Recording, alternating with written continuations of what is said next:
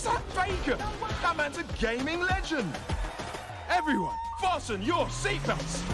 And here we go! Samsung Galaxy S23 Series 5G. Pre-order now. Mimpi para gamers untuk jadi juara. Membanggakan Indonesia. Sebuah potensi besar yang menjadi komitmen BCA untuk support gaming ecosystem. Kini game bukan hanya rekreasi, butuh konsentrasi dan kolaborasi. Leveling up untuk bisa unjuk aksi. Bersama kita dukung e-sport Indonesia.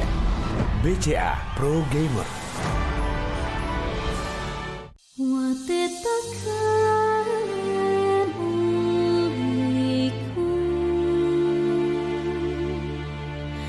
Nusantara adalah tempat untuk jiwa yang berdetak, akan hasrat untuk terus maju,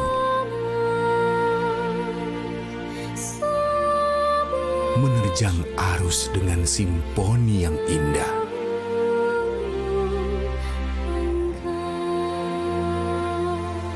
Nusantara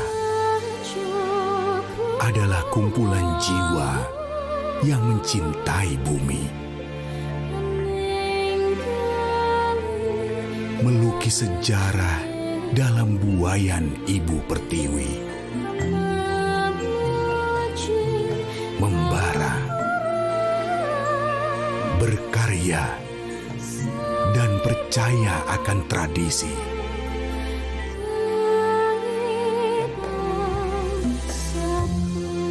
Mewariskan keindahan yang kekal oleh waktu.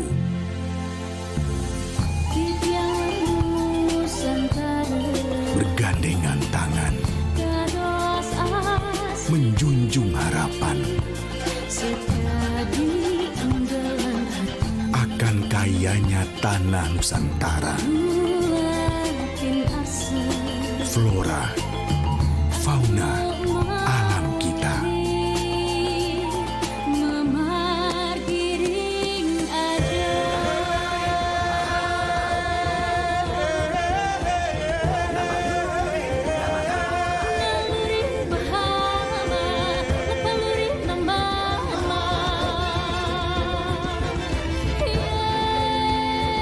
Memberikan sinar impian untuk tawa mereka yang begitu berharga.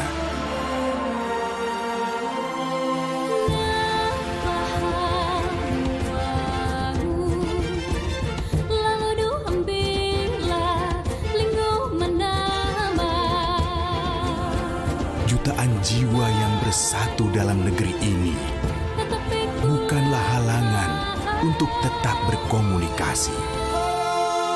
Bersama, kita telah membentang jangkauan yang luas dari Sabang hingga Merauke, didukung dengan koneksi dan digitalisasi, serta kolaborasi untuk terus maju. E-Forte ada di sepanjang Nusantara untuk kehidupan yang lebih baik. E-Forte, connectivity for a better life. Berat pikiran. Plosa Citrus, daya semangat alam. Hisap, segarnya menembus kepala.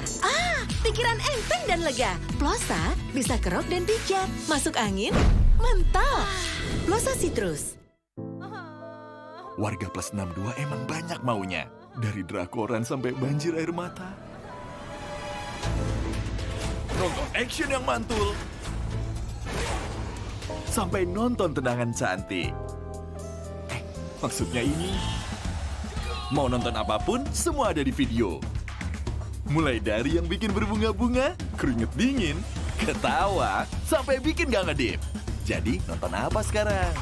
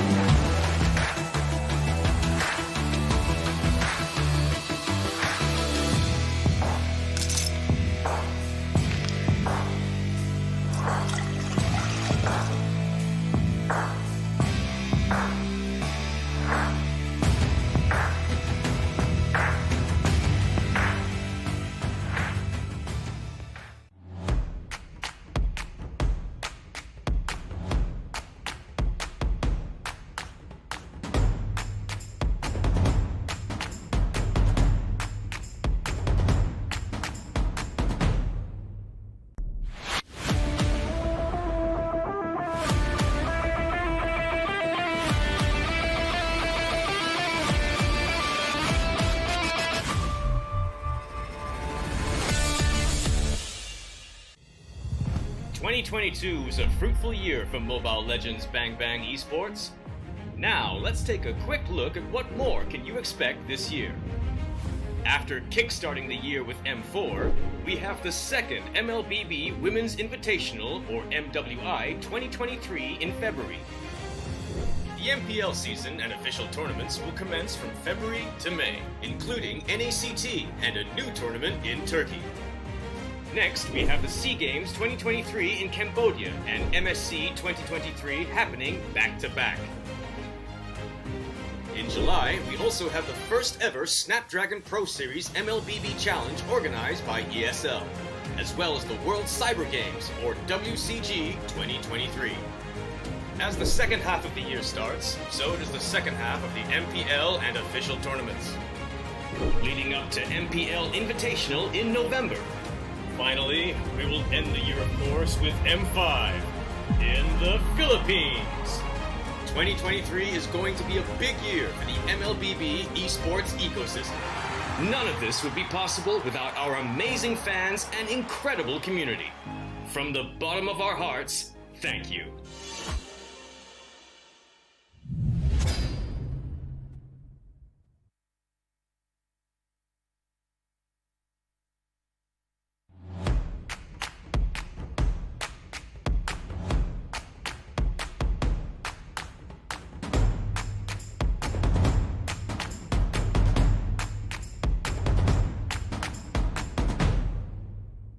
Ready? So it all started when I was at a friend's party. Mia, can you send me that? Sure. Everyone keeps asking. Mia, can you send me this? Even my French neighbor. I mean, all the time. Can you send me that? I'm not making this up. Hey, can you send me that? Everyone. Sure. Samsung Galaxy S23 Series 5G. Pre-order now.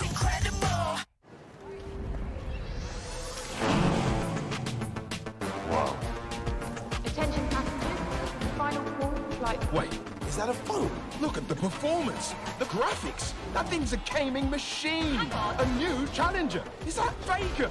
That man's a gaming legend. Everyone, fasten your seatbelts. And here we go! Samsung Galaxy S23 Series 5G. Pre-order now. Mimpi para gamers untuk jadi juara. Membanggakan Indonesia. Sebuah potensi besar yang menjadi komitmen BCA untuk support gaming ecosystem. Kini game bukan hanya rekreasi, butuh konsentrasi dan kolaborasi. Leveling up untuk bisa unjuk aksi. Bersama kita dukung e-sport Indonesia. BCA Pro Gamer.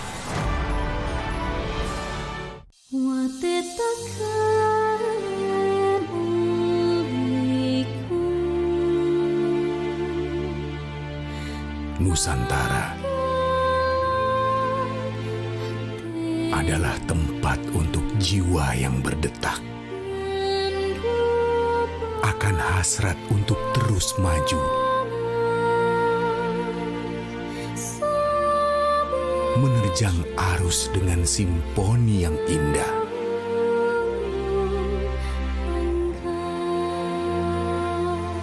Nusantara adalah kumpulan jiwa yang mencintai bumi. Melukis sejarah dalam buayan Ibu Pertiwi. Membara, berkarya, dan percaya akan tradisi.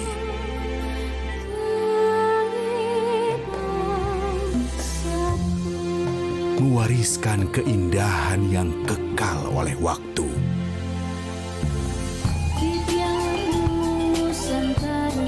Bergandengan tangan, menjunjung harapan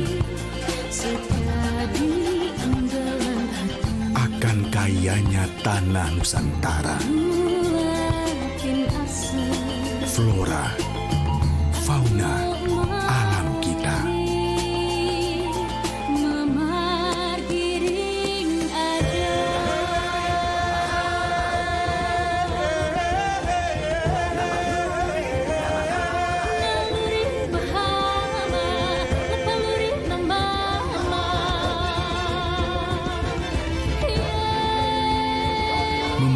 sinar impian untuk tawa mereka yang begitu berharga.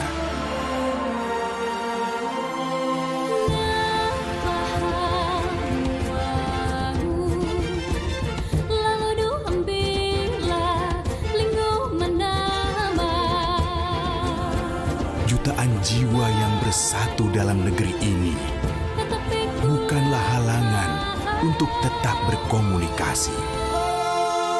Bersama, kita telah membentang jangkauan yang luas dari Sabang hingga Merauke, didukung dengan koneksi dan digitalisasi, serta kolaborasi untuk terus maju. I4T ada di sepanjang Nusantara untuk kehidupan yang lebih baik. I4T, connectivity for a better life. Berat pikiran. Plosa Citrus, daya semangat alam. Hisap, segarnya menembus kepala. Pikiran enteng dan lega. Plosa bisa kerok dan pijat. Masuk angin, mantap.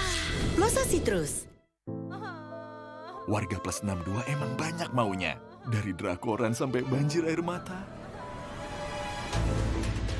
Nonton action yang mantul. Sampai nonton tendangan cantik. Maksudnya ini, mau nonton apapun, semua ada di video. Mulai dari yang bikin berbunga-bunga, keringet dingin, ketawa, sampai bikin gak ngedip. Jadi, nonton apa sekarang?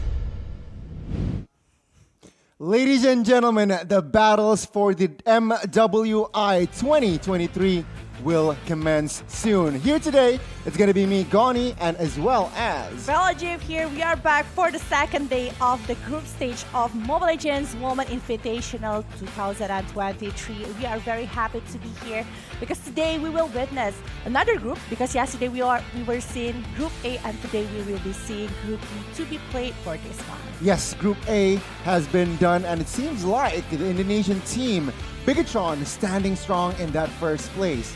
Will the trend continued in Group B, or perhaps another team from another country might take that #1 spot? Yeah, and today we will witness, is it going to be another domination coming from Indonesian team or Philippines? Maybe the other country that is participating for this one, such as Vietnam or maybe Malaysia, will try to conquer that one and try to be the one who is on the top of the standings. We will be having quite a lot of games, but half of them are going to be off stream and half of them going to be on stream for you guys who is watching right now. So don't forget to like, share, and so subscribe this channel to actually watch the whole series, because we are not only having it until today, because we will be having the playoffs since start from tomorrow and also 12th of February 2023, obviously. Exactly, 12th will be the grand finals, and it's going to be offline as well, Velkhana. Yeah. But, ladies and gentlemen, today we're going to take the matches only best of ones. Yeah, best of ones. So everything can happen inside of best of one series. It can be quite hard, to be honest, because most of the tournaments that I've saw is actually best of 3 or maybe best of 5 series. No best mistakes? Like best of 1 is like one single mistakes will haunt you for the rest of the game. So they are forced to be super disciplined and play very good inside of the draft as well. Because the draft right now determines a lot.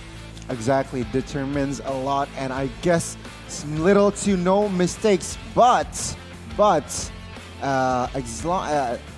me if I'm wrong. I think only one team will be eliminated if you're on the bottom, then you're gonna go home. But let's see here, because our opening match today, it will be an Indonesian team and they're going up against a Philippines team. Yeah. Exactly. Yeah. So later we will see the schedule for today, but it's just like what I've mentioned. There is off stream and also on stream one. The off stream one is actually pretty unique here because we will be seeing like Singapore versus Vietnam, and then Vietnam will be playing. I think like everyone will be playing at least 4 times one day, because they will be playing against each other to find the best point that they can get, right? So it's supposed to be super interesting. Like result of day 1, we saw a lot of domination coming from both of the sides. Yeah. Like we are seeing, actually the one that I'm really waiting for is Smart Omega Empress coming from Philippines side, because I think like they are having a really good players coming from inside of them. That's why I was like waiting for them, and actually it's coming really great in the first day. For second day, I'm gonna be seeing for Velkhana coming from the Philippines as well, because I really want to know how is the improvement that they are trying to break for this MWI 2023. I mean, remember, Velkhana was the runner-up. If you're talking about Philippines team, because Smart Omega Empress was the #1 team in their region, and their runner-up is going to be versus Velkhana. So it's going to be interesting to see the improvements that this team might bring to the MWI stage as well. And let's not forget about the MDH team here, Mlbb. It's quite new, it's quite young, so wildcard team, underdog as well in their region and as well as in this tournament. I really want to see the improvements. So on that note, let's take a look at the standings for today's matches. Yeah. So this is going to be the Group A standing so far. Just like we've talked before, like Bigatron era right now still having like top of the list here. 100% game rate, match rate for 4 aggregate points, while for Smart Omega Empress, sadly they need to bow down to the power coming from the side of Bigatron era yesterday and having 3 points in the aggregate point. While for Impunity from Cambodia is having 50% match rate. They need to bow down for 2 teams that they are going against yesterday, which is coming from the side of I think if I'm not mistaken, it's Smart Omega along with Bigatron, because both of them is on the top two standings. While for Zach is only 1 point, and sadly, Burmese Ghost needs to be eliminated yesterday. Yeah, the team from Myanmar, sadly 0-4. So again, on that note, let's take a look at today's schedule. Again, we're gonna open things up with GPX and as well as Risk Velkhana. And we're going to see on the second match, the Singaporean team will go up against the Malaysian team, neighboring teams. Yeah, and I think like both of them are just like super strong in Singapore and Malaysia. So it's going to be a big match coming from this second match. And for the third match, we will be seeing MDH Phoenix going against, from Vietnam, going against Indonesian team GPX Basreng. And also for the match number 4, it's going to be Risk Velkhana from Philippines going against Grayback Esports from Singapore. Yeah, for our closing match of the day, it will be Team Hawk taking on MDH. So again, 5 matches, all best of ones on live, on stream. Fella Jave mentioned that there are going to be matches off stream as well. So make sure to check out our social medias to have a grasp on what's going on, what's the update, what's the bracket looking like. And let's see the team line up from GPX. Let's see, will they bring their main 5? Okay. Who is actually going to be playing for the jungle, because they have 2 options right now. And Caramel seems like the one that they choose for this one, going with Chinchao, Elway, Funi, and also Tal. One for sure, Chinchao is the main character here, because he is the one who actually having a very good damage deal hero. While for the rest of the player, they are always having this kind of rotation to make Chinchao very fat on her lane. Are they going to be able to do that going against Risk Velkhana? Because I do feel like Risk Velkhana will be having a very, very strong, going very strong for the rotation in the early game, or maybe even trying to control the buff and also all of the resources that they have inside of the game, especially early game. I completely agree, and also I want to add that Funi has been an important anchor as well. But let's take a look at the other side here. Risk Velkhana will have Rain, Shang, Taro, Venegod, and Jewel God. So 2 goddesses here, it seems like. 2 goddesses.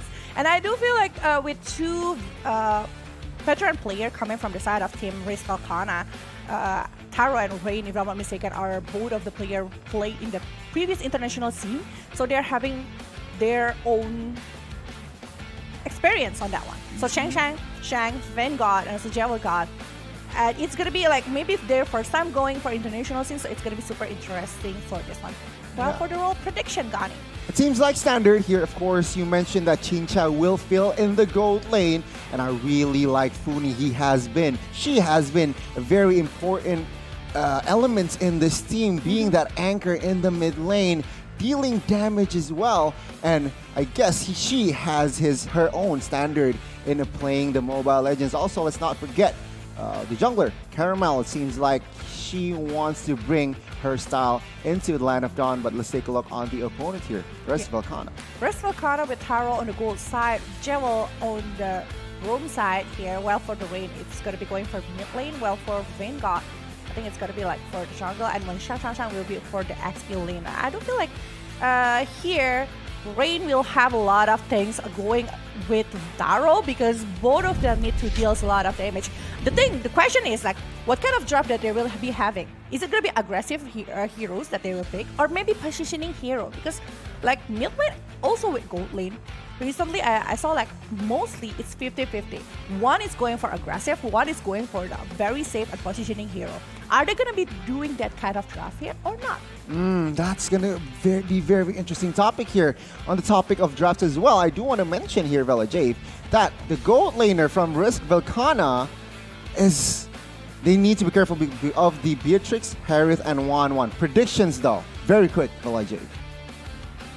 I do feel like with all of the data that I have, like GPX Basreng still have like one of the strongest things, so I think I still go with GPX Basreng. Personally, for me, I have to agree with you as well, Velajave. I gotta give it to the Indonesian team as for the track record. But Risk Velkhana, please prove me or prove us wrong that you can take GPX Basreng down. Yeah.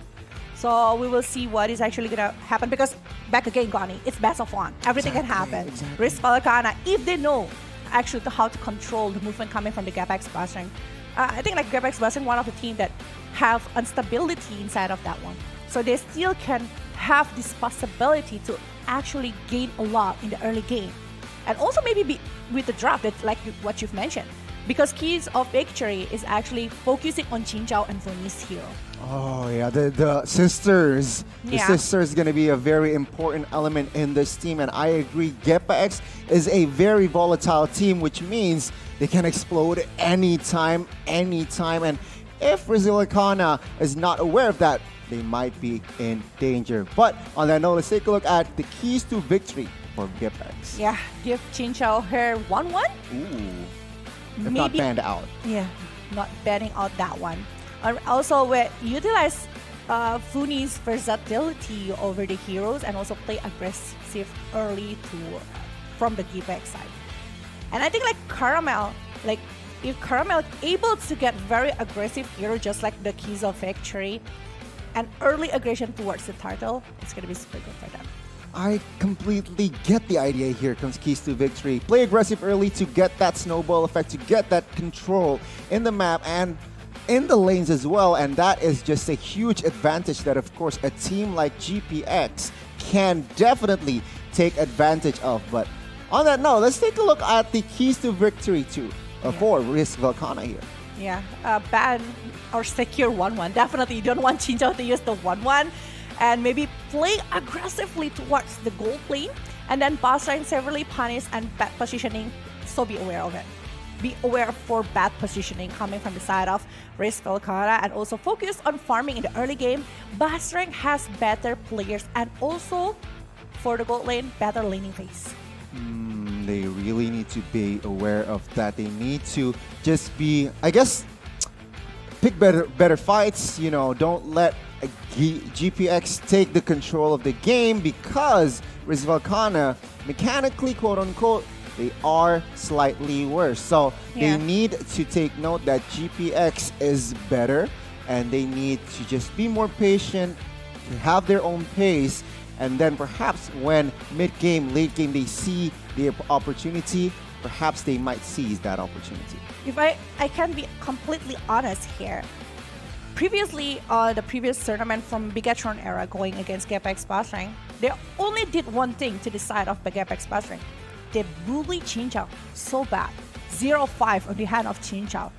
GPX struggling so hard against that one. And less than 12 minutes, they are getting the game coming from the side of Bigatron era. So maybe that is keys for victory going against GPX Basreng. Perhaps that they might need to replicate that idea. Yeah. They need to somehow find their formula and shut down Chinchao early so that the gold laner, the late game insurance, cannot play, and that's where perhaps Risk Velkhana can take the best of one and put GPX in the opening to an L match. But ladies and gentlemen, we are going to wait just a little bit to wait for the opening match. But any final thoughts on this opening match here? It's gonna be super interesting. I really want to know what is actually, because if, from the data here, like I heard like Risk Velkhana is actually having 1 point, stealing 1 point from Smart Omega in the previous SEABOL national qualifier. So they are actually, and they are the only one who actually got it. But yeah, without further ado, actually got it, we will just jump into bat and peak pace to actually see what are they gonna pick for this best of one match. Let's see. This is gonna be the gaming house from the GPX side. Meanwhile, you can see already on your screen, Funi, Tao, and there you go. That's just the other two players, that is Chinchao and as well as Caramel, seems like. But let's see, on the Risk side, all 5 players are ready. This is going to be a chess match here. GPX already banning out the Hayabusa, so perhaps they want to secure the hero for Funi, the mid laner. Yeah, possible. If they want to focus on the Eve, is actually one of the signature coming from the side of Funi. So if they're able to focus on that one, it's going to be super good. But the thing about Lady Zin is I don't realize that they are focusing over Kari, Yves, or maybe even Lapu in the first place. So they might be going for that one. But for the ban, like Glue. So far, Glue is one of the top ban heroes since like it's like going against Marksman. It's just like super good one, and they are able to pick it off. But without Glue over this one, what kind of hero that they will try to pick over it? Are they going to be trying to picking someone who actually jumps to the back, like Link maybe, or the other assassin? Yeah, perhaps. But there's going to be another priority hero here, Velkhana banned out, and that is going to be Joy, a very sneaky hero, a very annoying hero as well. Can be put in the mid lane, can be put on the EXP as well. But with Velkhana here, they are in the hot seat, and they are going to ban out another purple hero in that Yves. Now, let's see here what is going to be the first pick or later, but GPX with last ban here. What are they looking for here? It seems like they are looking for that carry here or that 1-1. Yeah, carry or 1-1. Definitely one of the good hero here. But carry, I do feel like carry right now is still a very popular hero. Still on the top of the list to be picked here. So it's high chances. But so far, there's still 2 ban left. What is the option that they will try to ban for this one? Because without the Joy, without the Hayabusa, without Yves and also Glue, I do still think if they want to focus over... Okay, Kaja is gone. Because I do feel like it's pretty risky to pick on the Marksman or early. Fredrin is still there though. Exactly. Fredrin is still there. Fredrin is still going to be a very good top pick here for the first pick, obviously, coming from the side of Grayback. And because Caramel play quite a lot of Fredrin, and it's 2 marksmen that is still available. If they took the Kari, we still can get over the Cloud or maybe the other hero. 1-1 is still available as well. Exactly, 1-1. I think Grayback or GPX, they are trying to go for that 1-1 pick here, Velkhana. Why? Because now, with Velkhana, what are they going to do? Ban out 1-1 or ban out Kyrie or leave them both open? The answer is going to be they are going to ban out that carry. So, 1-1. Pardon me? All purple. All Thank purple. God they are not banning me. Oh yeah, you're wearing purple today. Velkhana is wearing purple. Be careful, with Velkhana might ban you out, Velkhana. But GPX, I'm sure they're gonna pick up the 1-1 here for Chin Chow. It's quite hard decision actually. 1-1 or Fredrin, 1-1 or Fredrin. But it means that from the side of Velkhana, they don't want to lose this chance to like maybe Lapu plus Fredrin. It's still a very good one. Like the town coming with the Bravest Spider along with the Divine Justice Blade. I mean, with the Justice Blade, it's still gonna be a very good combo. And Farsha is still available. Are they gonna be trying to pick over the Farsha, the one last AOE hero that is still popular right now? Again, like compared to the other hero that can be picked by GPX Basreng. Perhaps that might be the case here. I do see your point, but another hero that I don't know. It's quite popular on rank. I don't know if it's very popular in Velkhana's book. Okay. I was thinking about the Diggy, but they opted for that Lolita to somehow create a barrier towards that arrow from 1-1. Let's see, will it work or will it not? GPX though, 2 heroes before the second phase. What are they going for here? They might be picking for the Roamer first. But they might be thinking about Martis that is still available. Martis is still a very good one. I mean, like, look at the 2CC coming from the side of Velkhana. Martis will just like play around and try to control everything. But Valentina is the one that they pick for this one. Because I just see like a couple of times ago, like Valentina right now is not really focusing over the damage dealer, but more into the utilities Valentina, which is going to be very good in this case because they need help set up for coming from the side of GPX side. But it means that from the side of Velkhana, they need to control and maybe try to figure it out how to actually counter the players coming from the side of GPX. I was thinking about Yuzong, but because they already picked over the Lapu-Lapu in the early stage, it's quite hard. Exactly. And to close the first phase, they will pick up the Beatrix. But GPX, a very funny thing is, Velkhana banned out 2 purple heroes, and they picked up 2 purple heroes as well for themselves. So GPX saying, yeah, there is not enough spanning slot here. So Martis, a good jungler, a very reliable jungler, but in the lady scene, we have seen this Martis be placed in the XP as well. Yeah, it's still a probability, but as far as I know, here, it's gonna be for Caramel, and I was thinking about the other hero that can be picked by Elway here, because I do feel Masha, that's why Masha is being bad, because they don't want Elway to actually use that one. The split mechanism that can be brought by the side of GPX is just gonna be so good for them, because based on the hero that Velkhana have, they are more into the team fight. Look at the Lapu, look at the Lolita, look at the Beatrix. It means that they are, if they want to ban another Farsha, just like what I thought. It's going to be super good because the combo will work well. But aside of that, Lilia or maybe even Louis is still going to be working for the side of Velkhana. But it's Xavier all the way. Wow, Xavier here, locked in.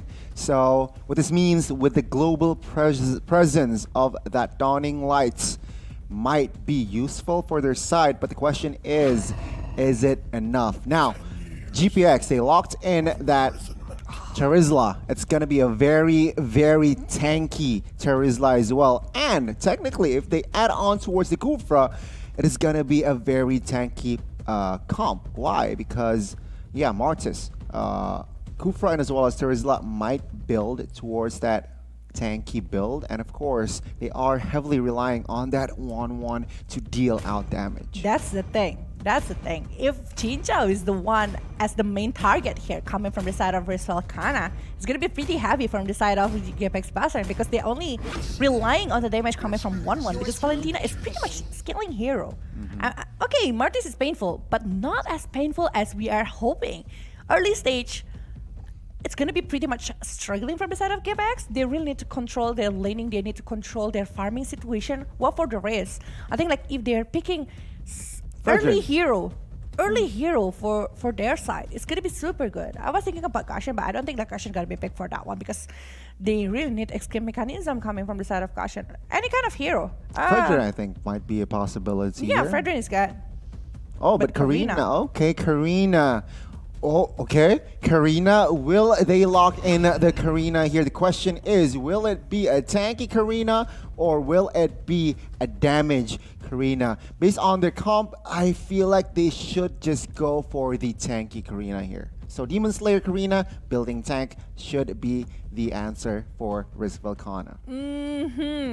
Well, for me, I do think like damage Karina or maybe hybrid is going to be so much better, because they really want to play quiet early going against GPX Basreng. Yeah, I do get the idea for having the tanky Karina for the late game situation here, but I'm still in the dilemma here. I was like, it's pretty hard for the side of Velkhana if they're going for that one. But yeah, they really need to maximize the potential of over the early game. If not, it's going to be very heavy for the late game. It is going to be very, very tricky for Velkhana. So on that note, let's see here.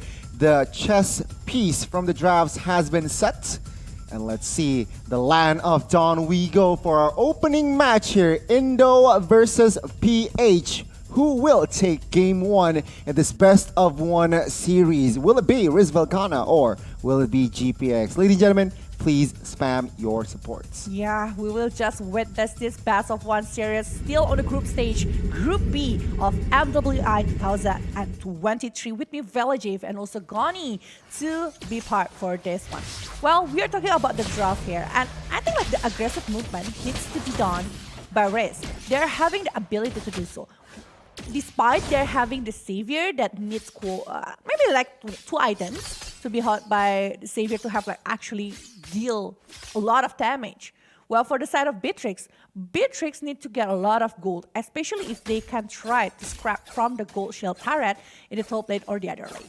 Okay, let's see here. Early game, but let's take a look at the spell check and emblem check. We mentioned that, of course, Venigod will have the Demon Slayer, and it does come through. Caramel, though, Martis Demon Slayer as well, perhaps signaling that he or she will build tank as well. Let's see here in the opening first minute. It's just a slow-paced game.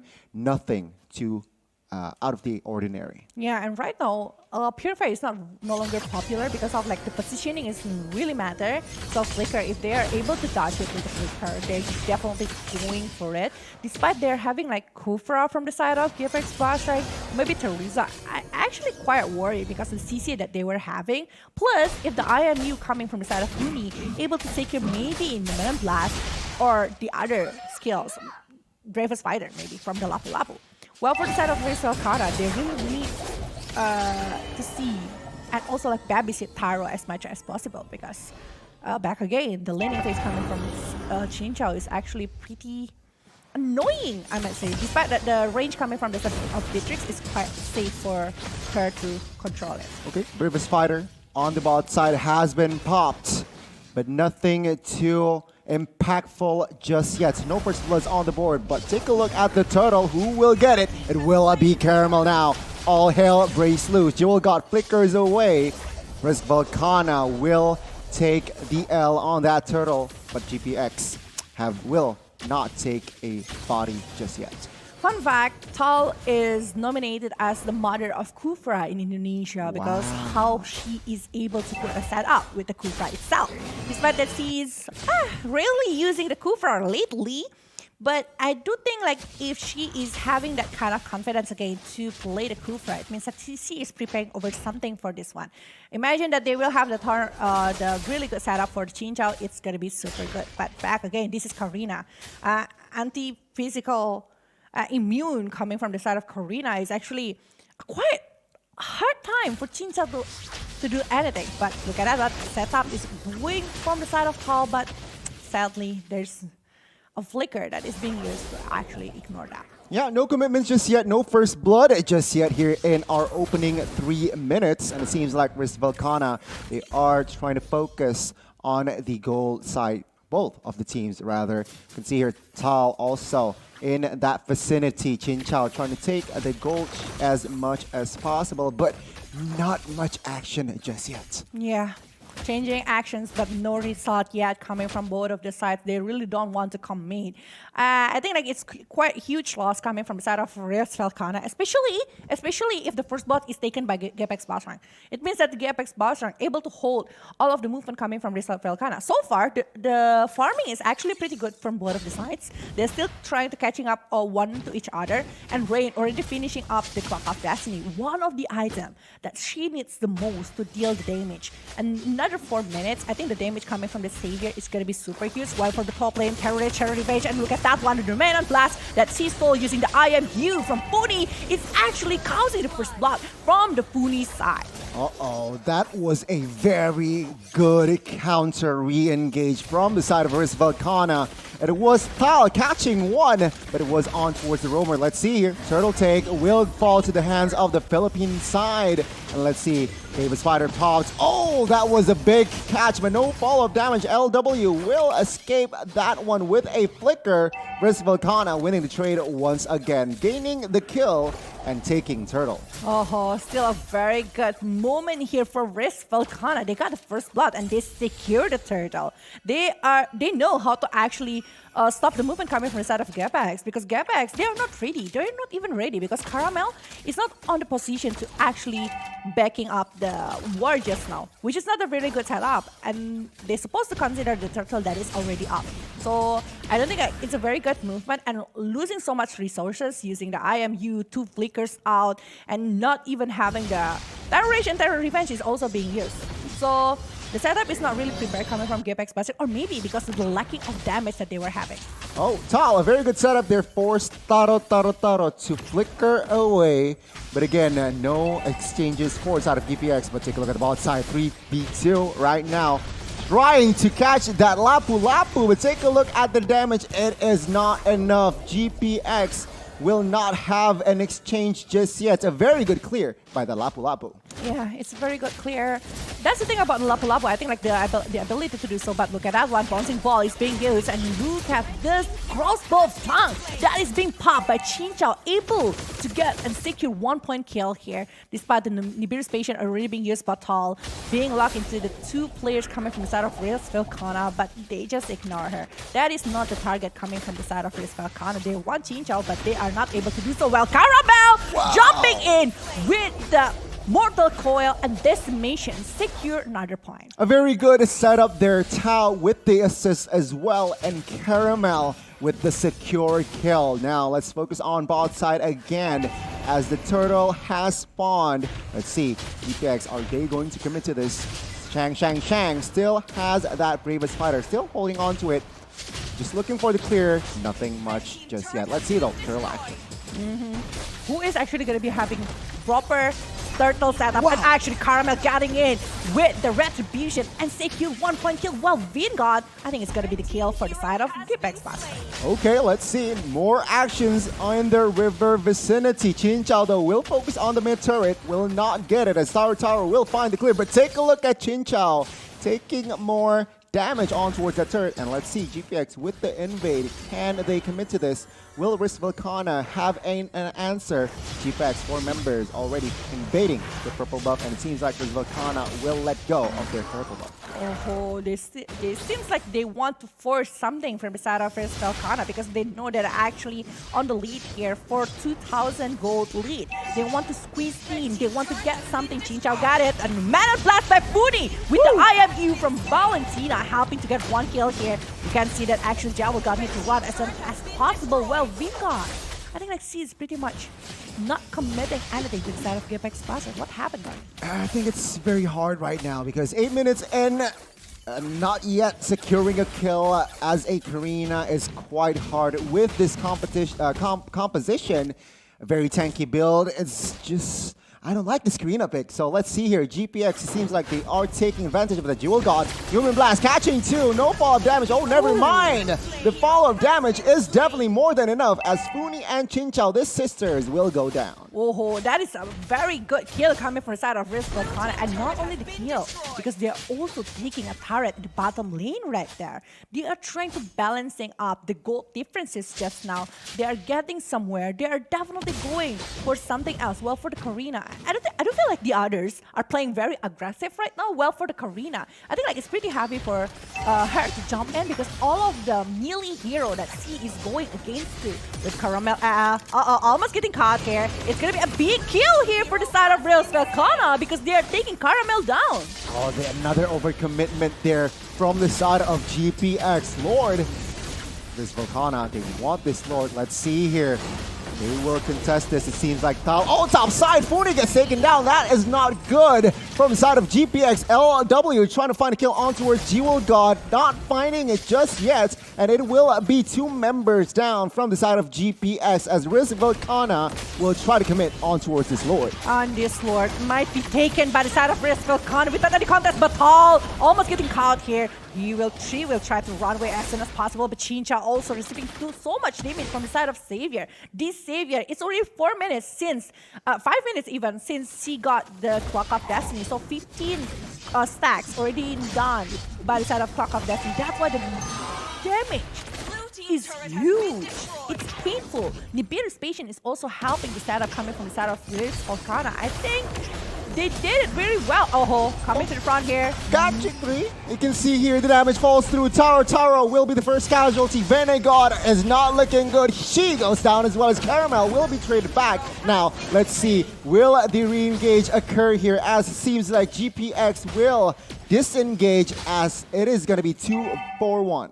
2-for-1. A jungler along with gold laner. He has been taken down in the hand of Caramel, despite that she needs to sacrifice herself. I think like it's still a very good defense movement, despite it's pretty sad that actually Caramel needs to let herself being killed here in the hand of Riz Velkhana, because it's still a very good exchange here. The lure has been taken care of by Chinchao in the bottom lane, and Chinchao, I think like she really needs the Demon Hunter's Sword.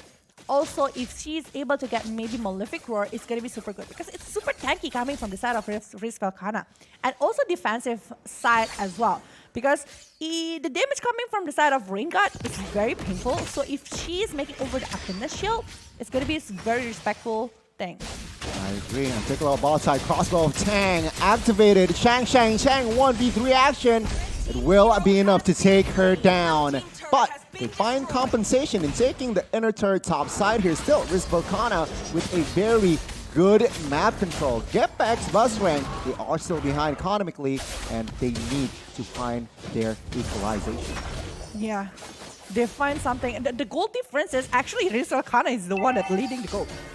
To be honest, this is just like looking good. But look at what Funi and Jin Zhao do. Will they be able to survive this one? Devil God, they try to do something regarding the IMU having the Numenon Blast. Will they try to open the initiation towards Risk Velkhana? They're still waiting for it. Funi looking for the position and Numenon Blast! Catching two, and take a look at the combo wombo. Taking two down for side of Risk Velkhana. Now it's going to be 5v3. Shang running away with half HP and GPX. This time, they do not overcommit. They will look for another objective, clearing the waves, as it is going to be a 15 seconds to the next Lord. A very good action, a very good exchange forward side of GPX. And they definitely want to get over the Lord. Look at how they are trying to clear up everything here, taking over the purple buff, clearing the waves here. They want to bring the setup to the side of the Lord itself, but the commitment is being stopped here because Risk Velkhana definitely want to contest the movement coming from GPX Basreng and Malefic Roar just in time for the next war in the Lord Pit later. Wow, that is a huge item. Remember, extra penetration, extra physical penetration here for the side of Risk Velkhana to somehow endure. Let's see here, execution-wise, will it be Risk Velkhana or will GPX take the game? Take a look at Lapu Lapu there. Positioning-wise, she is looking for the flank. Yeah, she is looking for another way to try to contest or maybe secure the backline coming from the side of GPX Basreng, because definitely she wants to stop the Numenon Blast or any kind of skill that is being prepared by Funi, but also cutting the minion, giving a little bit more pressure to the side of Team GPX Basreng. But look at Jawel. Actually, is she going to be committed here? Because look at Awe coming from the front here, opening up the setup. Oh, Jewel God down. Kermel with low HP surviving, but Vene God is going to be target. Jin Zhao looking for that crossbow of Tang, does not get it just yet, and Dawning Light, it's not going to be enough. But Shang with the bravest fighter fighting the flicker, but Wind of Nature on time, and crossbow of Tang pods, finding the kill in the backside. Xavier is down as well, and this is GPX taking 3 down. Oh my god, a perfect timing of Wind of Nature, almost getting Jin Zhao down, but sadly the Lord, along with 3 kills, is only hand of GPX Basreng right here. Climbing up the gold differences again here from their side, and with the Lord that might be going for the bottom lane. They are trying to get every possible turrets in the mid lane along with the top lane, but they are trying to force something from the side of Risk Velkhana because they know right now they are going 5 versus 4 here, so it's still a very good moment. But Hallway making over the Blaze Armor, it's going to be a huge punishment towards the Beatrix itself, so it's still going to be very good. But back again, this Karina, I think like the movement of Karina is very limited. Like she's unable to even jump to get maybe Funi or even Jitao. Yeah, it's very hard here as a Karina to stay relevant against this type of composition. Now, Velkhana, they are on the defense here. The second Lord, the enhanced Lord is marching bot side. Let's see, Jin Zhao already collecting Athena shield as well, respecting the damage from that Savior. Let's see the defense and as well as offense here. The Lord that is marching from the bottom lane, they are forcing 3 lanes maybe to be pushed to the side of Risk Velkhana. Going for the inhibitor turret in the bottom lane, they got it. The top lane, they got it. They only need the mid lane one. Downing lane is being open. He's very patient. All of the resources for the high ground they use to stop the Lord here from this Risk Velkhana. They don't want any other things. But the thing is, GPX ready for the next fight, and even Rage and Revenge is not being popped yet, but the bouncing ball is actually forcing everyone. Oh, Numenon Blast is being open, getting 3 members from GPX. Catching 2 here, not enough damage. Tao will try to retreat with low HP, but take a look at Chang, and as well as Funi gets taken down. Taro, though, surviving with a very low HP. Dawning Light will not catch anybody to take down just yet, but it is still GPX taking down 3 base turrets. Okay, but there's... I thought like Velkhana, when they saw that kind of opportunity, they will just dive in. Look at that from Vanguard finally going in, but the Liberator's patient actually taking Tal down. The crossbow tag is being popped, but look at the punishment. It's 3 members from the side of GPX Basreng start, and also the Metal Blast hitting Chinchao, but there's Needle of Flower to save her up. A very clutch Needle Flower there to escape from that stun. But it is still Velkhana trying to gain more space in that mid side, taking down that inner turret. Let's take a look at the replay here. What happened? It was Vanguard trying for an engage, but Tao with low HP will be taken down by that crossbow tank popped. That was also very good. Let's see here. The Noodle Flower pop, no follow-up damage for Chinchao there. A very good execution from both sides. What if it's Renner Apati is there? I think like Chinchao might be taken down, right? Because I don't think like the Wind of Nature is still available due to the last moments fight. Yep. So if Renner's Apati is there, I think like it's gonna be a sure kill from the side of Velkhana. But yeah. We are back to the setup here. Sadly, Funi already used the IMU with the Numanon Blast on it. So it's still pretty much on cooldown for the next fight, while the Lord is already back to the land of that. This is the 3rd Lord in the 17 minutes. So it means a lot. Whoever got it, it's gonna be super big moment. Even from the side of Velkhana, they still have that kind of chances. I agree. Let's see. This is going to be a very crucial moments here in the upcoming minutes. Information is Martis, who has the retribution, is in bot side. So let's take a look. Chang committed. Crossbow tank pops 2v1. Chang will not be able to escape, but Rain God finding the Lord. And let's take a look at that tail falls, as it is going to be Velkhana taking the Lord comfortably. I don't think it's very good decision coming from the side of GPX Basreng, because they are letting go a Lord in exchange of an XP laner. I don't think it's a very good exchange here coming from both of the sides. The ability that Velkhana have with that Lord pushing to the side of GPX Basreng is huge, and Velkhana might be getting... if it's not the inhibitor turret, they might be getting the last inner turret from the side of GPX Basreng if they are able to maximize the potential coming from the side of the Lord. But Dawning Light is being open. There is no other setup. Jewel got from the side here. Metal Blast getting 1. We can see here, top side. Taro gets taken down by Funi. A very well-timed Valentina there. Let's see, GPX, they want more. Jewel God will fall. Double kill for Funi and top side. Rain God, the 2 goddesses will retreat. Caramel trying to secure the kill. Will she get it? No, she will not, as Chang is there to cover, but they are looking for the end. Chinchao, take a look, focusing on the base, and it is going to be GPX Basreng not taking the game just yet, as Vanguard managed to clear as she gets taken down, and it is going to be GPX still holding on for Velkhana. And the wave is actually not on the side of GPX Basreng. Look at the top and also the bottom one. Yeah, they win the war. They got 3 members from the side of Velkhana, but with that kind of waves going to the side of GPX Basreng, they really need to reset, and they might be going for another Lord. It's extended game, I might say, from the side of GPX Basreng.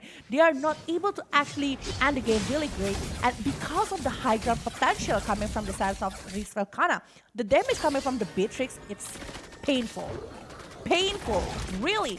And also from the Rain God, with the Dawning Light and everything, I think like Xavier right now just need to hold her position well. If she's able to do so, and the setup is coming really great from the side of this Lolita Jewel God, along with this Lapu Lapu, it's going to be pretty heavy for the side of GPX Basreng to even open up a setup.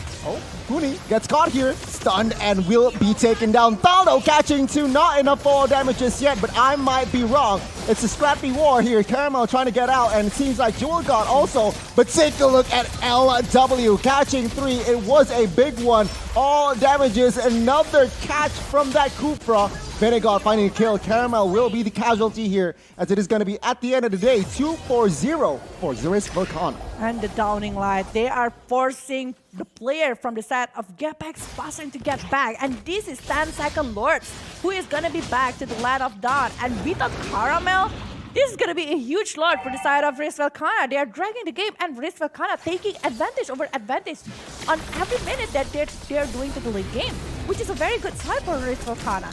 GPX Basreng, I do feel like right now, Caramel, are they going to be trying to secure the Lord here? No, it's still being locked by Risk Velkhana. Oh my god, Taro will be targeted by LW now. Chin Chow will be the recipient of that Numinum Blast, but not enough damage. No casualties on the board, but the Luminous Lord has been taken down by Risk Velkhana. Let's see, can they take advantage of this? Can they exploit this? Sadly, I think like the Lord, they are not moving together with the Lord. That is a big problem, I think. Oh, Chin Chow, still using the Needle of Flower. If not, it's definitely gonna be the kill here for Risk Velkhana. And I think if they are not able to secure the high ground, it's gonna be over for the side of GPX Basreng. It might be the case here. Seems like, though, the Lord will be taken care of here by the side of GPX. But take a look at Dual God trying to find an opening. Not finding it just yet here. Risk Velkhana, not a proper offense, but a very, very great defense from the side of GPX. They managed to somehow manage the Lord push, and then is again another reset. But Chin Chow, take a look at top side. Oh, she's very confident, trying to open it out. Weakness point from Shang. And she might be taken down in the head of Chin Chow. This is going to be a solo kill coming from the side of Chin Chow, despite the Bravest Fighter and also Justice Blade is being opened. But this is going to be another setup, maybe going for the Lord, which is still 90 seconds. But with one pick off, I think like it's going to be 5 versus 4, and it's going to be super good. And look at Vinegar, actually receiving so much damage. Now they are relying again by Rain God along with Taro, who is actually having really good position. Yeah, we see Numinum Blast catching no one. Rain God, though, quite low. Still has Immortal. Will pop that Immortal. And it seems like no friend will cover Rain God. She will be taken down.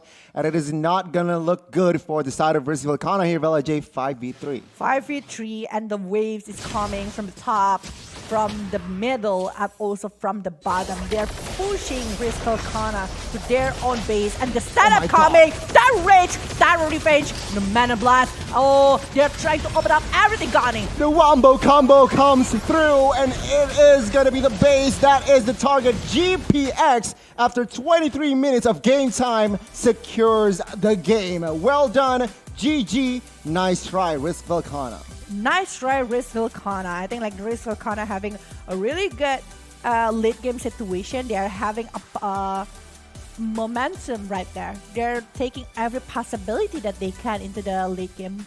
While we see that actually the setup coming from the Lolita, Lapu, Beatrix, and also Xavier is really good. But back again, I think like the picking over the Karina is one of the biggest problem coming from the side of Risk Velkhana. But GPX, they are overcoming the struggle that they are having in this first match, which is quite a long game, I might say. With that kind of draft, they were having 23 minutes game.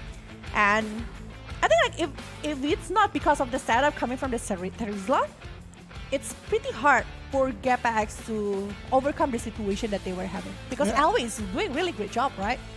I agree. The Terizla did a splendid job. And of course, remember the combo, the Wombo combo. Yeah. Kufra comes in, and then the ult from that Terizla.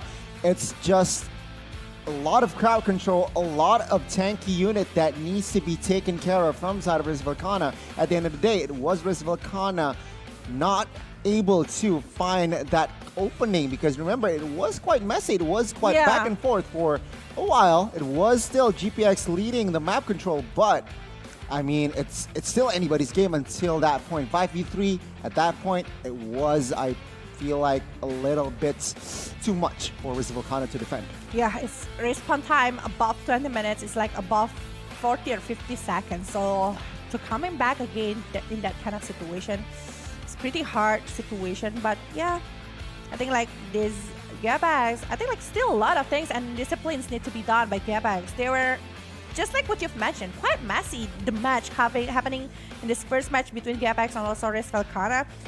They're taking all of the chances that they can got for this, and I think like they still have plenty of matches today. If I'm not mistaken, they're gonna be playing for match of best of 1, so they really need to do the try to do something for the discipline and also re-evaluate what is actually the mistake that they did. Of course, still a long day, so a lot of time to recover. Yeah. A lot of plenty of samples to really be taken care of, to be, really think. But let's take a peek at the item builds here for our opening match of today. What both teams has brewed. It seems like just standard build here. Chinchao though opting for that Windtalker for that last minute, but I like the Athena shield. She really respects the Savior, the Karina possibility. So she is holding on to that with a 4-1-10 stat. That is amazing. Yeah. I think it's the third or fourth item from Chinchao, because they saw that actually the damage coming from Savior is just too huge. It's unreal actually. But the Clock of Destiny, Lightning Truncheon, and Holy Crystal, so definitely a very good Athena. I do feel like everyone's respecting the damage coming from the Rain God along with the Beatrix. Look how many blade armor. It's 3 blade armor that is being done by Alwe, Tal, and Caramel going against that Beatrix. That's why that Beatrix is having quite a hard time to open up. But yes, this is the MVP presented by Samsung Galaxy S23 Series 5G. Chinchao with 4-1-10, 70% match kill participation, and 711 match GPM. Very solid, a very terrific performance from Chinchao indeed. Taking down once in a almost 25 minutes game time. That is huge. Remember, she was the main target for Velkhana, but she positions herself well. She takes her time very well, when to go in, when to come out, when to pop that crossbow with Tang. And overall, Chinchao is the more consistent player. But let's take a look at the highlights here for our first match. Yeah, I think like this first plot is actually going really good for the side of Velkhana. They really counter the initiation that is being opened up by GPX Basreng, especially because of the Numenon Blast that is being stolen by the hand of the Funi. But the revenge that is being brought by Caramel is actually pretty good, because the assist coming to the side of the Chinchao along with Tal. But yeah, at this point, I do feel like Vinigod, after one time being picked up, she is just like having a hard time to jump into the backline over the side of GPX Basreng. And Tal, along with this Alwe, always giving up a really good positioning, a really good momentum to be used as an opener for the side of GPX. It is a very, very good, solid performance, even though numerous misplays, numerous mistakes were made from the side of GPX both, and as well as Velkhana. But at the end of the day, it was GPX still with that slight edge. Why? Because the base turrets are gone. So again, pressure is still definitely on the side of Velkhana. This was the time when Velkhana claims the Lord quite comfortably. But again, with the high ground composition that the side of GPX has, it is quite hard to exploit that. Again, this is going to be very messy fight. Funi finding 3 in the backside with the burst damage that Valentina has. It was enough to take Taro down. And yeah, overall, it's just messy, and this is where they end the game. Yeah, I do feel like the decision and also the thing that they were thinking inside of the game needs to be maximized as well, because I do think like the counting that they were doing, which one is the priority, is kind of missed. Like they're letting go Lord 2 times to the side of Velkhana. And Velkhana taking that chance is really great, actually. It's the one that dragging the game quite long. Yeah. Well, really good job coming from both of the side. Back again, they really need to re-evaluate what is actually happened in the first match to go for the next match. I agree. I mean, both teams, their job is not done. Their job is far from over, actually. GPX has a couple or 3, 3 matches more or 2 matches more to somehow claim the #1 spot. And of course, with Velkhana with this L, they need to bounce back quickly, because they will face more matches today. Don't let the first match be the opening, They need to bounce back mentally, emotionally, and of course physically. Right. And I do feel like this is one really good thing to be learned because it's best of one. Everything can happen. That's why I was like, it's very 50-50. But they did it really well here from the side of Velkhana along with the GPX Basreng. But for the next match, we will be having a big match here for the Malaysian and also Singaporean team because we will be having Grayback Esports going against Team Hawk. Singapore versus Malaysian there. Two neighboring countries will go head-to-head in our second match of today. Who will get it? You need to see and witness yourself. Of course, who do you got? Malaysia or Singapore? We will be back very, very soon here. Gani and Velkhana signing out for a quick break. Please stay tuned for our second match.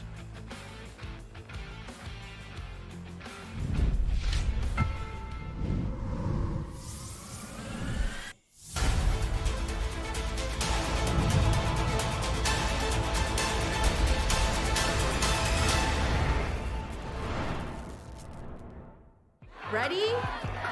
So it all started when I was at a friend's party. Mia, can you send me that? Sure. Everyone keeps asking, Mia, can you send me that? even my French neighbor. I mean, all the time. Can you send me that? I'm not making this up. Hey, can you send me that?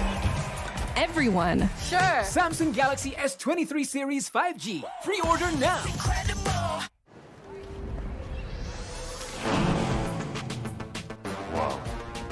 Attention passengers, final call for flight. Wait, is that a phone? Look at the performance, the graphics. That thing's a gaming machine. A new challenger. Is that Faker? That man's a gaming legend. Everyone, fasten your seatbelts. And here we go! Samsung Galaxy S23 series 5G. Pre-order now. Mimpi para gamers untuk jadi juara. Membanggakan Indonesia. Sebuah potensi besar yang jadi komitmen BCA untuk support gaming ecosystem. Kini game bukan hanya rekreasi, butuh konsentrasi dan kolaborasi.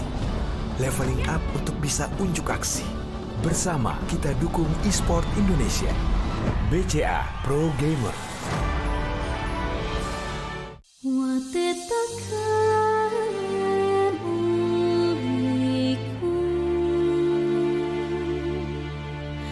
Nusantara adalah tempat untuk jiwa yang berdetak,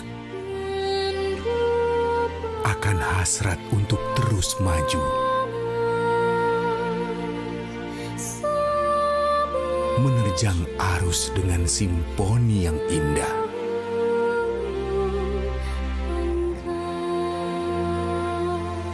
Nusantara adalah kumpulan jiwa yang mencintai bumi. Melukis sejarah dalam buayan Ibu Pertiwi. Membara, berkarya, dan percaya akan tradisi.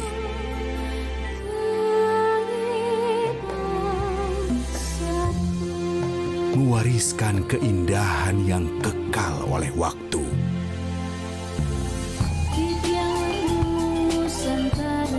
Bergandengan tangan, menjunjung harapan akan kayanya tanah Nusantara. Flora, fauna, alam kita.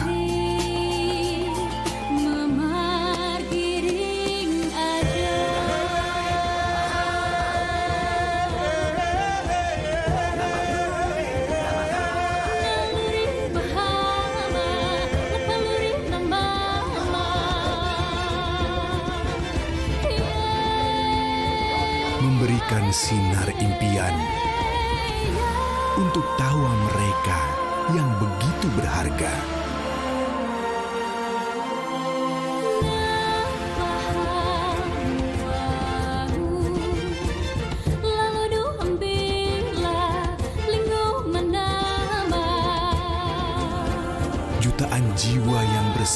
dalam negeri ini bukanlah halangan untuk tetap berkomunikasi. Bersama, kita telah membentang jangkauan yang luas dari Sabang hingga Merauke, didukung dengan koneksi dan digitalisasi, serta kolaborasi untuk terus maju. I4T ada di sepanjang Nusantara untuk kehidupan yang lebih baik. I4T, Connectivity for a Better Life. Berat pikiran. Plosa Citrus, daya semangat alam. Hisap, segarnya menembus kepala. Pikiran enteng dan lega. Plosa bisa kerok dan pijat. Masuk angin, mantap. Plosa Citrus. Warga plus 62 emang banyak maunya. Dari drakoran sampai banjir air mata. Nonton action yang mantul. Sampai nonton tendangan cantik. Maksudnya ini, mau nonton apapun, semua ada di video. Mulai dari yang bikin berbunga-bunga, keringet dingin, ketawa, sampai bikin gak ngedip. Jadi, nonton apa sekarang?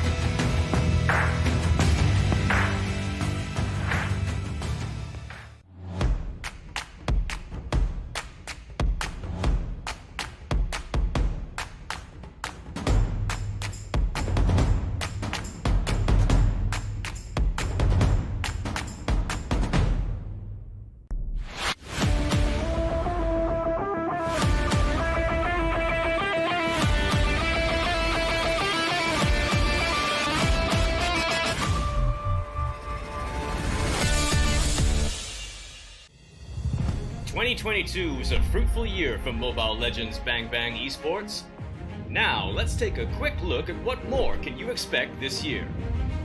After kickstarting the year with M4, we have the second Mlbb Women's Invitational, or MWI, 2023 in February. The MPL season and official tournaments will commence from February to May, including NACT and a new tournament in Turkey.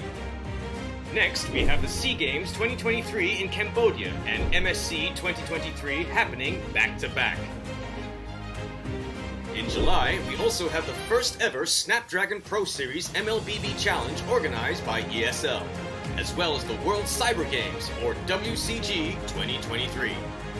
As the second half of the year starts, so does the second half of the MPL and official tournaments, leading up to MPL Invitational in November. Finally, we will end the year, of course, with M5 in the Philippines. 2023 is going to be a big year for the Mlbb esports ecosystem. None of this would be possible without our amazing fans and incredible community. From the bottom of our hearts, thank you.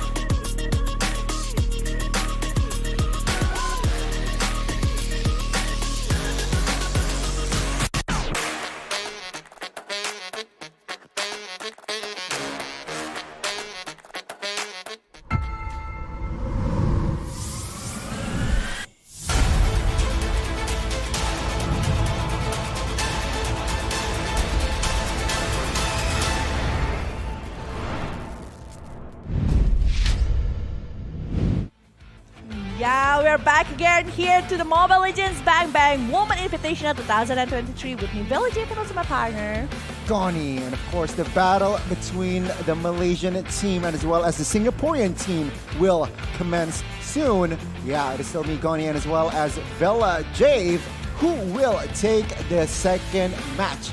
Will it be Grayback or will it be Team Hawk? As per the first match, it was actually GPX winning their first match, their opening match against the Philippine team that is Velkhana. So let's see, will they take the momentum later on or will they be, a little bit takabur, a little bit more of... I don't know the takabur in English though. Yeah, but hopefully we'll see them reset both of the teams. But of course, the second match, Grayback and as well as Team Hack. Let's shift our focus between these two teams. As per the track record, Velkhana, this is not their first time meeting each other up. Yeah, but I heard that actually that Team Hawk is actually dominating Team Grayback Esports previously in the previous tournament. Will it happen inside of MWI 2023? Or even maybe Grayback, because they know how they were beaten last time. They are trying to do something and maybe improving themselves. Maybe right now they will try to prove that who is actually going to be the queen here for this match itself. Because Grayback versus Team Hawk, they definitely know each other well. The draft even, or maybe the weakness and the advantage from both of the sides. But yeah, before we're jumping into the game itself, we will see the schedule of the day here. This is going to be today's match. We already saw the first match, which actually gotten by the side of GPX Basreng from Indonesia after beating Velkhana from Philippines. And the second game, this is what we are going to be going for. For this second match, Grayback Esports versus Team Hawk, Malaysian versus Singapore, Singaporean versus Malaysian. And for the third match, it's going to be MDH Phoenix from Vietnam going against GPX Basreng from Indonesia. And it's going to be a very, very good and interesting match up ahead, ladies and gentlemen. So please stay tuned. Now, let's talk about this Grayback here, because it seems like their players, they have experience, but against Team Hack, I don't know why as well, it seems like they are unable to find the formula to beat the Malaysian team. And of course, as per the history, Grayback, they are with this new, quote-unquote, new formation and drive. It seems like they are a very ambitious team. Yeah, very ambitious. They definitely want something. And actually, for the third match, I really want to see what is actually going to be the thing here, because back again, MDH Phoenix is going to be super fun. But yes, we are jumping for the second match first. This is Grayback Esports lineup. It's going to be Snowy, Sunny, Yumeko, Kissy, and Violet here. We know that actually Sunny, along with Yumeko, was having their previous MWI on 2022, and it's actually very good performance coming from them. They really need a lot of to be improved for this one, but I think with this kind of new players coming to the side of Team Grayback Esports, they're definitely gonna try to bring up something. Definitely. Also, a shout out here to the coach of Grayback, Xiao Ming, has his birthday on the same date with the starting date of MWI Day 1, 6th of February. So happy birthday. We'll see, will it come to fruition as a birthday gift, winning against the Team Hack? Let's see. Team Hack with Yan, Bunny, Anatasha, Joy, and as well as Arya. A couple of names, quite familiar. So again, they have experience. Yeah, with Arya, Yan, Bunny, maybe Bunny is like Bunny Lofa before.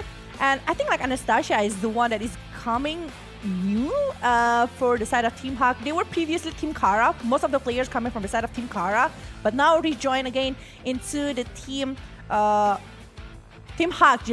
And this is going to be a role prediction coming from the Grayback Esports. Yumeko going to be going for the gold lane, which is previously sees you going for the gold lane as well. And the Violet going for the roamer, while for Snowy going for the mid lane. And then there's Cassie for the jungler and Sunny for the XP laner. The funny thing is, Sunny was a roamer before. Okay. She was a roamer and now she's going for the XP lane, which is a change of role. So perhaps she needs to evolve, perhaps she needs to adapt as well. Will she be comfortable in that new role, or will she falter? We'll have to see here against the Malaysian team. But again, most players from Team Hack is actually, they participated in MWI 2022. So again, experience in the international, not the first time. They need to bring their momentum, bring experience, chemistry into MWI 2023. Yeah, but this is the Team Hack role prediction. Anastasia as the gold laner, Arya as the roamer, Yan as the mid laner, Joy as a jungler, and Bunny Lova, and Bunny here for the XP laner. I think like they're doing a really good composition right here with the new gold laner and along with the jungler. I think it's going to be super interesting. But I think like if I'm not mistaken, previously Arya was playing for a jungler. I might be wrong, but if she is going for the roamer, it means that she knows very goodly, because I think like for the roamer, if they were playing a jungle before, they definitely know what is the jungle wants, right? And that's one of the instinct that is gonna helping a lot for the roamer itself. Exactly. So that knowledge with the two roles that she has played will come to fruition as well with the experience. Let's see here the talent prediction here. We were technically right in our first opening match. Will we be right as well for our second? Who do you got for our second match? Oh, it's actually pretty heavy. I wasn't thinking for this one before. But I think like Grayback will try to revenge something against Team Hack. I really want to see that one. Okay, well, for our second match here, we will have a split decision. You will go for Grayback, I will go for the Malaysian team. Team Hack will bring more solidarity and as well as consistency. They will, I feel like, beat Grayback. It's possible because from the track record, we know that actually Team Hack having higher possibility to win against Grayback.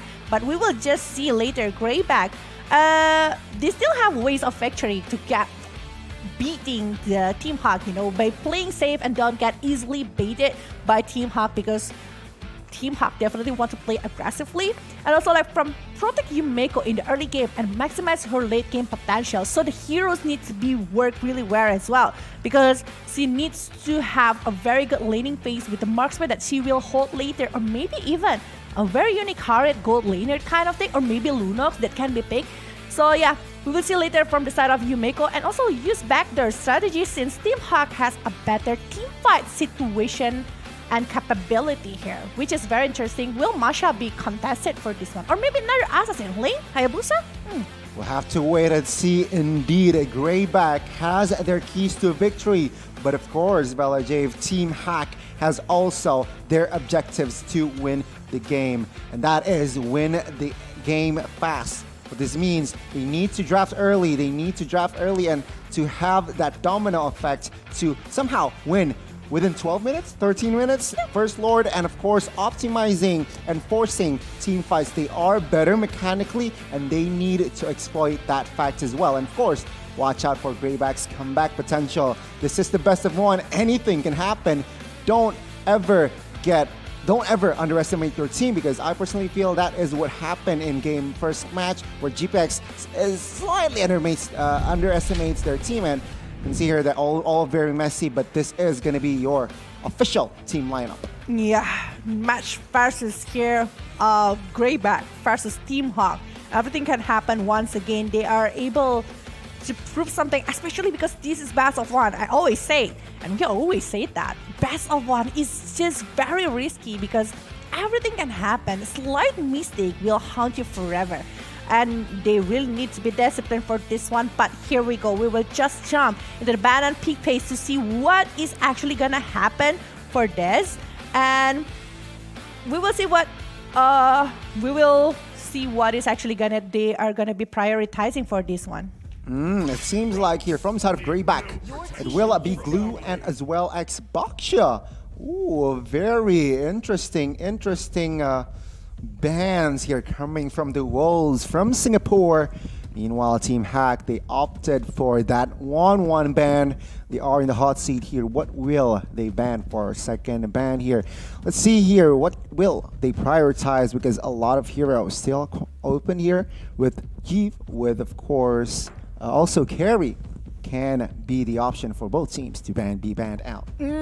Are they going to be banning another purple, including me here? Because Eve is still available after Glue Basia. Actually, Basia ban is just very unique coming from the side of Grayback Esports. It means that they want something. What kind of things that they are doing with the Basia? Is it respected ban to the side of Team Hawk? Because they know how aggressive they can be using the Basha and how sustained Basha is in the hand of Team Hawk. They don't want to be being beat again by that kind of draft, and they're just like completely batting over the tanky heroes here from the side of Grayback Esports. They're not considering maybe Hayabusa or even another power spike hero right now. It seems like this is not a prioritized ban here. It's a respect ban. Remember, they are a team that it's not their first time meeting each other, so they know each other. Know each other, and of course, perhaps they are trying to force Team Hack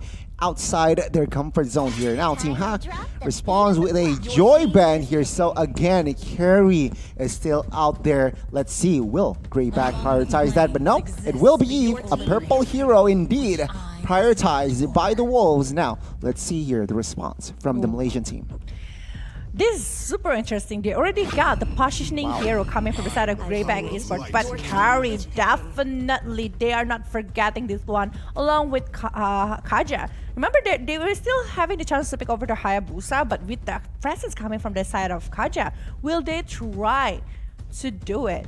Will they take the risk to pick over the Haya? Yeah, I know that Haya is just like very fast hand hero and very slippery hero to be taken care of, but with the presence of the Kari for the late game situation, also having a really good side. But without the Fredrin, I think like they really need another kind of hero that can help up for the setup, and having Ruby along with Lolita, they're playing. Okay, the funny thing is like Team Hawk is better with the team fight, but they're forcing another team fight line up here from the side of Grayback Esports. I see your point here. I mean, a lot of crowd control, a lot of team fight-ish control. You know, you got the Numen Blast, you got the real world manipulation as well, and that I'm offended can be key in winning, enabling team fights as well. But let's see here the response from Team Hawk. It was the 2Ks with Carry and as well as Kaja, and they add another important anchor in that mid lane. Valentina will be picked up, so it will be the battle of the purples in the mid lane here. Let's see, a lot of crowd control, a lot of ults that can be stolen away, that can be taken away from that Valentina. She can take the Numen Blast, she can take also the real world manipulation depending on the situation. Now let's see the second phase here. Team Hack, what will they prio to ban out? I personally feel they should ban out, they start to ban out the marksman here. They can try to ban out Brody or Beatrix. Yeah, I think like it's very important to ban over that one. Beatrix is actually going to be a very good hero because Carry definitely going to be bullied a little bit in the early stage compared going against the other hero. But yes, banning over the Akai along with Yuzhong. Okay, they don't want someone who actually going to go for the backline situation. So they need to ban another hero if they are thinking about that. Maybe hero, it's out meta hero, but Khalid is one of the initiation hero that they can go for the early situation. And with the Kaja that might be going for the roamer and Valentina going for the mid lane. Unless they want something and someone actually gonna be very good for the team fight situation. But yeah, Beatrix is gone though. One more ban here from the side of Grayback Esports. What kind of hero? Is it gonna be a team fight hero? And Benedetta. Your team is Okay, so they are trying to limit the options for that EXP role here. What will they pick up here, the side of Team Hack? Realizing that Lapu Lapu, Glue, Yuzong, it's just a target ban here at this point. Hey, it's all XP, yeah! All, practically, yeah. I mean, apart from that Baksha that can usually go to the jungler, it's just all EXP, target banning the XP laner from the side of Team Hack. That is total respect. But it seems like Cho locked in here. question is, where will this show go? Is it gonna be Kaja XP? Show XP as wait a minute, Whoa. Saber going for the jungle here. Pick off situation. Wow. Grayback, they want to play quite early with this kind of lineup. Actually, Gani, they can actually force the team fight to the side of Team Hawk with the Ruby. Quite early game though. Like Lolita, it's like level 4 kind of heroes here for 4 of them. I mean, 5 of them. Yeah. A lot of departments, a lot of elements here covered from side of Grayback. They can team fight, they can pick off as well with that Saber. Remember that triple sweep can confirm kill one player. And of course with that Popol and Koopa and combined with Yves, it's just a secure turret take. Yeah. Remember, with the Koopa, of course, it's just going to be nasty. But Team Hack seems like shadow picking Grok already. Will they confirm it? Yeah, they will. But, is it their playstyle? Grok jungler. Oh, never mind. Cho jungler. Cho jungler. Yeah, I think it's going to be Cho jungler. Kaja going for the EXP. Or maybe Grok EXP, which is going to be very good. Okay, this is interesting draft coming from both of the sides here. To pick off heroes coming from the side of Team Hawk. Well, for Grayback, they want to force a team fight that can go with early turret damage with the Popol and Koopa. Popol and Koopa, despite that they are not really a priority right now, it's still very nasty damage, especially with We Are Angry. Towards the turret, 5 seconds? Less than 5 seconds to get completely full HP turrets. I still feel it's a very reliable hero here, Bella Jave. So on that note, we'll see here the 10 heroes that will enter the Land of Dawn. Who do you got, ladies and gentlemen? Please spam your support in the live comment here between Grayback Esports and as well as Team Hack. Will it be Singapore or Malaysia taking match number 2, Land of Dawn? Here we go. Land of Dawn, here we go. We will just jump to see who is actually going to be winning over this match. It's giving so much potential from both of the sides, but they're securing the purple buff with 4 heroes even, helping Saber to actually secure what they want. They want to be more preventive over the aggressive movement that can be brought by Team Hawk. Let's see here. Of course, seems like earlier 4 flickers from each side here apart from their junglers. So we're going to see a lot of flickers during team fights, definitely. And it seems like rotation-wise, both junglers will opt for that purple buff, so they will not meet technically in the first 2 minutes because Jaber will rotate downstairs, down bot side. Cho will rotate top side. Yeah, and the interesting part as well is actually Casey going for the high end, right? So she definitely want to jump into the backline, maybe focusing over the carry to actually being picked up instantly, or maybe even the Valentina. They don't want to have any kind of setup. But the problem is actually the ability that is being brought by Team Hawk by having a lot of CC. But Wave Dragon, it's gonna be forced hit, but Anastasia unable to pick off Yumeko. Okay, a good cancel as well from that Wave Dragon. She dove under the turret. Let's see here, still have 3v2 top side. No commitments from the Wolves just yet here. They are trying to play this rather slowly. So let's see. Not much action here in the first 2 minutes. Yeah, well, really good flicker as well coming from the side of Yumeko. She is able to control the gold lane despite the rotation is being made by the side of Team Hawk. Still a very calm situation so far from both of the sides, but most of the players coming from the side Grayback already reaching level 4, which is a good situation to open up a war here with the I am offended, I am good, along with the other Wolf King. It's already 3 CC and 1 slow. Imagine that the triple sweep is there as well, but the Ron Wolf King, Aria. Oh, Aria finding the Divine Judgment on towards 1. A Numenor Blast catching 2. Kessie will be first blooded by the side of Team Hack. Nastasia trying to find a way out, manages to do so as the turtle will fall into the hands of the other team. But oh my god, a solo kill top side, a slight miscalculation there. Joy did not use the flicker in time. Yumeko finding the kill. With the Bison Koopa actually able to secure the kill, while Joy is actually the one open up the movement here, the initiation towards Grayback Esports. Team Hawk actually losing a really good movement in the gold lane situation, but they are getting the first blood and also getting the turtle, which is going to be a very good side from the side of Team Hawk here.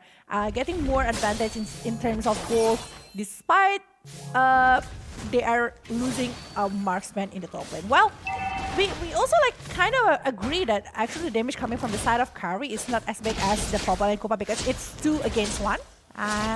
Practically. So yeah, I think like that's the case in the top lane just now. Well, Anastasia, I think like she really needs to target a really good hero coming from the side of Grayback. It's either Snow before she's using the real world manipulation, or even Keishi. Seems like here, pace, tempo, very slow. 1-to-1. The triple sweep finds the mid laner. There's not enough damage, but take a look at the Divine Ginger. Kessie gets taken down twice in this game, and Natasha finds the Violets and take her down. Seems like Team Hack pushing the tempo top side. Now Wheel Worm Relation by Snow XP's. Not find a kill just yet here. It is still 4v2. Will they commit to this? Natasha trying to find the Jet Kundo. Finds it. Yumeko. Not enough damage to take her down just yet. There's going to be a 3-2-1. Oh, take a look at backside. Bunny finding the wall charge. And Yumeko say bye-bye to Popol and Koopa as she gets taken down. Take a look at the re-engage here, Village. Oh, they're still doing the Throne Round Wolf King triple sweep. Will be focusing over Arya, but Bunny will be chased down by 3 members from the side of Grayback, and they still aim for it. It's 4 member focusing on Bunny. They'll revenge it back and getting 3 heroes from the side of Team Hawk along with the turtle without any contest, since Anastasia is very low already. So it's a pretty much good revenge, but on the bottom lane, Bullshit Turret definitely gonna be melted down by the damage given and also the attack speed given by the side of Kari. Found the equalizer here, and take a look at the total kills and as well as gold. Not too far of a difference. A very good execution from the side of Grayback. Team Hack, slight overstay there, top side overcommitting. And again, Grayback punishing the mistake. I think like right now, Grayback is actually losing in terms of the idea here. Because like Grayback supposed to be the one who actually getting over the turret, but Team Hack is actually the one who is melted down the gold sheet turret before the first 5 minutes. So it's an advantage to the side of Team Hack, despite Grayback is the one to have that kind of idea to do so. Well, it means that Grayback, now they really need to handle it to the mid game. Because if it's a late game situation, I think it's pretty hard despite they were having the Popol and Koopa. But Kari is such a monster for the late game situation with the attack speed, with the true damage that they were having. They need to be forced to use the Sky Guardian's helmet or even Anti-Cuirass to actually hold the damage that can be given by the side of this Kari. You can see here now, Team Hack slowly but surely pressuring the gold lane here in that vicinity, Villajave. Seems like not much action, but take a look at the mid side. Actually, will be pressured heavily by Team Hack. Kashi will find the triple save on towards Bunny, but with that anti-CC will not confirm the kill. Oh, the mid turret will be taken down. Grayback Esports lost a lot of trade in that one. Oh, losing a lot, but the Divine Judgment is already being popped. And look at that, Speedy Light Wheel is focusing on the bottom lane, and the Man Blast focusing on Anastasia only, while the Real World Manipulation is actually taking and helping Arya to be taken down. While for the Flying Fork here, unable to do anything else, they are only securing 1 point kill. And it's only the rumored Arya only, but the triple sweep is there. And Anastasia could be the kill here to the side of Keishi. It's a very good exchange actually. And the turtle is there. It's a very good setup for the side of Grayback. Unfortunate timing here from the side of the Malaysian. Ana cannot survive that triple sweep as she was rather low. You can see here, building momentum. After taking the turtle, they will confirm invade the purple buff as Anastasia just responds. We'll see here what will Team Hack do, but it seems like, yeah, it will not be successful as now it seems like Team Hack trying to find an opening here. No XPs. Oh my god, a good I'm offended catching too. And take a look at the follow-up damage.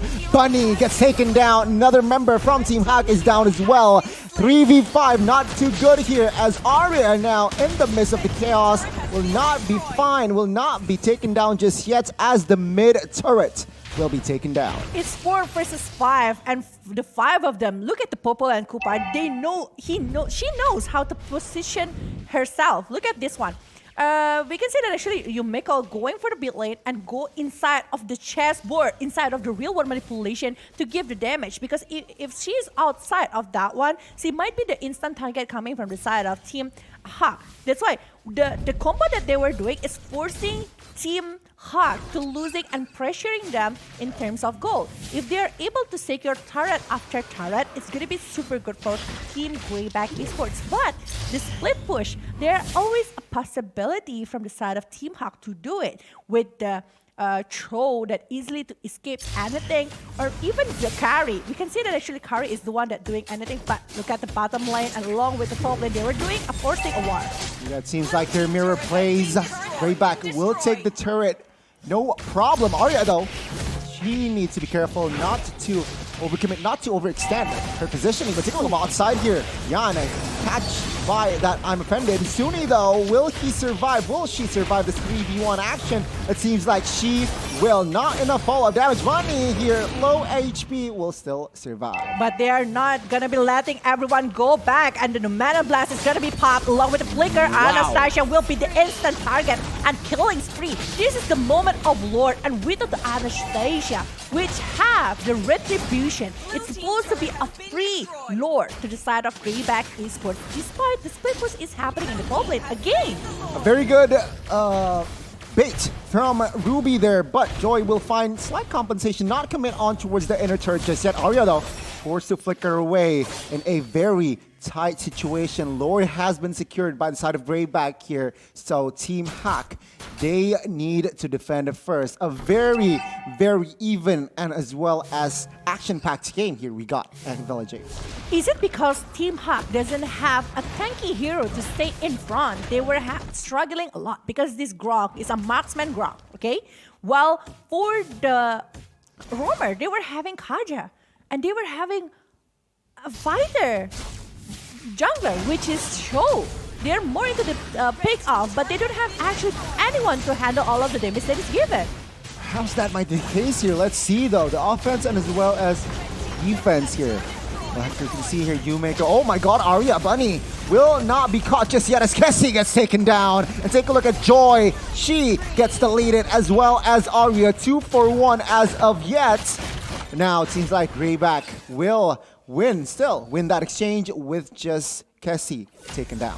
That Sunny with the Ruby is scary. The Don't Run Wolf King. I don't know about the I am offended, but the Don't Run Wolf King itself, focusing over 3 heroes, Team Hack is being baited to go and gather up to be the target here for this Grayback Esports, and how they are managing to have the real world manipulation along with the VRNG or Biden Koopa to focus over the turret is just like a very safe options for them. They're forcing Team Hawk to try to contest that one when they don't have anyone to jump in. Yeah, they have Throw, but will Throw try to use the Shunpo along with the Jit Konedu to jump inside of the real world manipulation? I don't think so. They were having Bunny to use the wild charge, but I don't see that kind of wild charge is being opened inside of the world manipulation. So who is actually going to do that? Okay, let's see. Now it seems like an opening here. Yan forced to flicker away. Grayback is patient. They don't find the opening. They will disengage. A very disciplined execution here from the Wolves themselves. It seems like now 11 minutes and almost 12 minutes. Still Grayback leading the economy and of course the map control. They have more turrets here in the 12th minute of the game. And let's see execution-wise. Anastasia here on that show.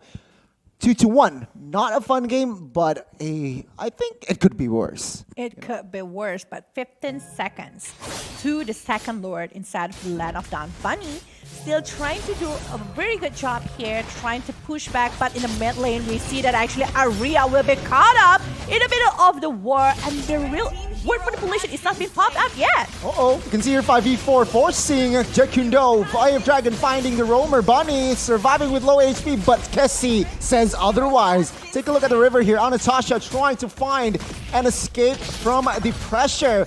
Will she survive? Flicker, everyone flickers. Kessie finding the double. Not good time here from the side of Team Hawk. 3 taken down. Oh, Violet in exchange for 3 members from Team Hawk is still a huge thing for the side of Grayback Esports, and they are getting the second Lord here. Anastasia, I think like Anastasia is just like having a hard time to actually focus on what is the target that she is having, because they are gathering up like they are playing with Astas or even with the Faramis. They're gathering 5 of them, while the presence from the Team Hawk back again, they need to pick up somebody, but no one is actually easily to be picked up like that. And how, like, I think like the communication from Grayback is improving a lot. Like they are focusing over one thing and they go for the shot call, any kind of shot call that is being made in that kind of situation. And now the Lord is marching to the mid lane. Okay, Luminous Lord here, marching, taking down that mid base turret, particularly the triple sweep. Oh, Union Blast might be huge, but cancelled out by that Don't Rob King, and of course Bunny will be the casualty. And it seems like Grayback Esports, the Wolves, will take match 2 and defeat Team Hack. Well done, nice try. Oh ho ho, maximizing the potential non-meta hero such as Popple and Koopa and Saber, giving a lot of surprises maybe from the side of Team Hack. Team Hack actually having a really good heroes that is being picked by them, but the Valentina having quite a hard time to use the Luminar Blast to focus on Grayback Esports, because they were having the Ruby, they were having the Saber, the triple sweep, the flying sword. It's just too much. And Suni with Ruby, a big shout out for Suni right there, with a lot of CC and controlling the movement from Team Hawk itself. Such a revenge. A very good prediction as well, Velajave. You got that one in the bag. And also, now I understand why they prio Yeef very much. Remember, they were first pick and they picked up that Yeef, and this Yeef in this match, very good positioning, very effective. No deaths on towards that Yeef, no XPs. Played it perfectly, and it seems like the side of Team Hack, they aren't able to catch that Yeef. Oh, crazy idea that they tried to brought from this one. And it was like, yeah, the different kind of gameplay that they would try to bring here is actually maybe the things that they were...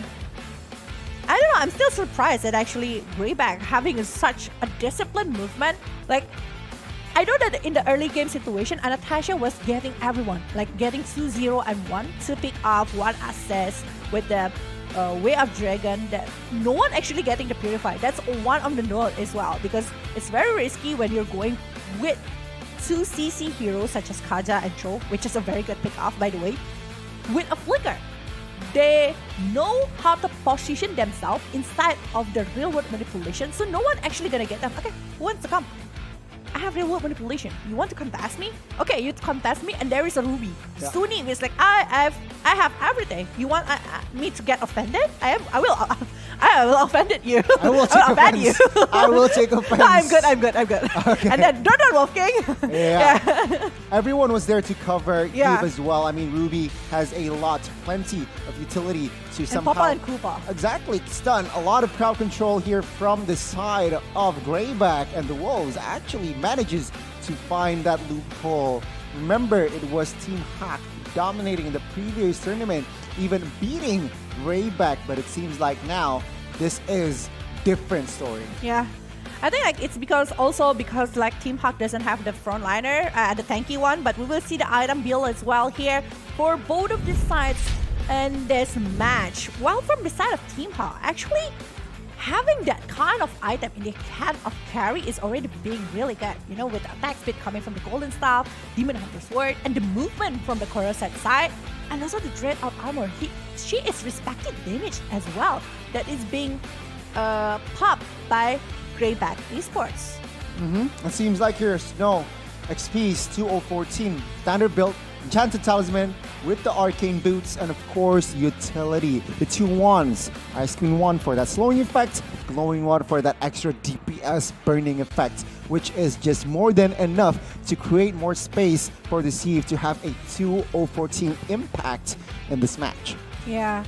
And with the Suni Haas, wow, I think like it's what makes Suni very, very sustained and catchy with the Heptaseas to just like have more damage whenever C's pop out.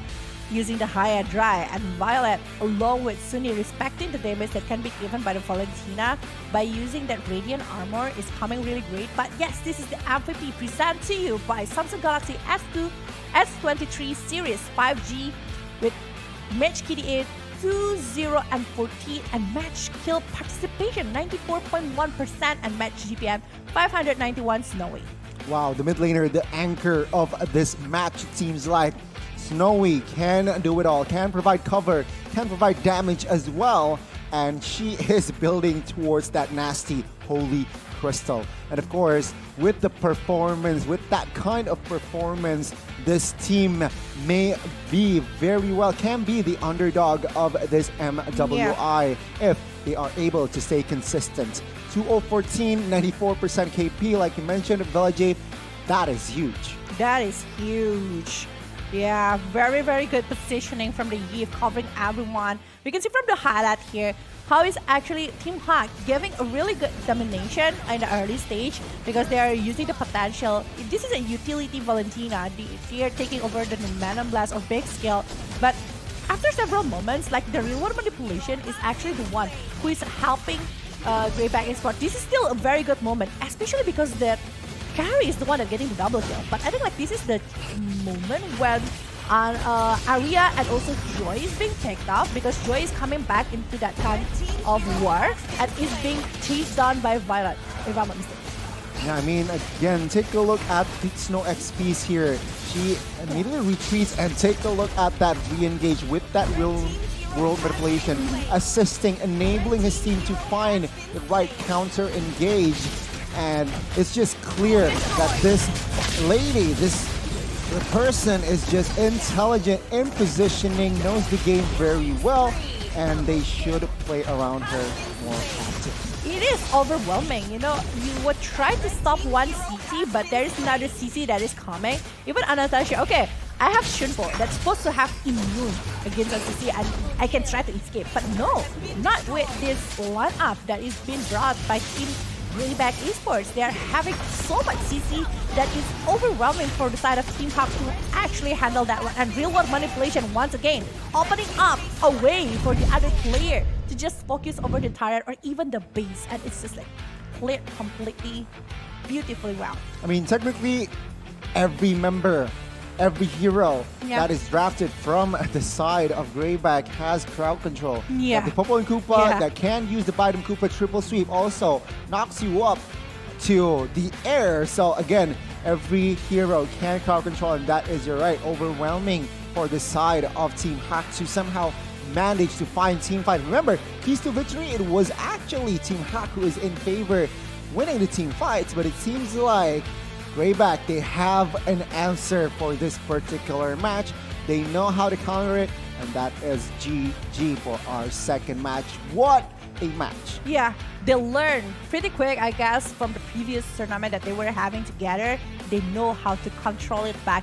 They want to get it right, and they learn very fast for that one. Instead of MWI 2023, because what a strong performance. I cannot wait what is actually going to happen for the rest of the games for Team Hawk along with Grayback Esports, because today we will see one team to be eliminated. Who is it going to be? Because Group B, I feel like it's more balanced rather than Group A.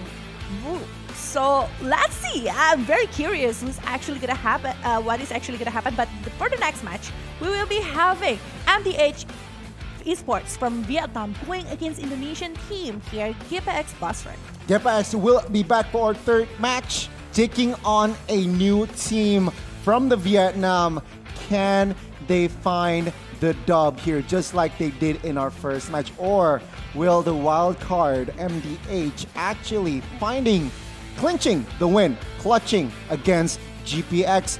Please stay tuned, ladies and gentlemen, because Connie and Velkhana will be back. Stay tuned.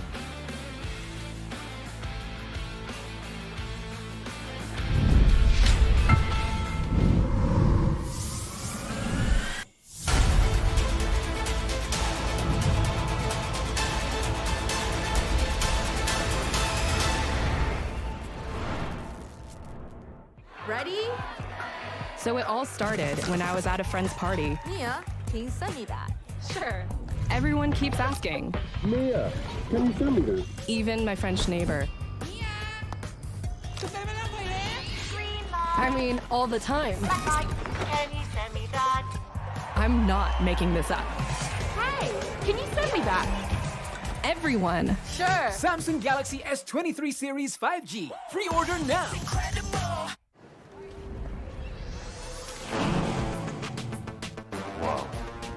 Attention passengers, final call for flight. Wait, is that a phone? Look at the performance, the graphics. That thing's a gaming machine. A new challenger. Is that Faker? That man's a gaming legend. Everyone, fasten your seatbelts. And here we go! Samsung Galaxy S23 series 5G. Pre-order now. Mimpi para gamers untuk jadi juara. Membanggakan Indonesia. Sebuah potensi besar yang menjadi komitmen BCA untuk support gaming ecosystem. Kini game bukan hanya rekreasi, butuh konsentrasi dan kolaborasi. Leveling up untuk bisa unjuk aksi. Bersama kita dukung e-sport Indonesia. BCA Pro Gamer.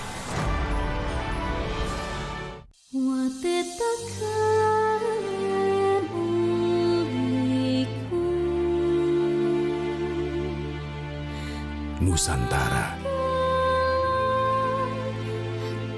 adalah tempat untuk jiwa yang berdetak, akan hasrat untuk terus maju, menerjang arus dengan simfoni yang indah.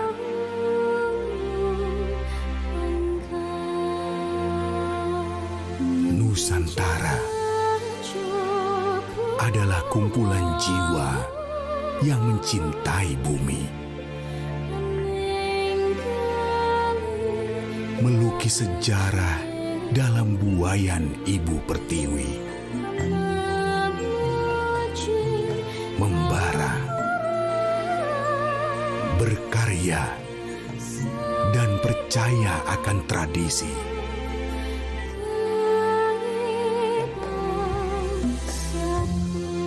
Mewariskan keindahan yang kekal oleh waktu.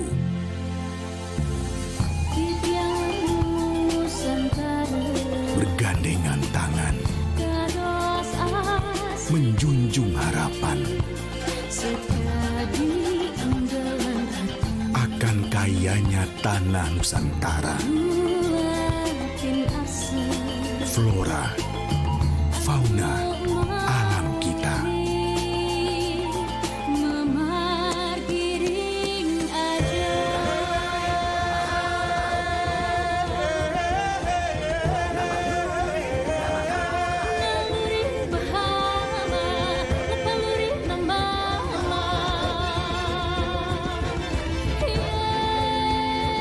Memberikan sinar impian untuk tawa mereka yang begitu berharga.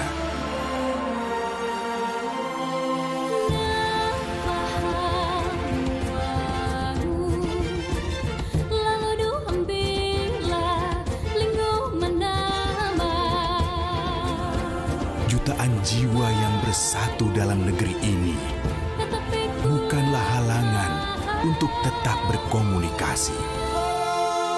Bersama, kita telah membentang jangkauan yang luas dari Sabang hingga Merauke, didukung dengan koneksi dan digitalisasi, serta kolaborasi untuk terus maju. E-Forte ada di sepanjang Nusantara untuk kehidupan yang lebih baik. E-Forte, connectivity for a better life.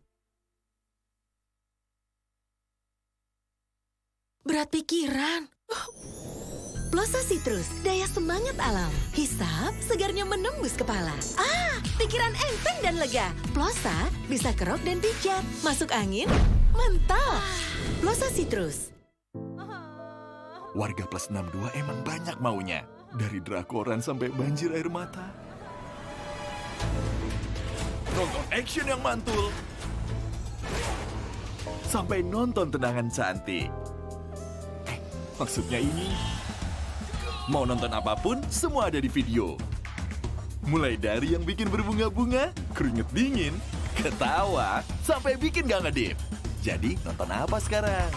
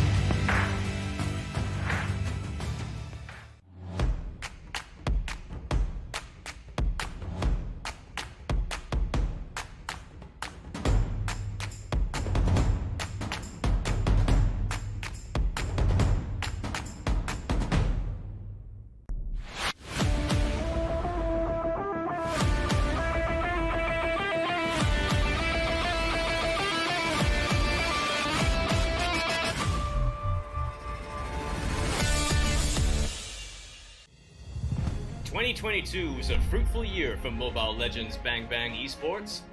Now, let's take a quick look at what more can you expect this year. After kickstarting the year with M4, we have the second MLBB Women's Invitational, or MWI, 2023 in February. The MPL season and official tournaments will commence from February to May, including NACT and a new tournament in Turkey. Next, we have the SEA Games 2023 in Cambodia and MSC 2023 happening back-to-back. In July, we also have the first ever Snapdragon Pro Series MLBB Challenge organized by ESL, as well as the World Cyber Games, or WCG 2023. As the second half of the year starts, so does the second half of the MPL and official tournaments, leading up to MPL Invitational in November. Finally, we will end the year, of course, with M5 in the Philippines. 2023 is going to be a big year for the MLBB esports ecosystem. None of this would be possible without our amazing fans and incredible community. From the bottom of our hearts, thank you.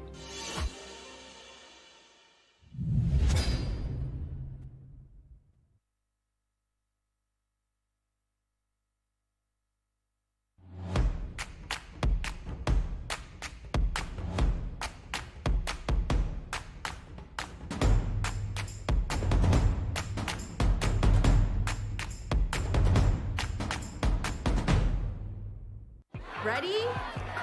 So it all started when I was at a friend's party. Mia, can you send me that? Sure. Everyone keeps asking. Mia, can you send me that? Even my French neighbor. I mean, all the time. Can you send me that? I'm not making this up. Hey, can you send me that? Everyone. Sure. Samsung Galaxy S23 Series 5G. Pre-order now.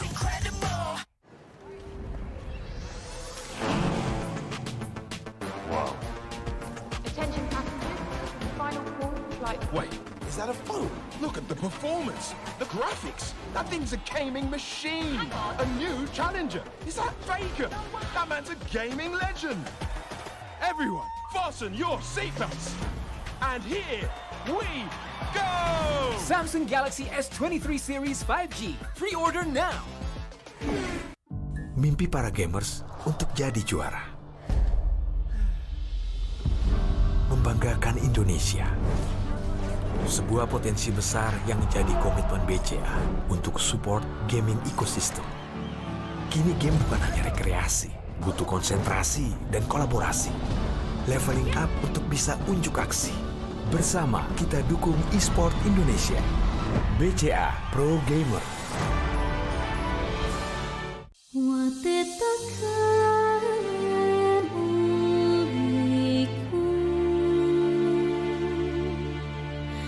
Nusantara adalah tempat untuk jiwa yang berdetak, akan hasrat untuk terus maju,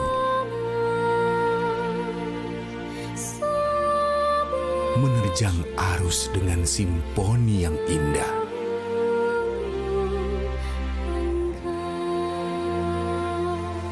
Nusantara adalah kumpulan jiwa yang mencintai bumi. Melukis sejarah dalam buayan Ibu Pertiwi. Membara, berkarya, dan percaya akan tradisi.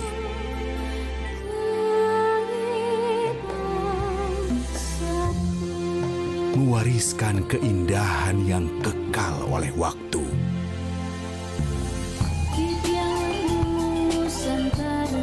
Bergandengan tangan, menjunjung harapan akan kayanya tanah Nusantara. Flora, fauna, alam kita.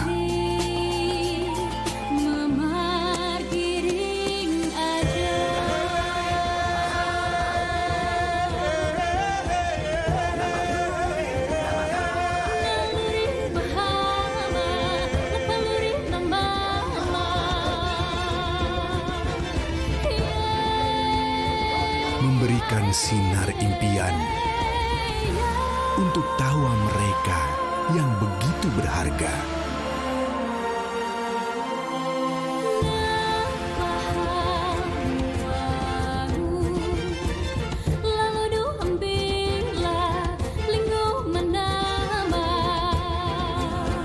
Jutaan jiwa yang bersatu dalam negeri ini bukanlah halangan untuk tetap berkomunikasi. Bersama, kita telah membentang jangkauan yang luas dari Sabang hingga Merauke, didukung dengan koneksi dan digitalisasi, serta kolaborasi untuk terus maju. I4T ada di sepanjang Nusantara untuk kehidupan yang lebih baik. I4T, connectivity for a better life. Berat pikiran. Plosa Citrus, daya semangat alam. Hisap, segarnya menembus kepala. Pikiran enteng dan lega. Plosa bisa kerok dan pijat. Masuk angin, mantap. Plosa Citrus. Warga plus 62 emang banyak maunya. Dari drakoran sampai banjir air mata. Nonton action yang mantul. Sampai nonton tendangan cantik. Maksudnya ini, mau nonton apapun, semua ada di video. Mulai dari yang bikin berbunga-bunga, keringet dingin, ketawa, sampai bikin gak ngedip. Jadi, nonton apa sekarang?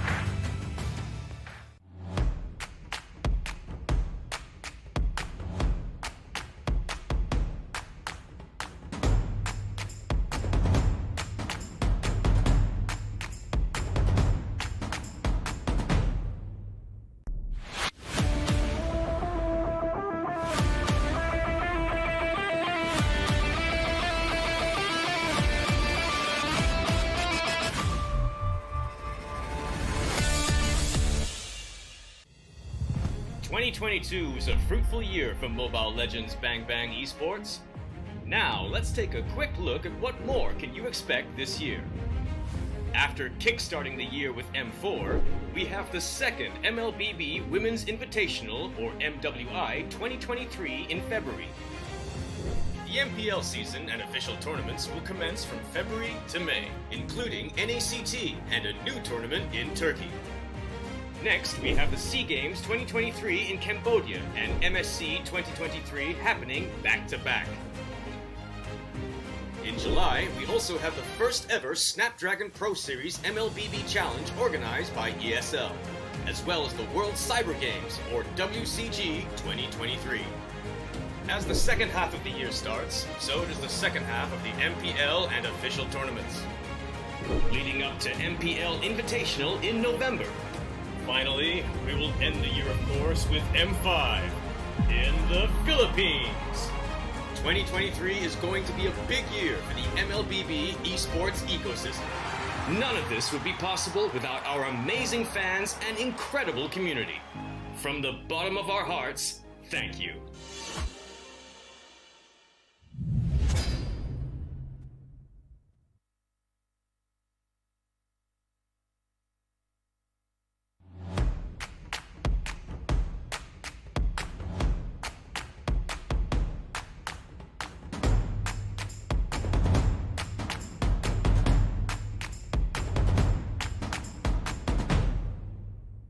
Ready?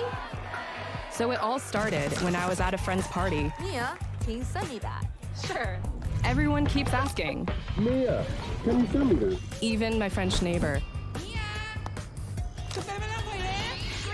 I mean, all the time. Can you send me that? I'm not making this up. Hey, can you send me that?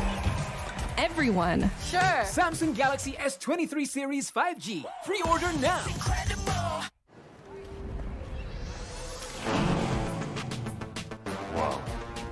Attention passengers.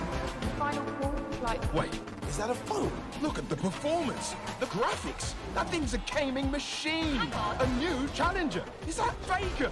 That man's a gaming legend. Everyone, fasten your seatbelts. And here we go! Samsung Galaxy S23 series 5G. Pre-order now. Mimpi para gamers untuk jadi juara. Membanggakan Indonesia. Sebuah potensi besar yang menjadi komitmen BCA untuk support gaming ecosystem. Kini game bukan hanya rekreasi, butuh konsentrasi dan kolaborasi. Leveling up untuk bisa unjuk aksi. Bersama kita dukung e-sport Indonesia. BCA Pro Gamer.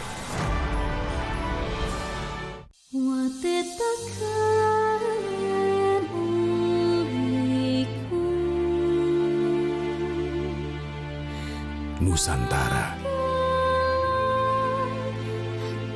adalah tempat untuk jiwa yang berdetak, akan hasrat untuk terus maju, menerjang arus dengan simfoni yang indah.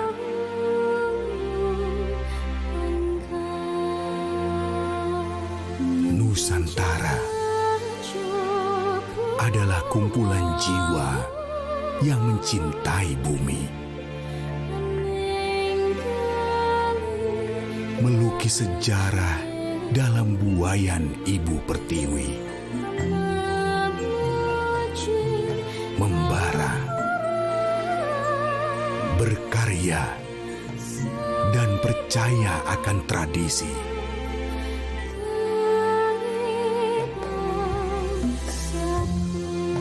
Mewariskan keindahan yang kekal oleh waktu.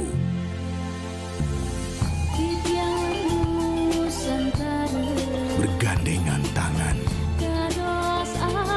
menjunjung harapan akan kayanya tanah Nusantara. Flora, fauna, alam kita.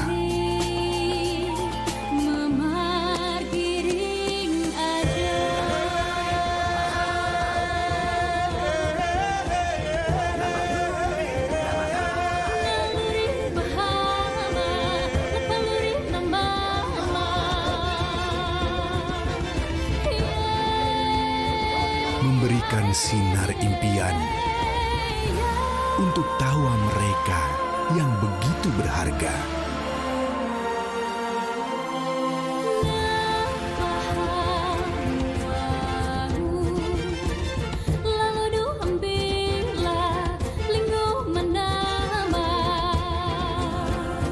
jutaan jiwa yang bersatu dalam negeri ini bukanlah halangan untuk tetap berkomunikasi.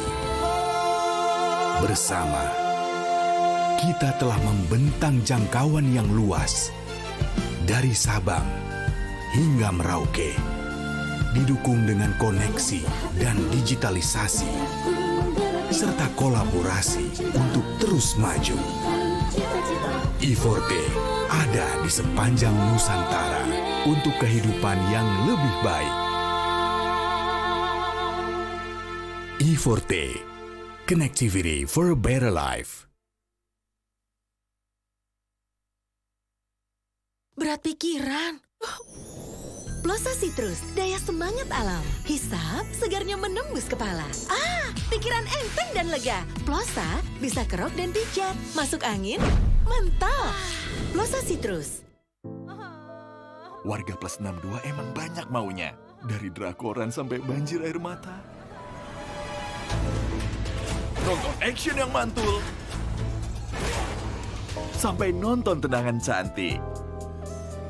Maksudnya ini, mau nonton apapun, semua ada di video. Mulai dari yang bikin berbunga-bunga, keringet dingin, ketawa, sampai bikin gak ngedip. Jadi, nonton apa sekarang?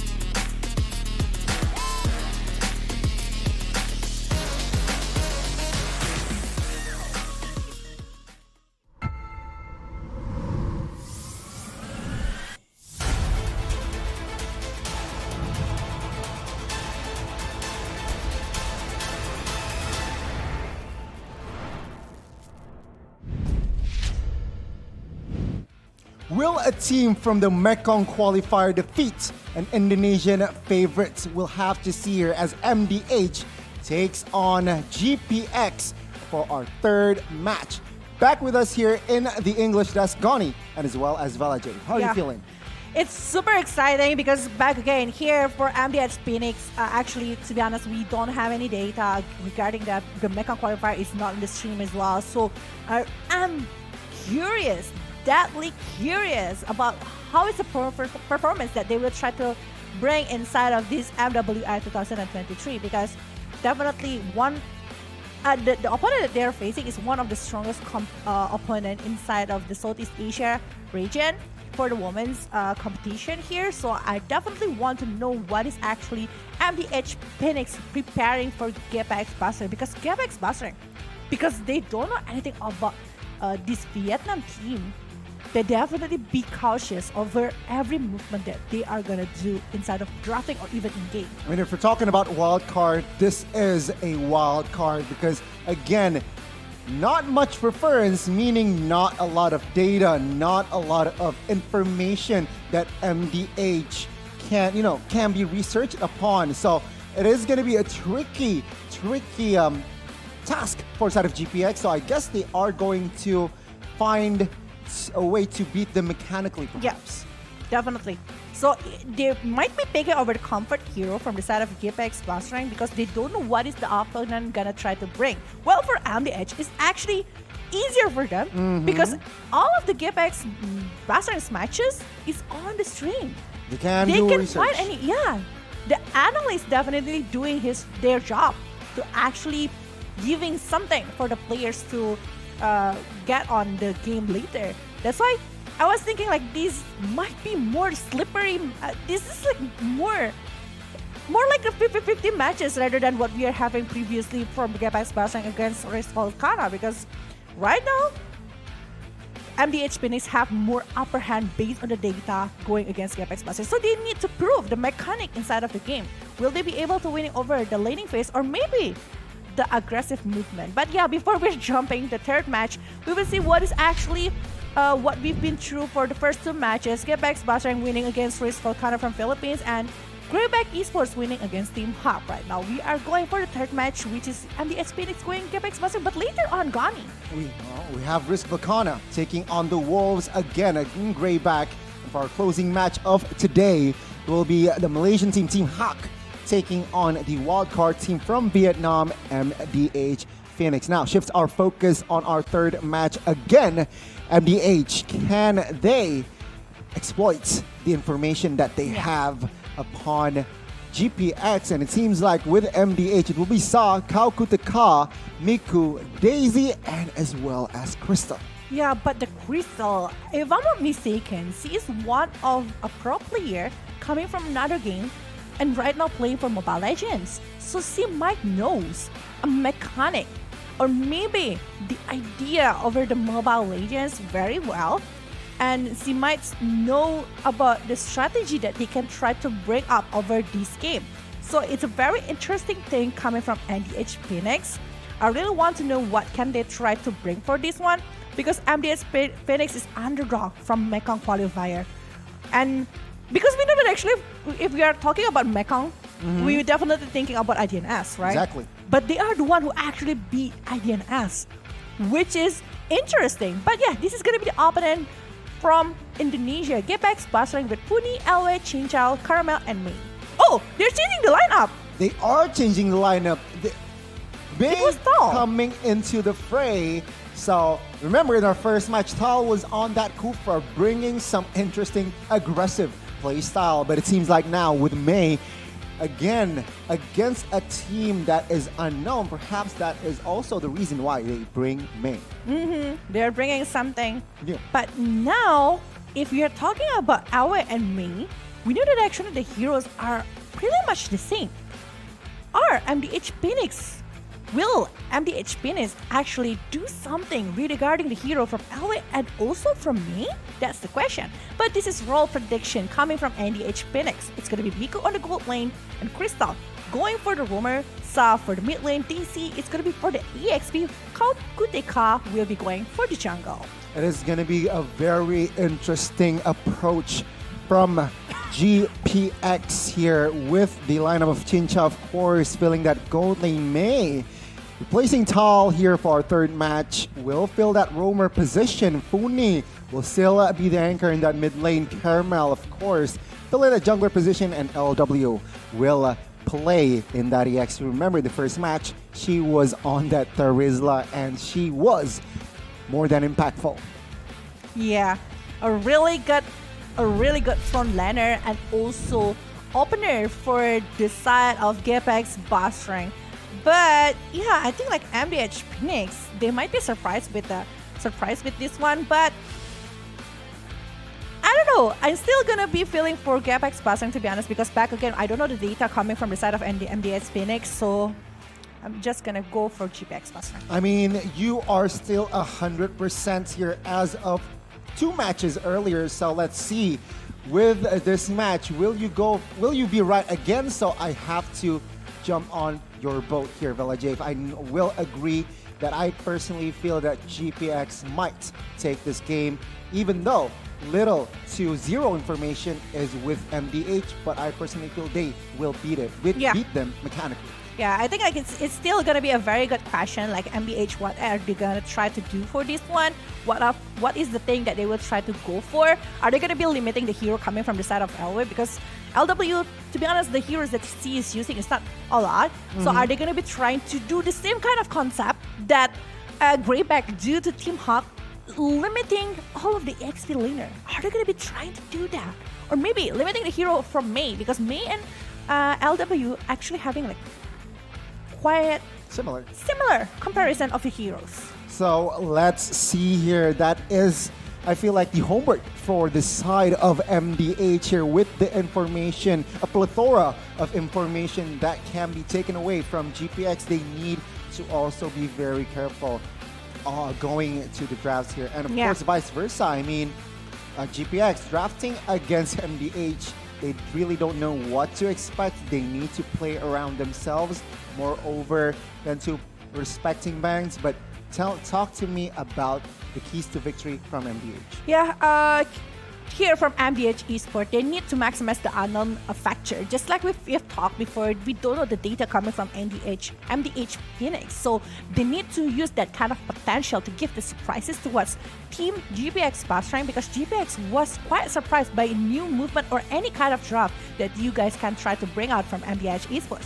Well, for the sabotage Chinchao's early farming phase, that is also important. How they are going to be able to try to winning the lane over Chinchao, or maybe focusing or bullying Chinchao on the laning phase itself, and also ban or secure Chinchao's comfort heroes such as 1-1 maybe, or carry that can be banned in the early stage. It seems like here for the keys to victory is all focusing on Chinchao here to somehow have a chance to win against GPX. But then again, Velkhana, I mean, strong players in GPX, not just Chinchao, they have Funi, so these are going to be the keys to victory from the side of GPX. Pikufra for Tal, she's not playing, so it's not really relevant, but play safe early in the early game to test out MDH Phoenix's level, test the air out. But then again, it's the best of one, so again, play this with caution, and of course, maximizing on Funi's playmaking capability. We saw that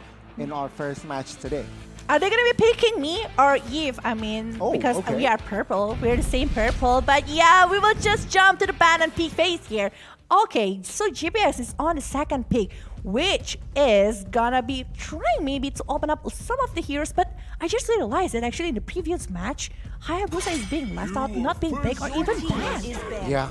I mean, that hero is prio for some players, but it seems like in our Singapore and Malaysia earlier, it wasn't prioritized as much. Now, you can see here, Haja and as well as 1-1 ban. So MDH, even though they are first pick, perhaps they are going for a carry or a Yve first pick. We'll see though the approach from the side of GPX. Will they let the heroes go? Yeah, I think like they just don't want any kind of pick of ability here. Banning over the Kaja, it also can mean that they want to pick over the assassin or squeezy hero on the side of jungle because it's still a probability to be used. But banning over the Heave itself from GPX, are they going to be trying to ban all of the purple hero, including Valentina, is still left open? Hayabusa is still there, carry is still there. Are they going to be trying to give the carry to the side of MDH and try to counter it with another kind of initiation? It means that they are going to be needing a backline hero that can focus on the backline, which Luzhong can play a part to. But yes, this is going to be Joy. Directly being banned, I don't think that we saw Joy yet here inside of the MWI 2023, if I'm not mistaken. So it's going to be super interesting. What is the last bank that can be brought by GPX Basreng? Yeah, let's see. I mean, you're right. Carry is still open. GPX, will they commit to a carry ban or will they let it go? Realizing that Valentina, Xavier, Fredrin is also... Hayabusa is also an option for the side of GPX here. So still a plethora of heroes that can be picked up for the second pick. Let's see here. It seems like GPX taking their time, but it will be the carry. So now, MDH, what will they go for the first pick? If they are picking over the Fredrin, they're going to be trying to pick another hero, but this is Lapu Lapu. It means that Fredrin that can go for the XP along with the Haya if they are pretty much greedy for that one, or they can simply pick another hero that can be used because right now the marksman is... I don't think like there's a like very high potential marksman. They can just like left out the marksman and pick it later because the options is pretty plenty. So they are picking over the jungle and maybe the setup just like the Lolita, which is gonna be super good. Like to big area here with the Numenon Blast along with that count that can be brought by Fredrin.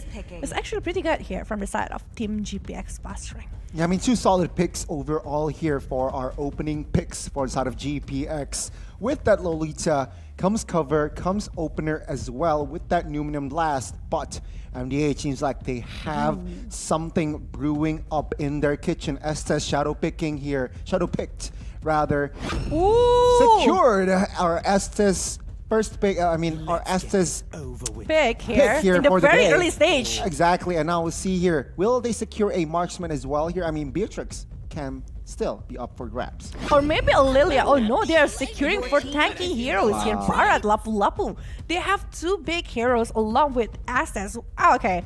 I mean, like, if I am GPX, I will be thinking over Lilia or Lui, just like what I thought. Because that's how you counter Estes. But I think like the confidence level, I got your perspective over thinking about Estes. It's very early. If you want to give it as a surprise, it does make sense. But if you're revealing too early, it's, I don't know. I mean, like with the Lui pick, it's not meta, but it's a direct counter for the setup from Estes. It is a very hard counter here. Rather, remember with Estes, you usually rotate 4 or 1, and with Liu Yi in your opponent's side, it will cause chaos if you're not careful. Now, seems like GPX, they are limiting the mid lane option here with that Valentina ban, MDH. Are they going to commit to a marksman ban here? But then again, they have yet to pick up a marksman, so they need to be careful if they really want to commit to a marksman ban. What if they are not picking over the marksman? What if they are trying to pick over the Harriet here from the side of GPX? Because I think it's still going to be a very good option. Or even Lunox, you know, with the setup that they can try to brag here with that Lolita along with Fredrin. I think like that possibility is still there. But banning over the Martis, they were thinking that this Fredrin still can go for the XP because that is one of the signature as well for Elway. And maybe they want to pick somebody else to actually countering the assets. But I do think like Fredrin is so much better to be put on the jungle in this kind of situation. So they just pick another kind of XP that can ruin everything from the side of MDH, such as maybe Ruby. Maybe that can be the answer, but seems like GPX, they have a game plan, and that is to limit the mages, the mid laners here. So no Valentina, no Farsa for MDH to pick up. And now let's see the last ban of this game. What will it be from the side of MDH? Will it be another fighter, or will they commit to a marksman here? Because a lot of well, we can see there is Beatrix, but can it like wreak havoc on towards Barrett's? No, Melissa can wreak havoc on towards Barrett's. So MDH responds with a Melissa ban. Okay, Melissa ban. Will they try to reveal the XP lane first or the gold lane first? I think like they're gonna be trying to reveal the XP lane and give the surprises or determine what kind of marksman that I will try to pick, because we don't know who is actually gonna be the one that is being picked by MDH Phoenix right now. So they know already that they will be going against Lapu-Lapu, which is gonna be having a really good setup with the Bravest Fighter, with the Justice Blade, and the setup with the Daytona's Welcome from Des Barats. It's quite heavy lineup that they were revealing, but no, they're gonna be going for the marksman first and not revealing who is actually gonna be going for the XP lane. Yeah, I mean, it seems like they are trying to limit the option for MDH as well. I mean, realizing that MDH has yet to pick up a marksman as well, so they want to secure the marksman first, and MDH has already something with that Erythel combined with Xavier here. Their high ground is quite safe, but no, it seems like they are still thinking here, not yet deciding on which mage. I like Kagura. Okay, Kagura can work here, but enough magical bursts. Let's see here, because if Kagura is behind, it's going to be very, very tricky for the side of MDH to find a good team fight. Or maybe Lilia, but no, Kagura. I think like they want to have this concept with the gathering around, right? With the Kagura Yin and Yin Yang overturn, and also the Umbrella semi-open, and then Erythal's giving the damage. Because if they're going for the Savior along with the Sicilian, I don't think they will have early damage when they have early lineup right there. So Kagura is a wise choice coming from the side of MDH Phoenix. Well, for GPX, what are they gonna do with the Kagura pick and along with the Erythal pick from the MDH? But okay, so it's gonna be Fredrin going for the XP lane. I think if that is the case right now, they want to counter the initiation by having the heavy spin on the hand of GPX Basreng. Nice idea though. Yeah, we'll see here. Will it come to fruition or not? GPX not going for that Akai. Actually, LW will play that. Oh yeah, LW will play Fredrin, and Caramel will play that Benedetta here. So a very fast, clear composition from the side of GPX. We'll see fast rotations as well. Question is, how will MDH manage that fact? I think like they are taking another opportunity side of the team fight that can be done by the side of MDH Phoenix. They want to let MDH pretty much struggle by having this Benedetta to be picked and doing the split push perhaps. I was thinking about Masha, to be honest, because Masha, if they're having the Fredrin as the composition for the jungle, they can have the Masha as a splitter from the side of GPX. So still same concept with Benedetta and also Masha, but right now it's gonna be super intense team fight, I might say, from both of the sides, because 4 of them will be going for 5 from MDH and 1 will be doing the split push perhaps coming from the side of GPX Basreng. So we'll see what is actually going to happen inside of the game itself. Let's see execution-wise which team will come first in our third match of the day. Land of Dawn, here we go for the battle of MDH Phoenix and as well as GPX Basreng. Spam your chat, spam your support, as we can see here, both junglers going for the orange buff start. Yeah. And even like having like the help coming from the Chin Chow to actually finish faster. So maybe she can like going for another neutral jungle faster rather than the others. And after that, they will be trying to maybe doing the rotation very fast, because we see that actually Karama going for the Demon Slayer, same like how Kuteka. Okay, we can see here the Miku with the Erythel opted for that sprint. Oh, May stun one member. Kaukutika is very low, needs cover. Not taken down just yet, as GPX with the combination of Luoyi and as well as Lolita. The jungler pressure is just so evident. Yeah, and if there's Barats, okay, the SS is there though with the heal that he can give is actually a very good sign, because if the Bar is forced to do the recall, it means that they're wasting quite a lot of time. While Caramel, I don't think that they will try to let this. Oh, okay, the purple buff is taken care of, So I think it's still going to be very okay. But if she's able to secure the neutral from the side of MDH Phoenix, it's going to be so much better from the side of GPX Basreng. But Caramel is a very risky move here. Will she survive this one, Goni? We'll see here. Chin Chow also will provide peel for Caramel. But it seems like Kalkuteka will also invade the jungles of Caramel in our opening 2 minutes. Both junglers here still surviving after somewhat pressure, but now it seems like the Brox is trying to enter the vicinity, gets that creep, so it's still advantageous towards the side of MDH. Whoa, a very aggressive movement, and I do feel like they are just very disciplined as well. And now they're doing the setup towards the turtle, and I think it's a solid setup actually, with Sa that is looking around how is everyone's movement and prepare if there's somebody that they can go for, and then the Metal Blast is big. Oh my god! Oh my god, Kalkuteka gets stunned down. Funi though will be the trade. Mei, low HP in the backside, will not survive. Sa picking up the kill, and now it's going to be 3v2. No commitments from both teams as the turtle was secured by the side of MDH Phoenix, I believe? Yeah, it is MDH Phoenix definitely that is securing that one. I think it's a huge loss to the side of team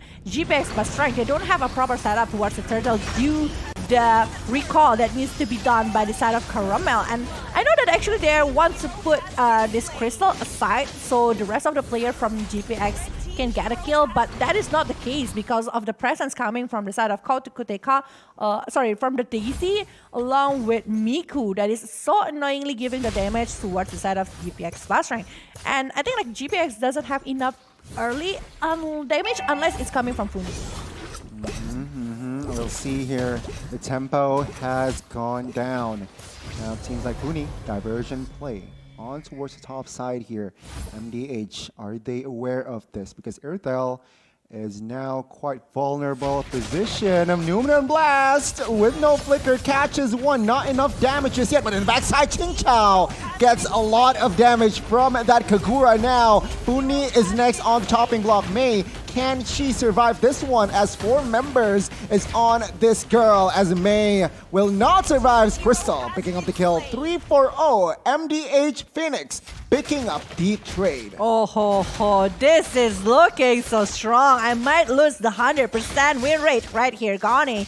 Look how is the movement that they're trying to do here. The disciplined movement, they know what they want, and when they are aiming for it, the Crystal's positioning is just very clear. She wants to survive. She wants to help the rest of the player from MDH Phoenix to play aggressively. And it's a very good setup. And look at that one, actually dispersion. Oh, rotation, it's not doing anything yet. They want to be super aggressive towards Team MDH Phoenix because they don't know what is actually gonna be happening. Well, for the turtle, again, the setup coming from the side of MDH is really good. Crystal giving information, Size taking control on the mid lane, and Kalkuteka taking it without any contest back. Wow, this is going to be a challenge here, Velkhana forward side of GPX. They are behind almost 2,000 gold, and MDH, they have more control regarding the map. Mei, get that burn from that going one, I believe, or from that emblem. MDH trying to gain more space. Seems like GPX, they are behind on rotation, so we'll see. Caramel though in the mid side will find Sa. Funi securing the kill. And it seems like GPX Basreng, they are trying to gain more momentum. Yeah, I think from GPX, just like what I've mentioned before, like the early damage is definitely coming from Cheetah and Funi. If they are not able to burst them down with the the presence from assets is just changing everything. The calculation over damage is just stopped at oh, this is not looking good. The Metal Blast and also Power Part Memory getting the double kill. Oh my god, Kalkuteka here. Now the targets. 2 members down, Crystal and Miku. Will they take the turret? Will Kalkuteka survive? We'll see. He's trying heavily to clear. Manages to do so as Chin Chow will secure the turret top side. So again, MDH Phoenix, they need to be careful here because if not, GPX Basreng, they will definitely take momentum. It's pretty heavy. This match is a tight match. And MDH Phoenix, despite that they are losing in the previous war, but I still think that they still have a lot and plenty of movement because they know the target that they want. They're aiming for Funi. Funi's been taken care of for 2 times because they know with the dispersion rotation, it's just super annoying for their fight. So when they're targeting Funi really well, really right, and Funi is being taken care of, it's gonna be super hard. But Daisy, I think, playing too far to the jungle to the side of GPX Basreng. Overextending there, not a good sign, but now Sa will be the target, gets stunned. LW finds the double. What a momentum shift here. GPX, they were behind economically earlier, but now it seems like they are in the lead. MDH though finds a slight compensation, not a slight, finds compensation, taking Zerg top side. I think like they already got the item that they need to do the war because this is already mid-game inside of this momentum, but Kaukuteka needs to pick up somebody while Caramel, the movement and also the position coming from GPX is just going really strong. Oh my god, we can see here an all-out war in the mid side. Who will grab the win? Because take a look at the Estes popping that ult. It's no casualties just yet from both sides, but Funi will be caught here. Low HP, Daisy gets the kill. 1-for-1 as of now, as LW trying to open up the map as well as Daisy now. In the backside though, catches 2 by that Monium Blast as Daisy gets taken down. 2-for-1, and it seems like GPX, they are not done. A triple kill for Chin Chow.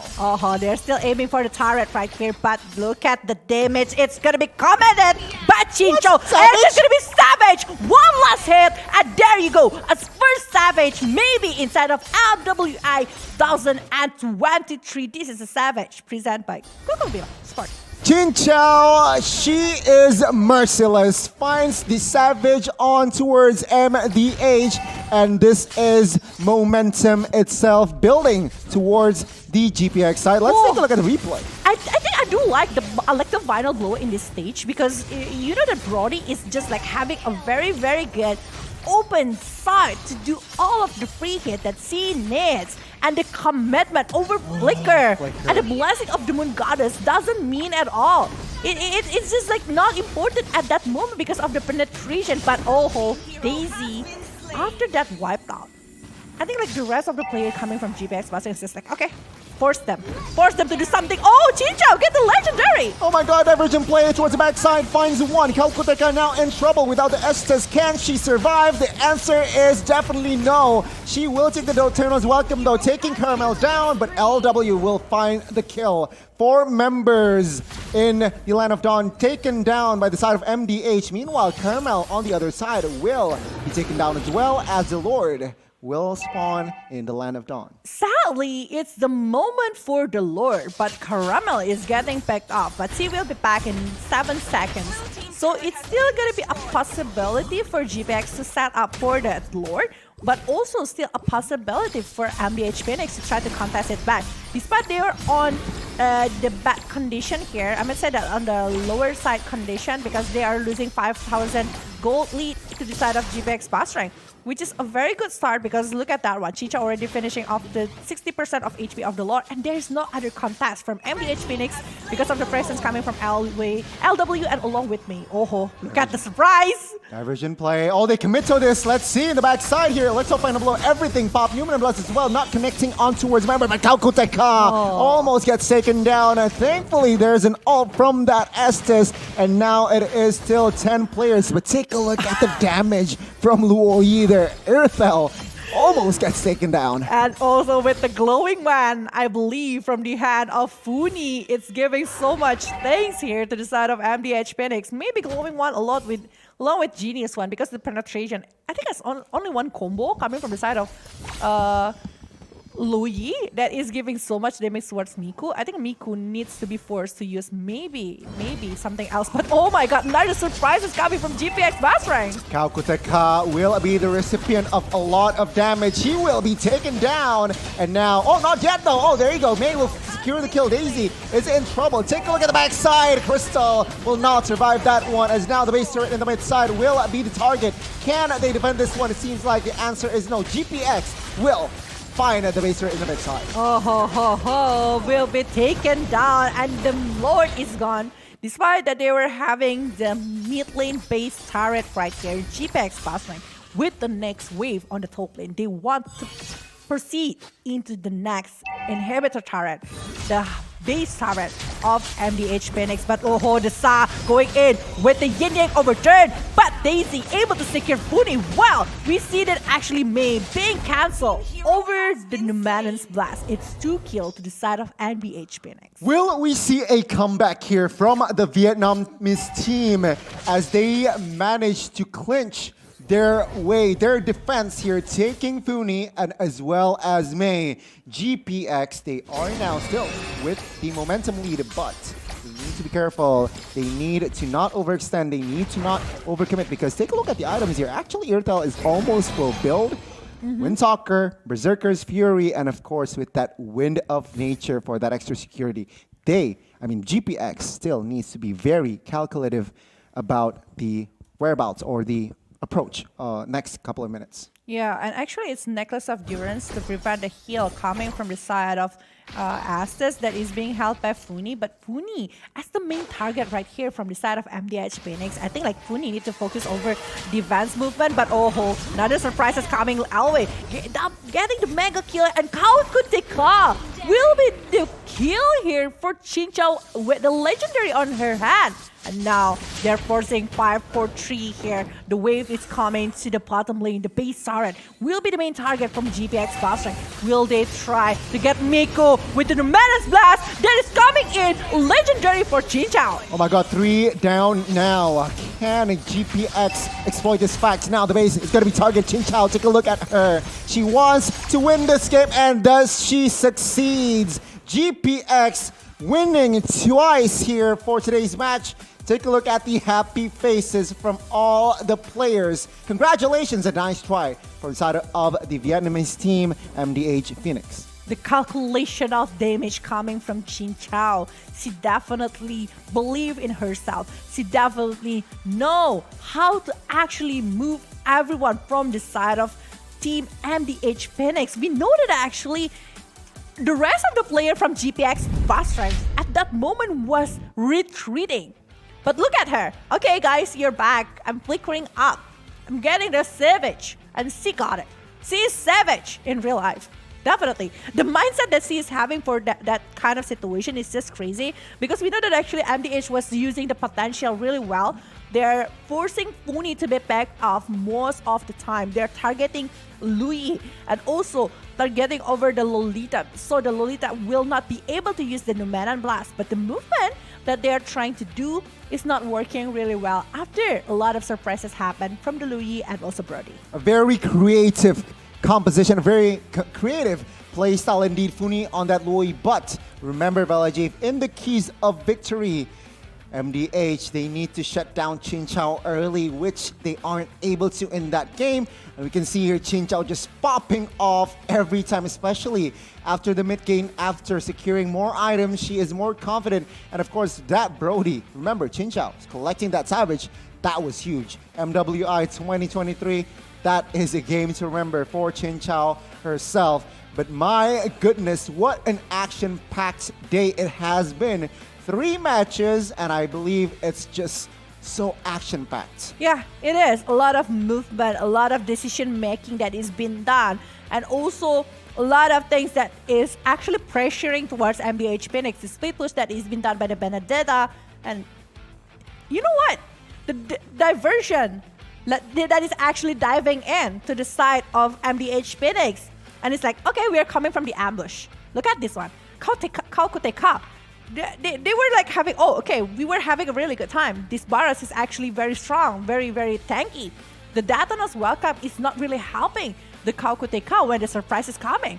Like, the dinosaur being surrounded by 3 or 4 heroes at the same time. So they are not, she is unable to do anything. Even the Asas using the blessing of the goddess, it's not important at that moment. It is very hard to somehow counter react that play here, diversion play happening most of every time Louis got an ult, she just pops that diversion and just go flank, find the right positioning, and it seems like it paid off. Funi, very, very intelligent player as well, enabling her team to find those creative flanking plays, and I just can't wait to see the item builds here for our third match because Yeah. it's going to be interesting. Well, I got a question for you, Velkhana. Yeah. Who do you think will grab the MVP for our third match? Definitely Xin Chao. Personally.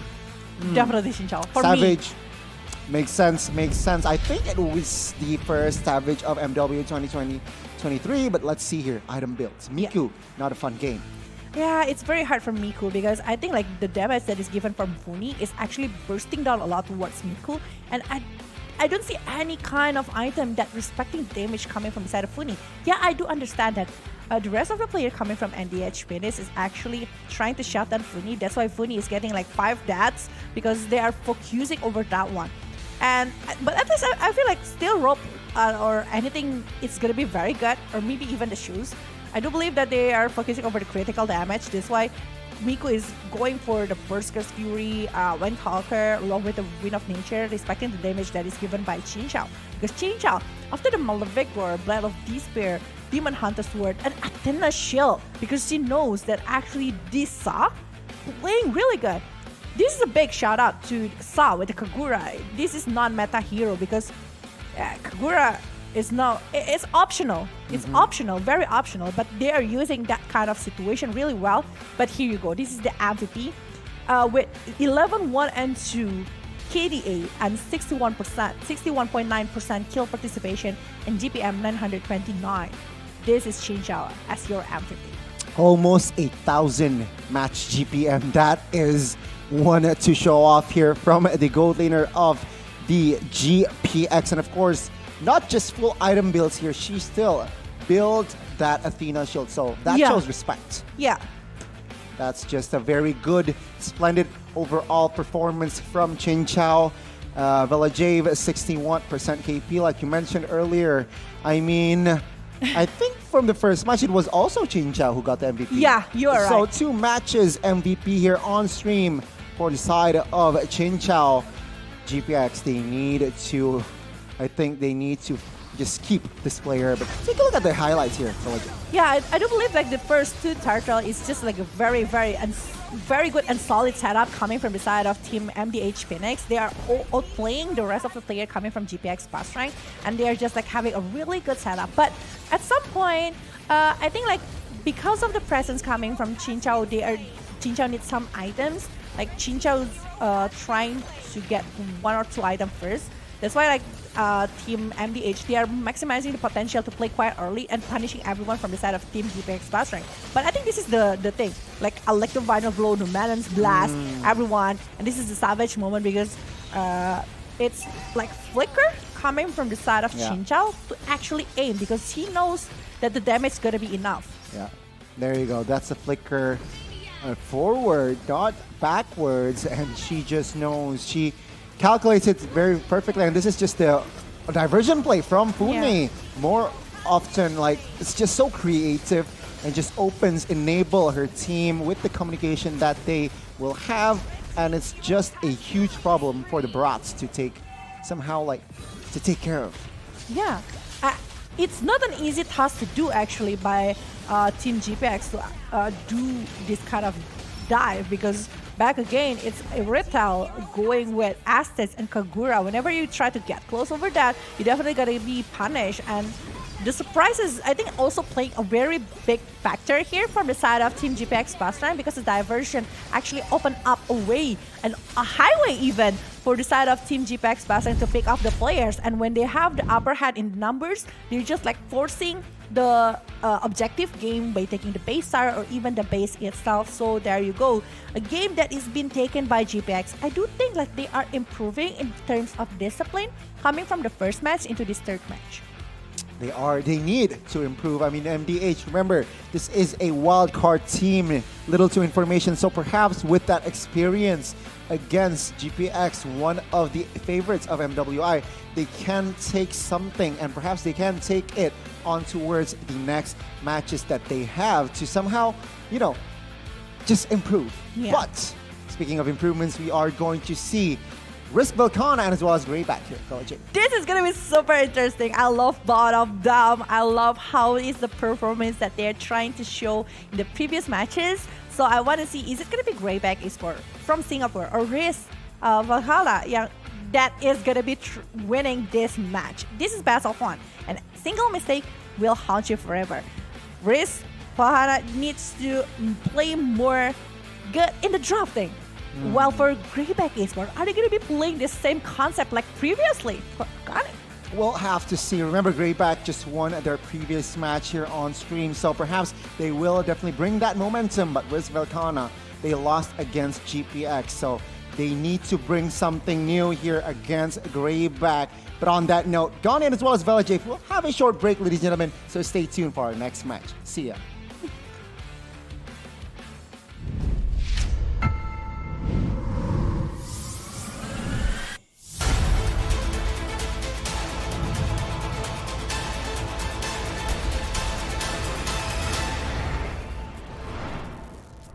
Ready? So it all started when I was at a friend's party. Mia, can you send me that? Sure. Everyone keeps asking, Mia, can you send me that? even my French neighbor. I mean, all the time. Can you send me that? I'm not making this up. Hey, can you send me that? Everyone. Sure. Samsung Galaxy S23 series 5G. Pre-order now.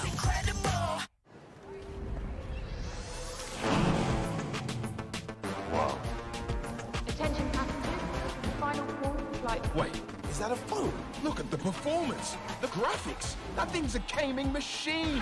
A new challenger. Is that Faker? That man's a gaming legend. Everyone, fasten your seatbelts. And here we go! Samsung Galaxy S23 series 5G. Pre-order now. Mimpi para gamers untuk jadi juara. Membanggakan Indonesia. Sebuah potensi besar yang menjadi komitmen BCA untuk support gaming ecosystem. Kini game bukan hanya rekreasi, butuh konsentrasi dan kolaborasi. Leveling up untuk bisa unjuk aksi. Bersama kita dukung e-sport Indonesia. BCA Pro Gamer.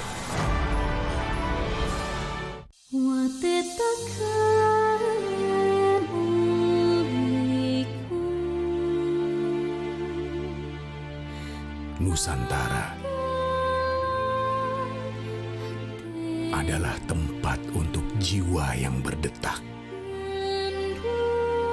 akan hasrat untuk terus maju,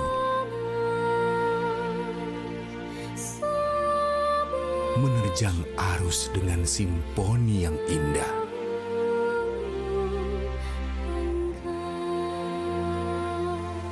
Nusantara adalah kumpulan jiwa yang mencintai bumi. Melukis sejarah dalam buayan Ibu Pertiwi. Membara, berkarya, dan percaya akan tradisi.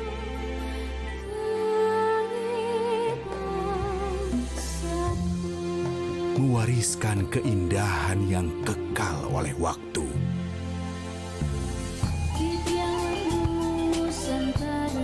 Bergandengan tangan, menjunjung harapan akan kayanya tanah Nusantara. Flora, fauna, alam kita.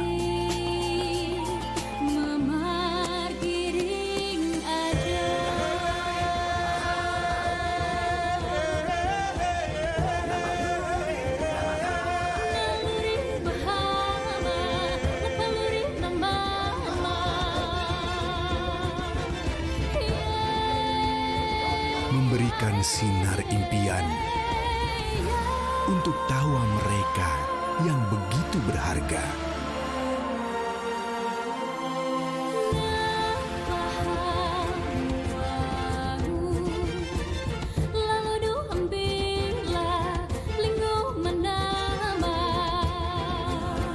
Jutaan jiwa yang bersatu dalam negeri ini bukanlah halangan untuk tetap berkomunikasi.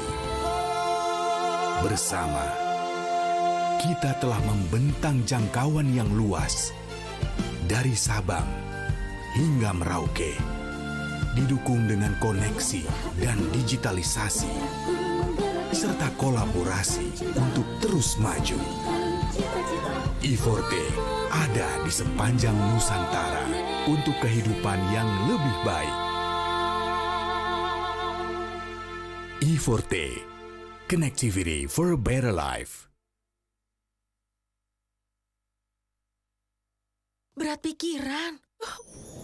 Plosa Citrus, daya semangat alam. Hisap, segarnya menembus kepala. Pikiran enteng dan lega. Plosa bisa kerok dan pijat. Masuk angin, mantap. Plosa Citrus. Warga plus 62 emang banyak maunya. Dari drakoran sampai banjir air mata. Nonton action yang mantul. Sampai nonton tendangan cantik. Maksudnya ini, mau nonton apapun, semua ada di video. Mulai dari yang bikin berbunga-bunga, keringet dingin, ketawa, sampai bikin gak ngedip.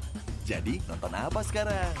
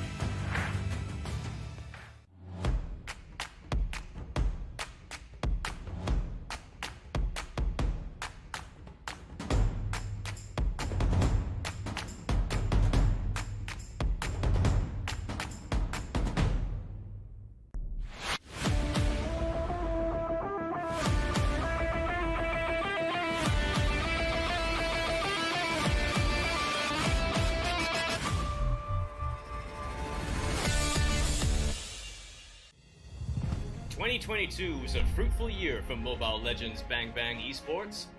Now, let's take a quick look at what more can you expect this year.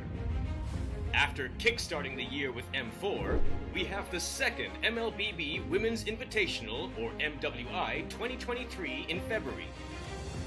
The MPL season and official tournaments will commence from February to May, including NACT and a new tournament in Turkey.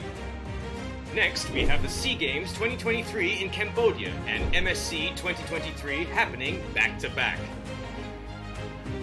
In July, we also have the first ever Snapdragon Pro Series Mlbb Challenge organized by ESL, as well as the World Cyber Games, or WCG 2023. As the second half of the year starts, so does the second half of the MPL and official tournaments, leading up to MPL Invitational in November. Finally, we will end the year, of course, with M5 in the Philippines. 2023 is going to be a big year for the Mlbb esports ecosystem. None of this would be possible without our amazing fans and incredible community. From the bottom of our hearts, thank you.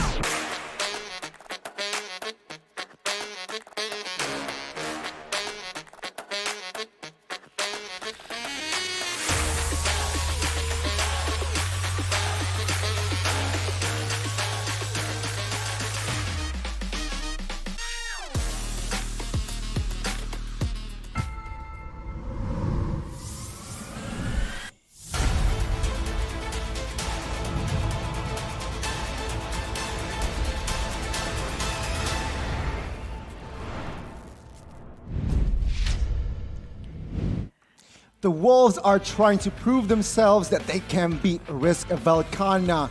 It is back with MWI 2023 with Gani and as well as Velkhana. How are you feeling? This is going to be super interesting because everyone here to prove that they are stronger, that they want to be the champion, they want to be the king or queen for this MWI 2023. I cannot wait.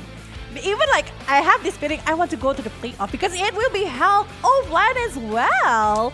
In the grand final later will be held in Jakarta, Indonesia. So I cannot wait. I think like this is the first ever LAN event directly for international ladies scene.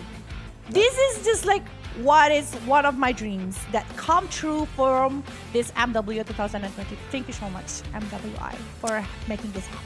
Velkhana's dream is coming in action on the 12th of February later on. So, ladies and gentlemen, don't miss that out as well. If you're able to come to the venue, come to the venue. If you're not able to, don't forget to participate and support your team on the 12th of February, of course. But, ladies and gentlemen, before that, let's focus on a Group B here today because a lot of hack action already been set and, of course, more action that we will witness as well here. Risk Velkhana and as well as Grayback. Any inputs? Yeah, I think like Risk Velkhana, they really need to work on their draft and also like the movement. I think like the movement coming from all of them is actually really good. The discipline and also the patience that they have along the game is actually very good. And maybe the confidence level they need to increase up a little bit over that one because they're going against Grayback, who is actually having a really good discipline, a really good communication that they proved in their our second match today, going against Team Hawk, one of the contender from the side of Malaysia. And Grayback, I think like they really learn from their mistakes a lot, and with that one, I think like they're definitely gonna be trying to beat Risk Velkhana, but Risk Velkhana, they still have a lot of things that they can try to put going against Grayback esports. Okay, on that note, let's take a look at the group standings here. What has happened and what might happen here in Group B, especially because GPX, as of now, is still sitting at a 2-0 win rate. Risk Velkhana lost once against GPX, but won 2 games. Grayback won once, lost once, and MDH there 1-2. But for the Malaysian team, not looking good. This is a surprise for me actually. Like Team Hawk right now actually sitting on the bottom of the Group B right now, despite that they're only playing 2 times. While for MDH Phoenix, they're already playing for 3 times right now. So there is still, it's actually a pretty tight spot here for who is actually going to be eliminated from today's match because everything can still happen. But we are going, this is the today's schedule. We already passed the 3 matches that happened today. But right now we are going for the match number 4, which is Risk Velkhana going against Grayback Esports. Both of them need to work a lot on their improvements so they can try to steal a point. Remember, it's still a very tight spot here in terms of the position. It still can change because most of them are playing 2 times and some of them already played 3 times. And they need to play 4 times this day to actually get the point. But this is going to be team lineup from Risk Velkhana. Rain, Shang, Taro, Vin God, and also Java God. Yeah, it seems like the 2 goddesses will come to the fray again with the same main 5 as last time they were up against GPX. Now the question is, will they be able to adapt against a team from the side of Singapore here, Grayback? Because remember, Grayback, history-wise, they lost against Team Hack, but in MWI, they are able to adapt and evolve with this lineup here. Suni, Surshika, it seems like Surshika is a new player here coming to the fray. Yumeko, Kersi, and as well as Violet. Yeah, actually, Surshika is one of the player because from the Grayback Esports, it's actually a mixed up a player coming from the Reborn SG and also Lugiami. Surshika right now going to be playing in the side of XP lane here, and along with Violet that is playing right now. Fun fact as well, like Grayback Esports have a lot of players that can play any kind of role. So at this moment, the prediction might be right, may be wrong. It can change anytime because Suni. Remember that last time I was mentioning Suni playing for the XP? Right now, she's gonna be going for the mid lane. Wow, you're right. So again, the prediction they can change, depend on the drop, depend on the hero that they were taking. That's just a very good advantage for the side of the Singaporean team here, Grayback. But let's take a look at Velkhana here, of course, with the same lineup and formation, it seems like. Yeah, with the Taro going for the gold lane, Java God going for the roam, Rain going for the mid lane, Rin God going for the jungle, and Shang going for the XP. Actually, this is advantage coming from the side of Velkhana. They don't need to change anything. The gameplay, they just need to improve it. They need to learn. They need to try to get something in their advantage from this kind of lane. While for the side of Team Grayback Esports, changing the rules, it might be kind of different, Gani. It is. And now you can see here Sursika coming to the fray. She will fill that EXP. And like you said earlier, Suni, who was on the EXP, will fill that mid lane. Violet. Roamer here, it seems like Yumiko, though, will be strengthening the gold lane position. Meanwhile, Kessie, just like last time, will fill that jungler position. Now, the question is, with the change of roles, do you think that they are able to, give out the same output effective-wise? That's the question. Like, are they going to be able to do that? Because definitely changing the player, it means that they are changing the gameplay, game style as well. The playstyle will be different. Will they be using that kind of gameplay that they were using previously going against Team Hawk? Or that kind of player lineup is only going for Team Hawk's role right there? So it's a very hard decision right here to choose who actually going to be waiting for this one. What about you, Gani? You want me to predict first? I don't know. I'm still thinking here. Me too. With the performance, it's quite hard here. Quite tricky. I think I'm going to go for the Grayback Esports. Okay. Because I really want to see Suni using the mid lane. What is actually going to be changing? She was a very multi-talent players with multi-roles, so Grayback. I think it's going to be super tough for Team Velkhana to actually predict what is going on for Grayback Esports. I personally feel that I will not side with you on this one. I will go for Velkhana because of the changes, a lot of changes. I personally feel that they need to adapt fast on time, and I feel like Velkhana can exploit that fact. But then again, Velaj, you are the person, you are the caster as of now who still is sitting at 100% prediction, so I might be wrong. I might be wrong as well. It might be going for Velkhana again. They are having so much things to be bragged from that one. But yeah, a keys of victory here from the side of Velkhana. What they need to do for going against Grayback Esports. I think they need to play around objectives. Velkhana, they know how to play the game. They know how to find weakness spots, and they need to, of course, not forget about the objectives. They're not afraid to fight as well, because Grayback is not Basreng. Basreng, when they want to fight, they will fight. But now they need to somehow have more control and just pick fight, and not afraid to fight. Of course, pick Rain's Comfort Heroes is also one of the keys, and protect her farming phase. We saw glimpses in our opening match earlier, so they need to be and stay consistent, and perhaps so that Rain just can deal a lot of damage in towards the mid and towards the lane. Yeah, I think I want to add up for that one as well. Also need to be careful over the drafting phase going against this Grayback Esports, because I think they really need to predict what is actually Grayback Esports going to be playing for this one. But this is going to be the keys to victory from the side of Grayback Esports. They need to play safe early, and also need to maintain that kind of rotation that they were having, just like what going against Team Hut. And pick or ban Rain's Comfort Hero right here might be one of the keys to get the win here. And also, do not do team fight, focus on ganking. I think the composition that they were having before is actually gonna be a very good options. But if the opponent's taking over Deki, it might be ruining their drafting. Perhaps. Yeah. So yeah, it depends on the drafting. It depends on something. So I want to see the drafting. Can I?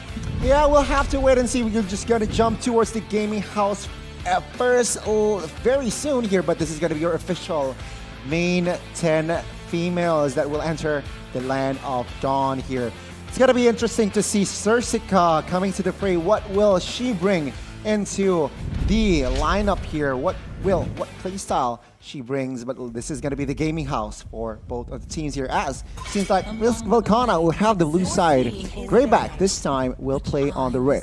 Yeah, but this is interesting. Usually when you're banning over the purple hero, it's usually coming from the second pick phase, but it's not from this side. Velkhana, just like, I don't want to see glue, I don't want to see Yves. That is actually being used by the Grayback Esports previously in the previous game. So Fredrin and also Kaja is being eliminated. So far, I don't see like a potential pick coming from Hayabusa. And so I think like they were going to be focusing over carry, or maybe even 1-1 to be banned or even picked. Along with maybe if they want to, they can try to contest over the Lapu Lapu along with the Joy that is still there. But Joy is directly being banned, Connie. Yeah, as you were saying, of course, Joy now will be banned out here. Let's see, Grayback, what will their response be as they are now sitting in the hot seat? Fredrin, Kaja ban, like you mentioned. Carry and 1-1 is still up and available. The question is, what will she ban? What will they ban here? It's going to be Hayabusa, so letting both of the heroes, letting both of the marksmen open. So it's a win-win solution. Okay, you will get one marksman, I will get the other. Yeah. And if they want to contest over the Lapu Lapu, it's also going to be very good. It depends on Riz Velkhana. Are they going to be trying to pick over that one? Because before, I think like Riz Velkhana is like prioritizing over the Lapu Lapu along with the Lolita. They also can have the chances to pick over the Beatrix later. So I think like for now, they can try to pick over something else. But yeah, they're still picking over the carry because carry is still one of the heroes that is going to be very strong in the gold lane side. Okay, let's see here. Risk Velkhana, they are going to bank on that carry pick. Grayback most likely responds with a 1-1 pick here. Alongside, I get Lapu Lapu, but I personally feel they should pick up the not even the 1-1 yet. Because they already pick over the marksman, True, so I think true. like I just gonna be looking over the heroes Other later. heroes. Or maybe they don't want to pick over the 1-1. Okay, I don't mind 1-1 is being left out. I'm just gonna be picking over the Beatrix or any kind of hero that is still available. But with this Valentina pick, I think like it's gonna be utility Valentina. Going against Lapu Lapu, it's actually going to be a very good one. But Ling! Okay, the first Ling in the Land of Dawn is going to be officially set here for the side of Risk Velkhana. Now, with Lolita and Valentina in the opposing side, I feel like for now, Valentina is the only viable target for Ling to somehow target here. Now, Grayback, what will they commit to here? I mean, 1-1 can be picked up, but no, it's going to be Bovia's first. So they are not going to prioritize that 1-1. Perhaps they, like you said, they might prioritize Brody or Beatrix. Let's see. Yeah, they might be going for something else as well. I mean, like going against a Ling, like you're having a marksman is actually pretty risky. But, you know, picking over the Povius is actually very good options, I might say, because like Povius right now can be countering the movement coming from the side of Ling, and also like quite tanky to go against the Karina. Later with the Clock of Destiny, I think like it's gonna be quite painful as well to the side of Team Risk Velkhana, so they need to do something regarding over that one. And banning over the Atlas is actually pretty smart.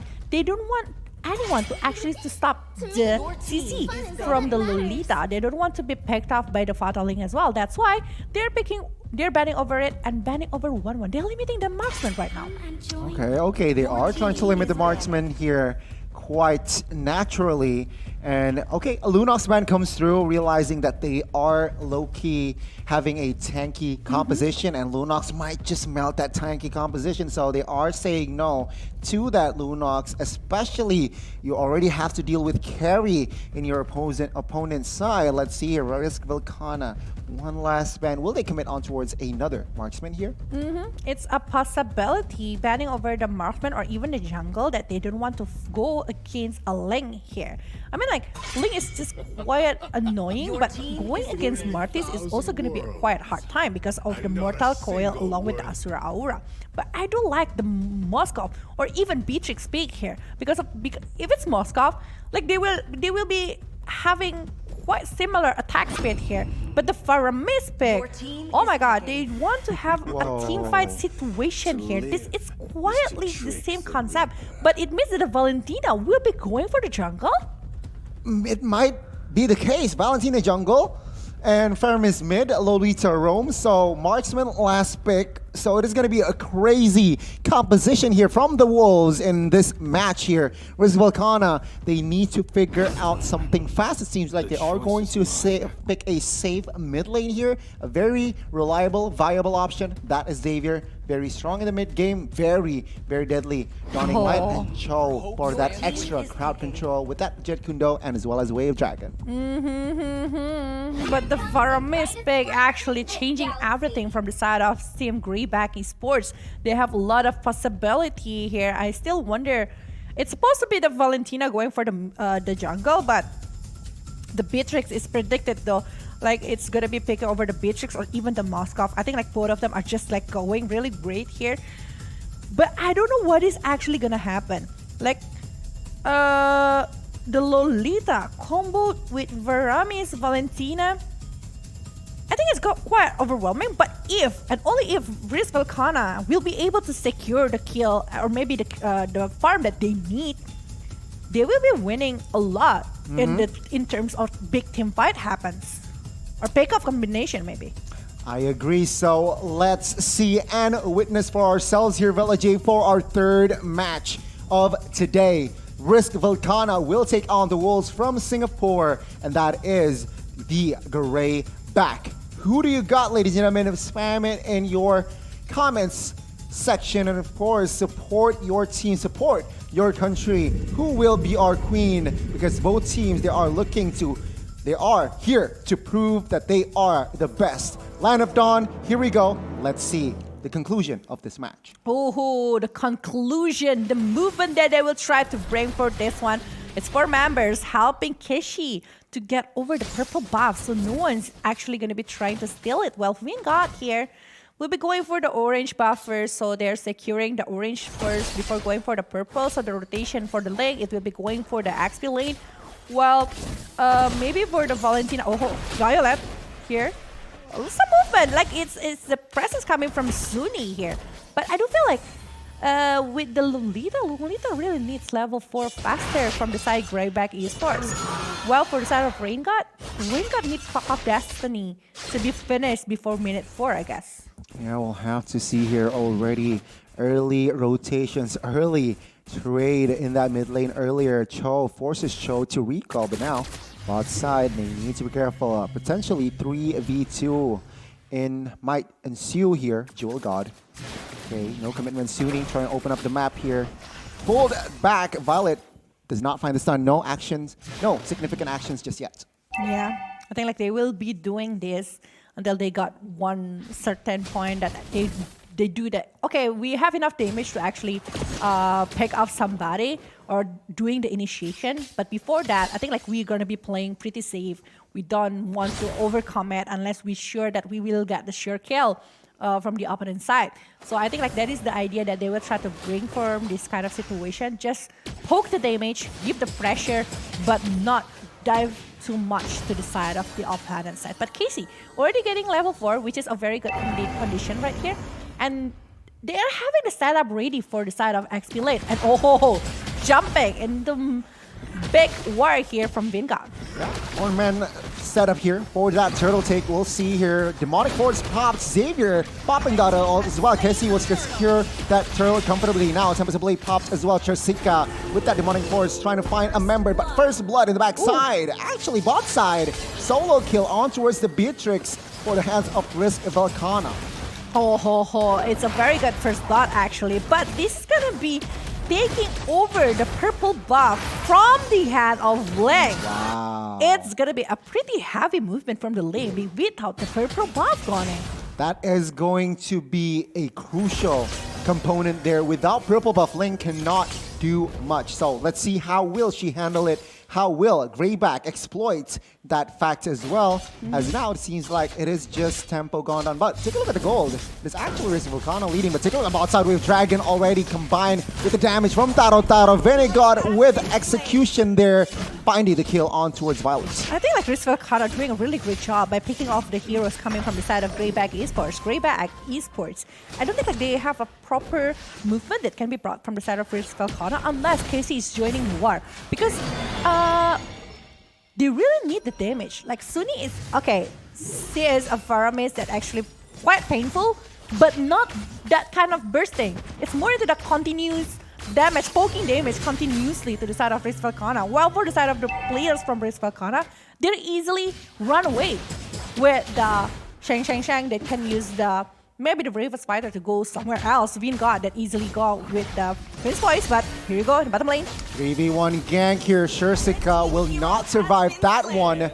A lot of damage taken as Shursika is a little bit late there to escape. But take a look at the mid side. Actually, Vingard is taken to health HP. No commitments to secure the kill just yet. Yeah, and actually the potential coming from Jewel God. He was like, okay, I have the Way of Dragon, so where is the lane that we are going? And they're taking it. They're taking the commitment over that one. Well, for Grayback, I don't feel like they're still very good in terms of objective. They're always picking over the turtle. They have this setup. They got ready for that one. And here you go, the turtle. Who is actually going to get that one? I mean, Cold Altar popped here. Turtle will definitely secure by Keshi. Soon he needs to be careful here as now Taro needs to escape with that flicker. Demonic Force pops as well. Will she survive? The answer is no, as Shursika secures the kill.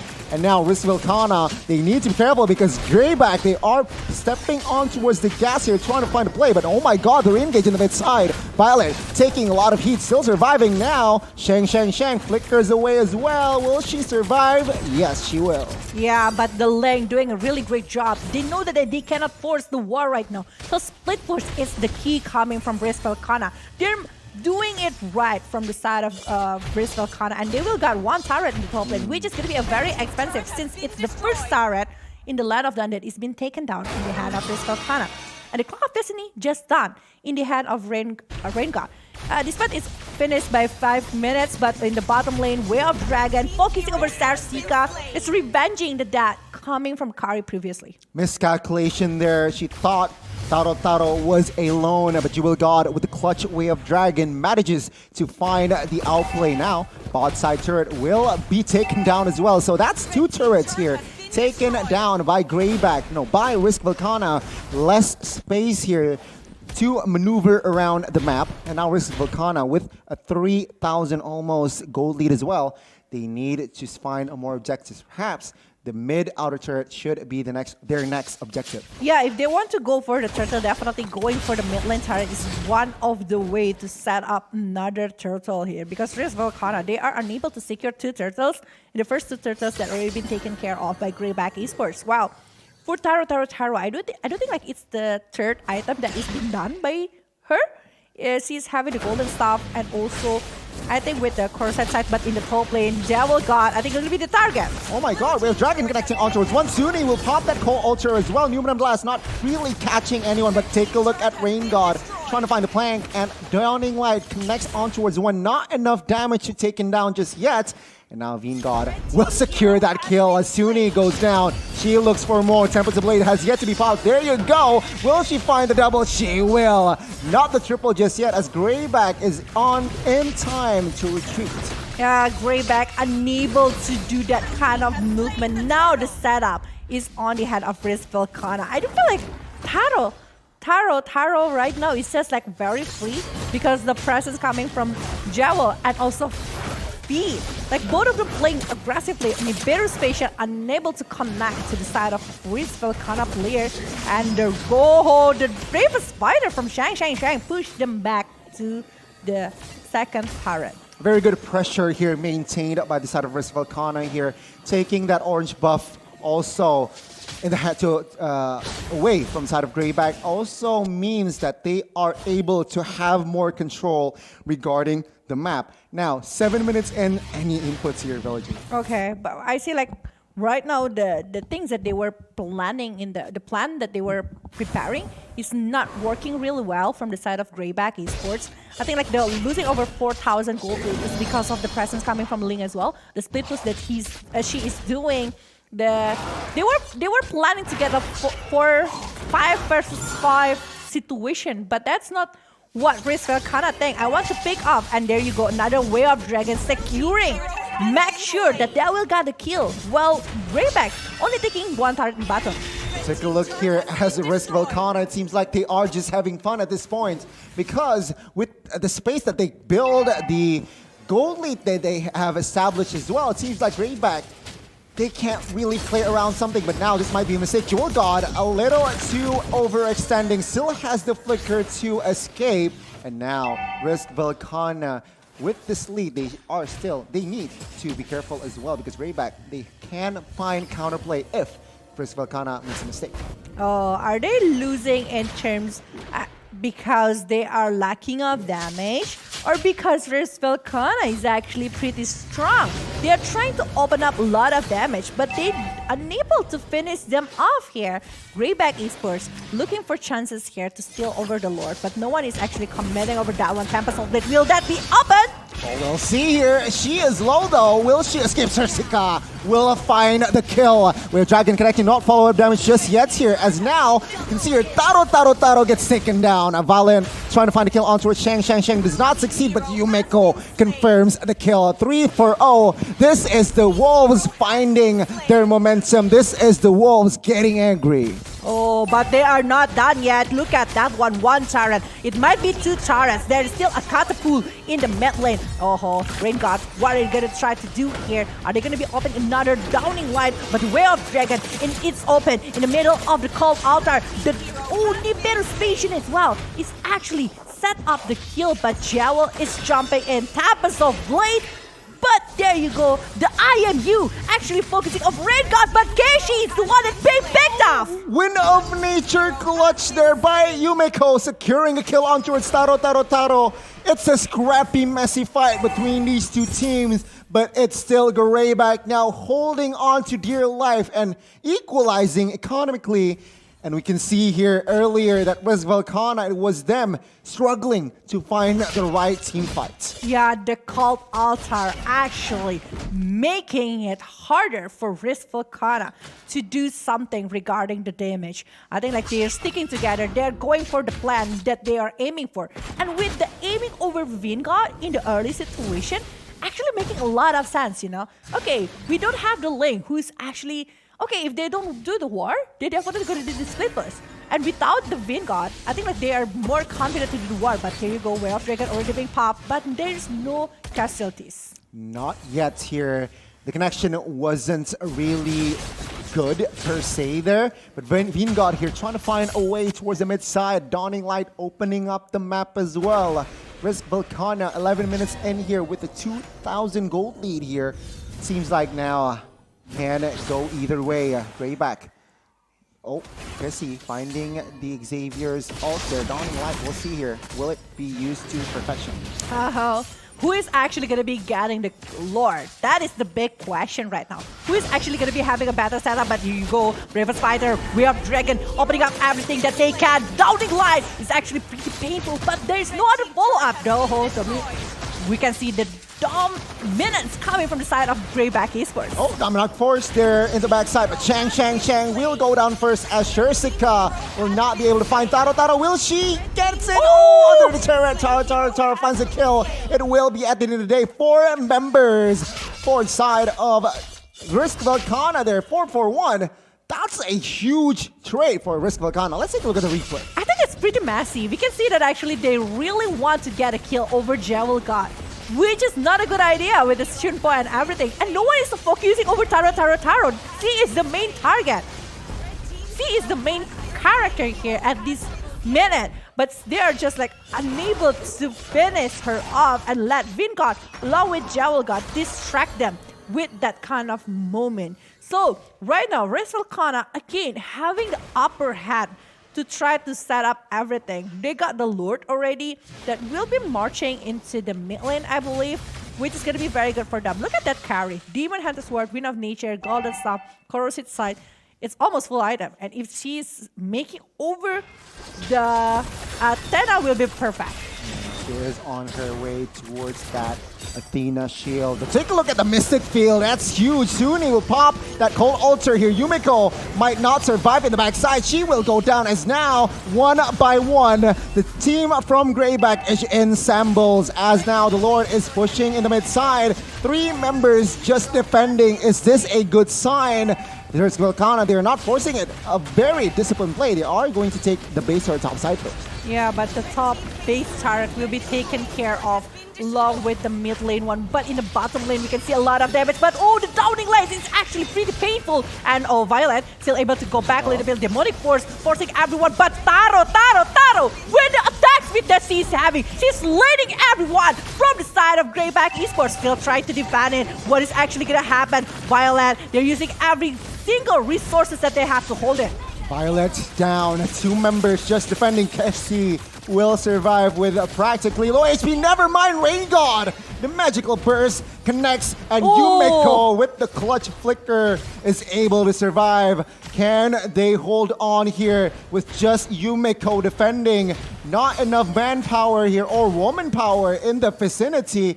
Grayback, they are now holding on to dear life. 4 members is on the base. Take a look at the Wolf Wave Dragon finding Yumiko one by one. The base will be the target as Risk Velkhana will secure the game. Congratulations. Nice try. Nice Grayback. one. Nice one. They are doing it right with all of the heroes that they are picking. A really good carry, a really good show that they pick as the roamer here. They secure the kill really well. The targeting also went really good. We can see that actually the Purviews that trying so hard. I think like from the Grayback, they are doing a lot of undisciplined movement. They are losing a lot of momentum and potential and risk Velkhana. Just like, okay, I just want to be straight over this. I want to take this. I want to contest that one. I want to make sure I take care over the objective. And they got it. They got the top turret. They got the bottom lane turret. They just like, okay, we play slow but sure. We maintain the objective gameplay. We maintain everything that we can. We don't need to force anything. If we can, we can. If we cannot, don't force it. Yeah, they have cemented their lead in quite a fashion, I suppose. I mean, Grayback, there were glimpses that they are trying to find the comeback. Mistakes were made from the side of the Risk Velkhana, but it seems like it is not enough because Velkhana was just too powerful. Remember, Taro carry was almost full build. It was practically full build as well. And when she was free hitting, no one can stop her. Yeah. It's just hard. And No it's one. clear that that Vingod, the lane, was also on point. She comes in timed perfectly just to execute players, just to bait out resources as well. And it seems like Team Grayback, they cannot withstand the pressure. They cannot somehow find the loophole to find the comeback. So it is GG. No worries. We'll have to see you the next match. Yeah, I do feel like from the side of Grayback also, they are not having quite enough damage. I don't know how. Because I was thinking like Valentina, Veramis, along with Purviews, Beatrix, it's going to be having quite huge damage to the side of Risk Velkhana, but I do realize that they are playing around with their movement. Just like what I've mentioned before, like the heroes that on the hand of Risk Velkhana is just like easily to run away from something. So they're kiting it longer to the side of Grayback to use all of the resources. Well, for the Risk Velkhana, okay, you're done with your resources. So what's next? It's our time to move and try to get you down. And it's going to be a very tricky situation indeed, Velajib. It was a tricky situation for side of Grayback. But again, congratulations to the Philippines team. They have managed to somehow bounce back after the first loss in our first opening match against GPX. They managed to reset mentally, emotionally as well, and take the dub against a team from Singapore, which leads us to our final match here Yeah. later on. And congratulations, nice prediction. Now we are having the same score for this, Gani. I It's think you 3 and still 1. almost. Oh, okay. We have 3 and 1, Okay. both of us. Both Okay. of us. So we will see later in the match number 5 what is actually going to happen. But before that, we will see the Animals. item build, I believe, for this match between Velkhana and also Grayback Esports. I kind of wonder what is the item that they made to counter the carry. Dominance Eyes, what is next after that one?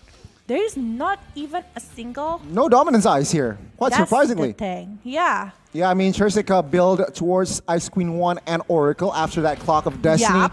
And Violets, no dominance eyes, so... I kind of wonder why though. I'm in the Blade Armor. I kind of understand what Se is thinking over that one. But I do still feel like the attack speed from Taro, it's crazy. Let's And- not forget about the lifesteal or life spell vamp from Shang as well. Yeah, yeah, that yeah. needs to be like taken care of for that dominance eyes, or at least NOD. But Yeah, but there's no NOD as well. That is Exactly. interesting coming from the side of Team Grayback Esports. But this is going to be the MVP 839 Mage KDA with 80%, 81% kill participation and 779 match GPM. Taro. with Flicker in the hands as well. Of course, she displayed a perfect carry, almost perfect, with a score 839, like you mentioned. And I feel like after getting the 3 main items, which is Corrosion, EHS, and as well as the Golden Staff, she is ready to pop off. She is ready to deal damage. And of course, extra security with that Wind of Nature. Man, she was nuts in Yeah, that game. and she's respecting the magical damage. She's going for Athena or maybe Oracle for that one. But this is going to be the highlight. We can see that actually from the first situation, Grayback Esports is having a very good setup over the objective gameplay because they're focusing over the turtle. They are focusing over the setup they can try to put on. But again, the kiting that is being brought by the side of Risk Velkhana, it's just like really good. And you make call against against the Taro. It was a close moment. And Violet being Way of Dragon by the side of Team Risk Velkhana is just creating so much pressure to the side of Grayback Esports. But they are forcing the war too far and choosing over Jewel God when they have Taro in front of them. If they're focusing and targeting Taro, they might be taking advantage. Okay, they don't get anyone else, but they are getting the marksman that having a kill streak, which is gonna give them quite a lot of gold. I think like that's the thing that they need to learn from the Grayback Esports, the targeting that they need to do going against a team that is playing quite aggressively. The distraction is pretty huge from the side of the team Risk Velkhana. That is going to be it for this match here. Again, carry is still too strong, it seems like. Do not let carry out here, especially if you're going up against Risk Velkhana, because it's clear that Taro will create havoc in your opponent. Take a look at that. Flicker, Wind of Nature, everything for as a defense. Yeah. Yeah, I mean, this is just too much. Rain God with the, I mean, Yumeko with the clutch flicker as well, but this was the final push. It was a little bit too much for Grayback to defend. Yeah, I think like one by one respawning and not very good momentum right there because the two waves coming into them from the bottom and also the top lane is just like too huge to be handled by the side of Grayback Esports. But very interesting match, definitely coming from both of the sides. We saw that actually a lot of potential that can be brought by Risk Velkhana, one of the Philippine teams that actually steal the point from the Smart Omega before in the Cebu's qualifier. Interesting. But Grayback, what is going to be the surprise? Because I think like they will be playing after this again. I think they will be going against... Off stream maybe, but on stream it will be MDH and Team Hawk. Okay. If I'm not mistaken. Correct me if I'm wrong, but I do believe it is going to be Team Hawk and as well as MDH. Yeah. But yeah, there you go. That is official. Team Hawk will go up against the Mekong qualifiers team in Vietnam, of course. From Vietnam, of course, MDH Phoenix. It means that if Team Hawk wins this one, we might be having a tiebreaker, maybe? A tiebreaker. We'll have to see. It's a possibility. We're still not sure about that one. It depends on the others' result from this match, Team Hack against GPX Basreng, that happens right now as well off stream. So we will see later what is actually gonna be the result for that one. Because if it's the tiebreaker will be very interesting. It is going to be very interesting. All teams are here to prove. And of course, ladies and gentlemen, we are going to take a short break before the closing match of today. So Goni and Velkhana will be back. Please stay tuned.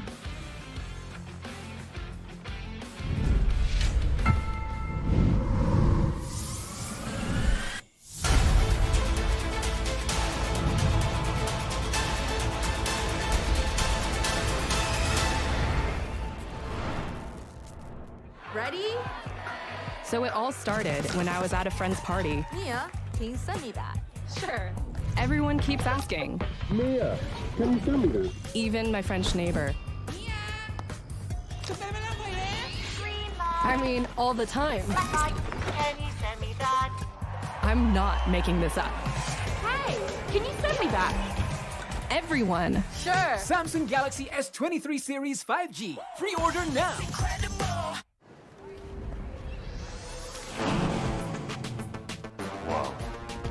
Attention passengers. Final call for flight. Wait, is that a phone? Look at the performance, the graphics. That thing's a gaming machine. A new challenger. Is that Faker? That man's a gaming legend. Everyone, fasten your seatbelts. And here we go! Samsung Galaxy S23 series 5G. Pre-order now. Mimpi para gamers untuk jadi juara. Membanggakan Indonesia. Sebuah potensi besar yang menjadi komitmen BCA untuk support gaming ecosystem. Kini game bukan hanya rekreasi, butuh konsentrasi dan kolaborasi.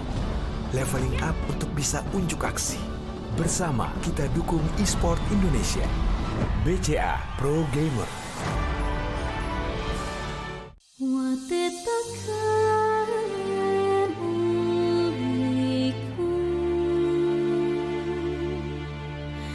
Nusantara adalah tempat untuk jiwa yang berdetak, akan hasrat untuk terus maju, menerjang arus dengan simfoni yang indah.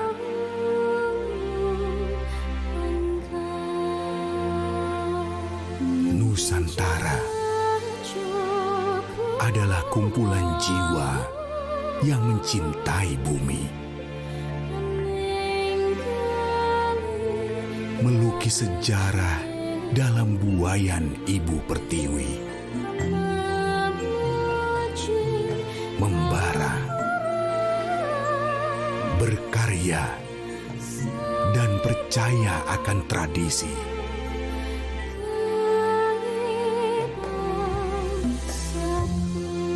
Mewariskan keindahan yang kekal oleh waktu.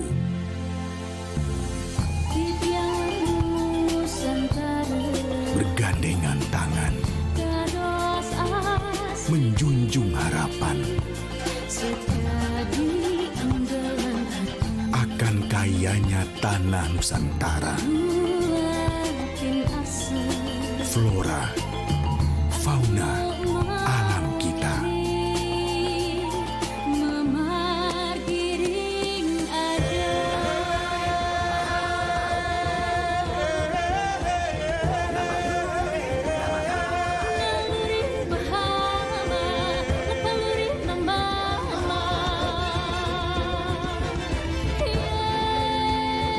Memberikan sinar impian untuk tawa mereka yang begitu berharga.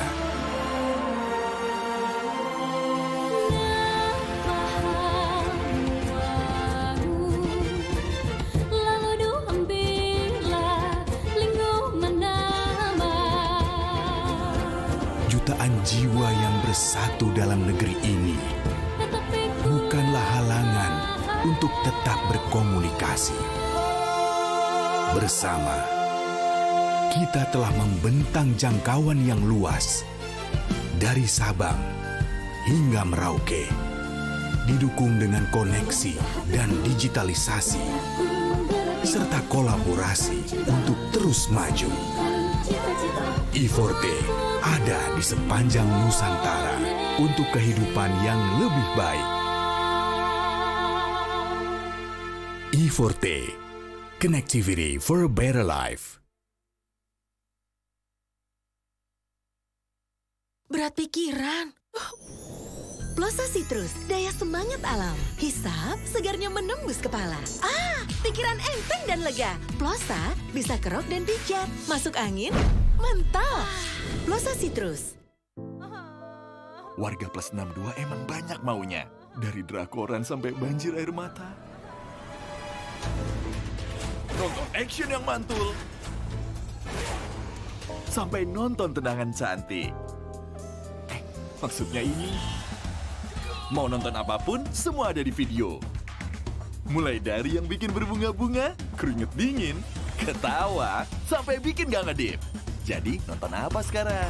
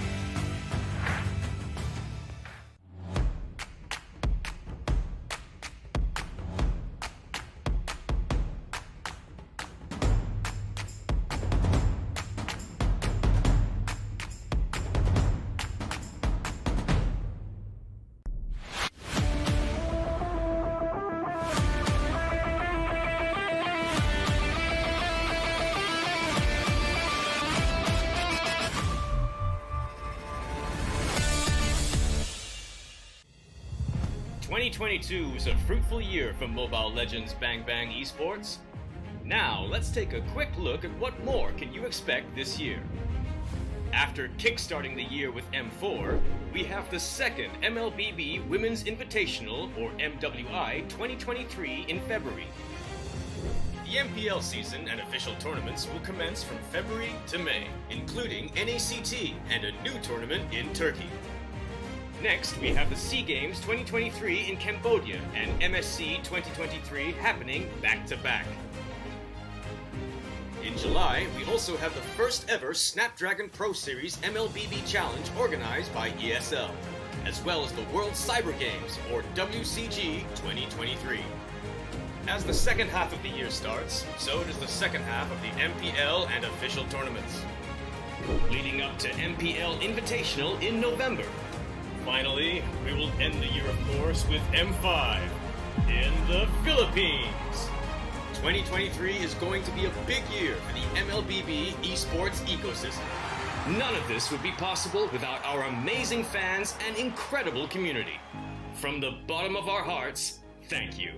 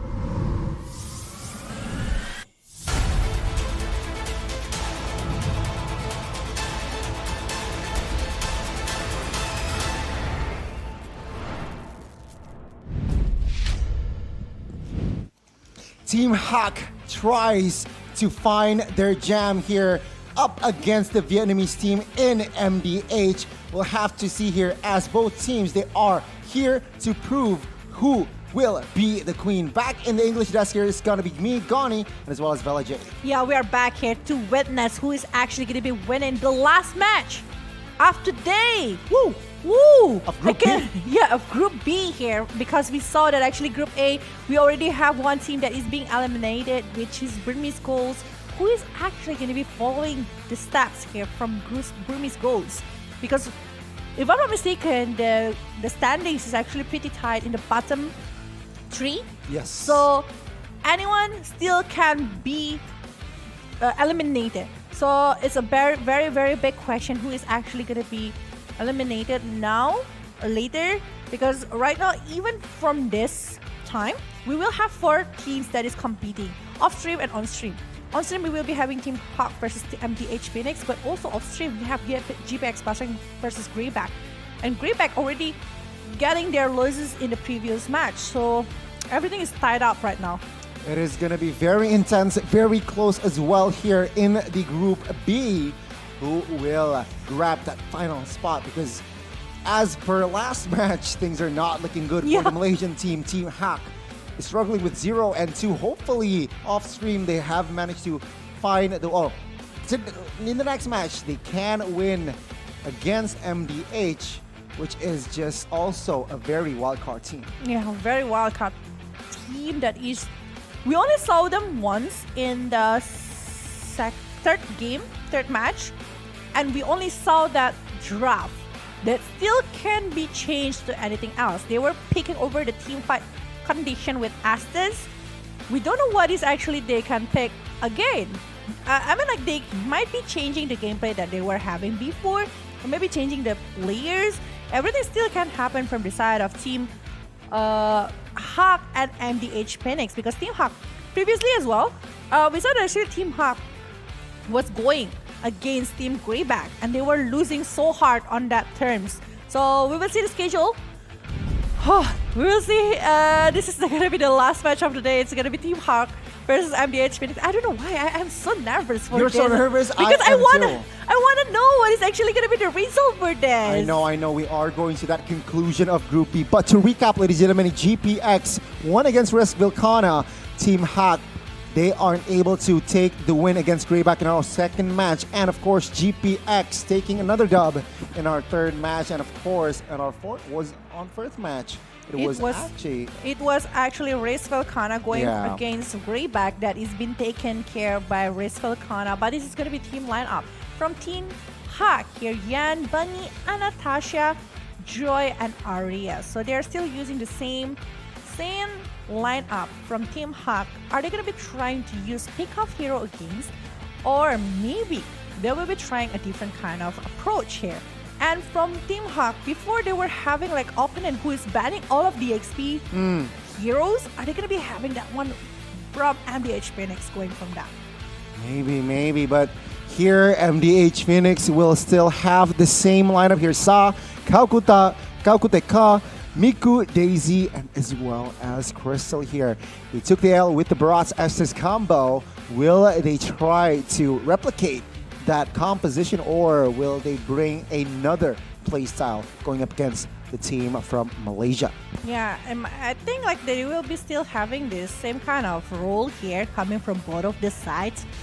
I think like I want to know that the player coming from Kaukuteka along with the Joy here, I think like they have a different kind of approach here, while from the Kaukuteka or the one that's coming from MDH Phoenix, they're more into the tanky kind of hero, while from the side of Team Hawk, they're more into like very potential initiation heroes from the jungler itself.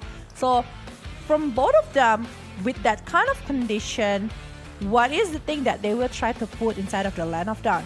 One is like opening the aggressive movement. One is more focused into the big team fight.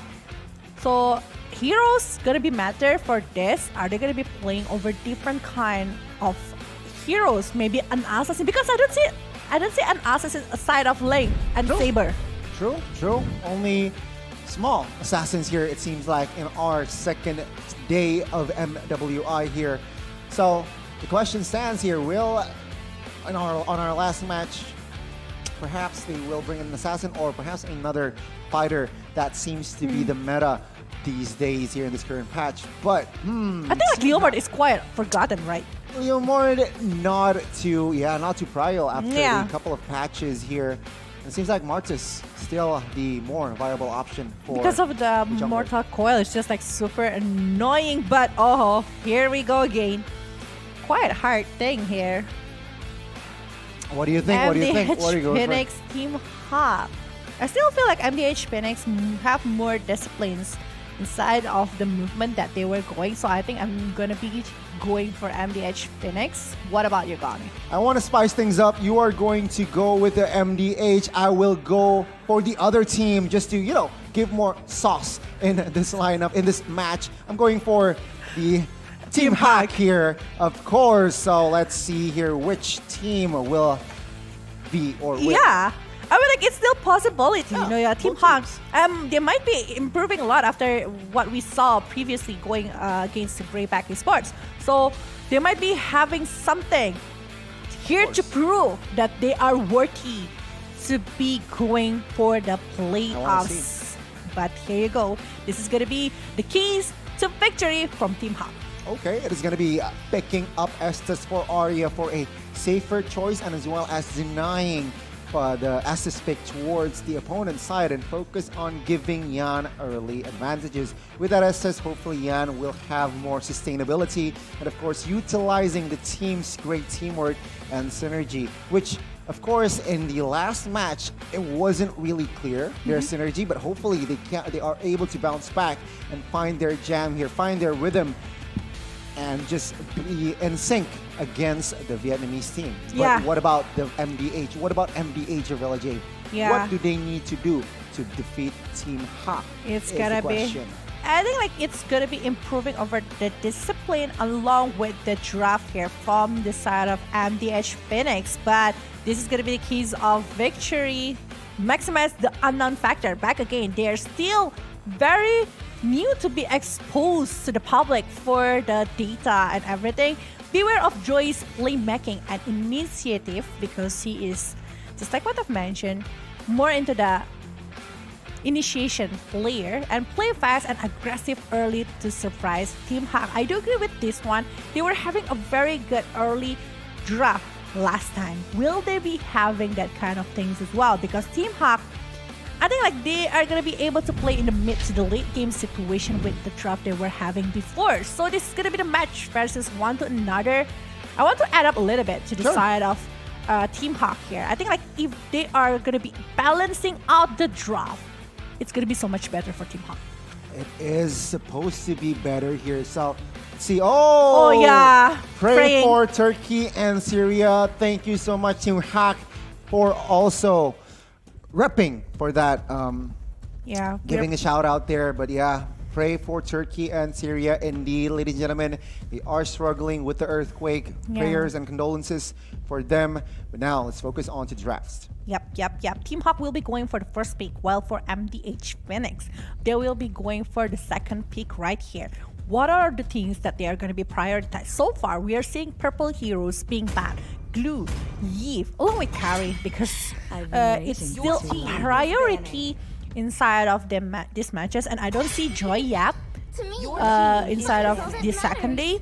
So I think I still think this Joy will be banned, but respecting the 1-1 directly after seeing the carries, actually it's very surprising. Like they don't want to let these heroes open to the opponent. Yeah, it seems like in this current match, they are not going to gamble in the quote-unquote tier S's marksman here. Carrion 1-1 banned out. Followed after, it is going to be the Kaja banned out here by Team Hack. Also a prio, it seems like, but now Team Hack, they are on the blue side here. They need to somehow capitalize on picking the hero first here. Will they open heroes such as Yves here, it seems like. But MDH banned out that Joy. Yeah, no Joy. There is sadness because there is no Joy. Even though there's Joy on Team Hack. Even though there is Joy on Team Hack. Yeah, you're right about that one. Thanks, Goni.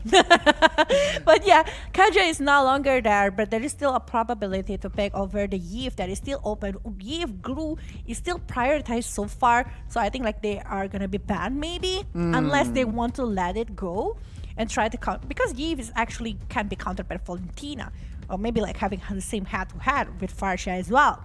So still a lot of options, despite that he's still having a lot of things, but banning over assets. Okay, you were playing with assets before. Not gonna let you have the same concept here. So again, with little to no information that MDH has, it seems like Team Hak is banking on that first match that which MDH picked up the Estes. So now Team Hak perhaps learning from that fact, they're saying, okay, let me just ban out that Estes. So no more Estes Barat shenanigans here for the side of MDH. Last ban for the first phase here. Should they ban out that Yves? Glue, Yves, Glue, Bodo. oh yeah, true. Or they're gonna be banning over the glue, just like what I've mentioned. And then, oh no, they're opening both of them. This is nice. We're gonna be seeing glue, hopefully, for the first time in forever. No, joking. For the first time. For the first time today. And here you go. Taking over the glue directly. Yves Lapu-Lapu maybe? Or Yves Lolita. Lolita is very popular. Like lately, it's on top of the pick here. But no, I got it all wrong. It's gonna be Brody and also Yves directly been taken by the side of MDH Phoenix. I think it seems like Miku is comfortable in playing Brody here. Remember, last time she was playing that Erythal and it doesn't come through to fruition. So perhaps Brody is her hero, but Team Hak responds with a very solid hero here in Cho. Can be placed in that roamer, and we saw a couple of times Cho jungler as well. So it's somehow a flex here. Adding crowd control in your composition as well, a very, very solid choice. Yeah, and I think they can be going for the Brody or even going for the Yves here with the presence coming from the glue. And you know what? The Cho, and you know what? It's also glue can be focusing over the Brody. So two heroes to counter that one, and also the area of effect from Farsha. So they want to have the head-to-head here. Farsha, who is going to be opening the ultimate first? Is it going to be Yves with the real world manipulation, or even Fair Strike coming from the side of Farsha? But Lapu-Lapu, not Love You, is being picked by MDH Phoenix. So still having the team fight composition here from MDH. I still wonder what is actually going to their pick for the roamer. I was thinking about Digi, to be honest. Digi might be a viable option here actually for MDH. We'll have to see first here, because now we are going to enter the second phase. They should minimize, or they should eliminate the option for roamer. But Atlas has been banned out here, saying, okay, they are still convinced that Cho might enter the jungler position. So again, Atlas banned out. Let's see though. The response from Team Hak, they might actually limit the options for a jungler. Yeah, that is right. I was thinking if it's not that one, because I was like, if it's jungle, are they going to be playing over the assassin? Because Kaukuteka, we don't know what kind of hero that he's comfortable with. I mean, like Ling, Hayabusa is actually very good for going against Farsha. Any kind of hero that can dive into the back line. I'm not suggesting Karina though, but any kind of assassin that can easily go away from that kind of moment. But they're limiting over the roamer here. Hard roamer. So they still believe that this show go and punish Farsha. But the question is, if that Falsti, is she gonna be playing the show over the jungle? Because if it's Anastasia, yeah, it does make sense. Maybe. So this probably going for Cho jungle. So we will be seeing another jungle pick. Supposed to be, I don't know. I just predict that they will try to pick another kind of jungle. That maybe can go for Brody, or maybe go for the Yves on the back line. Yeah. What is the options here, Gani? Help me out. Let's see. I mean, Claude has been shadow picked here, but Baxia. Okay, Baxia, remember, against Grayback banned out this Baxia here, so perhaps that is a hero that is the playstyle of Team Hak. Combined with Beatrix, that's going to be deadly. Now, MDH for that last pick here, roamer position. take a look at Kaja banned out. Estes, Lolita, and Matilda has been banned out. On the right side is Kaja, Kadida, and as well as Atlas. Not much roamer left. Perhaps Diggy is the last option. But with the Basha pick, I don't think Diggy is now good. I was thinking about something else. Even right now, I do feel if they're picking over the... I don't think Grok is good. But I think like if you're going for Hylos, Hylos gonna help you quite sustain. Or maybe Ruby, just Ruby. Ruby is gonna be pretty good for this kind of draft from the side of Team MDH. But they are being punished pretty hard, you know. Being pretty much countered by the banning over roamer. All of them, like banning over the Atlas Kadita. It's just a pretty much hard moment for Team MDH. It is. But I do agree with you. I mean, Ruby, I forgot about that hero. We talked about it earlier, how much Ruby was a hero that is quite underrated with their composition. And I do feel like that is the only option left. But Diggy, shadow picked here. Again, that can just provide a lot of denied movements. I think that can just shift their momentums here. No crowd controls. And adding movement speeds and as well as shields. So let's see here. What will the approach be from the Vietnam side and as well as the Malaysian side? This is interesting draft coming from Team Hawk and Team MDH. Somehow, I do feel like Team Hawk is on the upper hand right now because of the draft that they were having. But it depends on the initiation or maybe even depend on the movement they will do inside of the land of down. It's still probability for MDH here. What kind of Diggy that they will be going on? Is it going to be the Diggy in Pure Rage or maybe Diggy tank or Diggy support? We have three options right now. If you want to play aggressively and punish Beatrix, Diggy in Pure Rage is good. But remember, with these three tanky hero from the side of Team Hawk, MDH, you're going to be depending your damage coming from Brody and Yiv. So who is actually going to be the frontliner? It's going to be Lapu Lapu. Is it going to be enough? That's the question. A lot of things over tank. We'll have to wait and see as we are going to witness the last match here. Oh, straight to the game here. Almost a minute already. Aria here taking some heat. Still surviving that one. It seems like the Letho has been secured by the red team. Oh, stunned there. Saw still surviving that one. But take a look at these spells here. Normal, Diggy, support emblem here. So pull yourself together emblem has been secured. Yeah. Pull yourself. So it's going to be like play quite aggressive but not committing a lot and letting this Brody to just farm, let it save and play, just like making the way for Martis to get something in return. And maybe with the presence coming from this Diggy, it might giving a lot of information by the movement of the Basya, because with the Shield Unity, like the Basya's presence can be shown by the alarm bomb, but in the top lane, they see. I think like it's still gonna be survive. But they're receiving quite a lot of damage. And Bunny! Wow, solo kill! Flicker there almost. Yeah, with the wings by wings will secure the kill as first blood will go to the Malaysian side. What a solo kill. Glue, a very annoying hero. Yeah, and it's like, thanks sis, I got the first blood thanks to you working really hard. But the Way of Dragon is also being all about energy impact and also another kill here from the side of Team Hawk. And they are not stopping that pre-rest track. It's 3-0 in the first 2 minutes. Very strong movement from Team Hawk. Very solid and convincing lead here early on. A turtle neutral objective also secured by the side of Team Hawk here. Very, very nasty early game here. 2,000 gold lead almost secured here by the Malaysian side. Let's take a look at the replay here. What happened? Seems like, yeah, Baksha was on that turtle. Arya, oh, it's just a 3v3 action there. Not much health bar for the side of MDH and, of course, exploited by the side of Team Hack. Yeah, and Sa is actually like having quite a hard time. She wants to open up the damage to the side of Team Hawk, but positioning coming from Yan with the Farsha is just like really good. Free Rise Strike is actually feeding the needs to get the power to put the damage to the side of MDH Phoenix and zoning them out to make them unable to chase over something. But then the Bear's Patient just to put everyone back. I don't want you guys to fight for me. I just want to clear and get the turret as much as I can. A very good placement there. Placement skill there from the side of Falsty, or Feisty rather.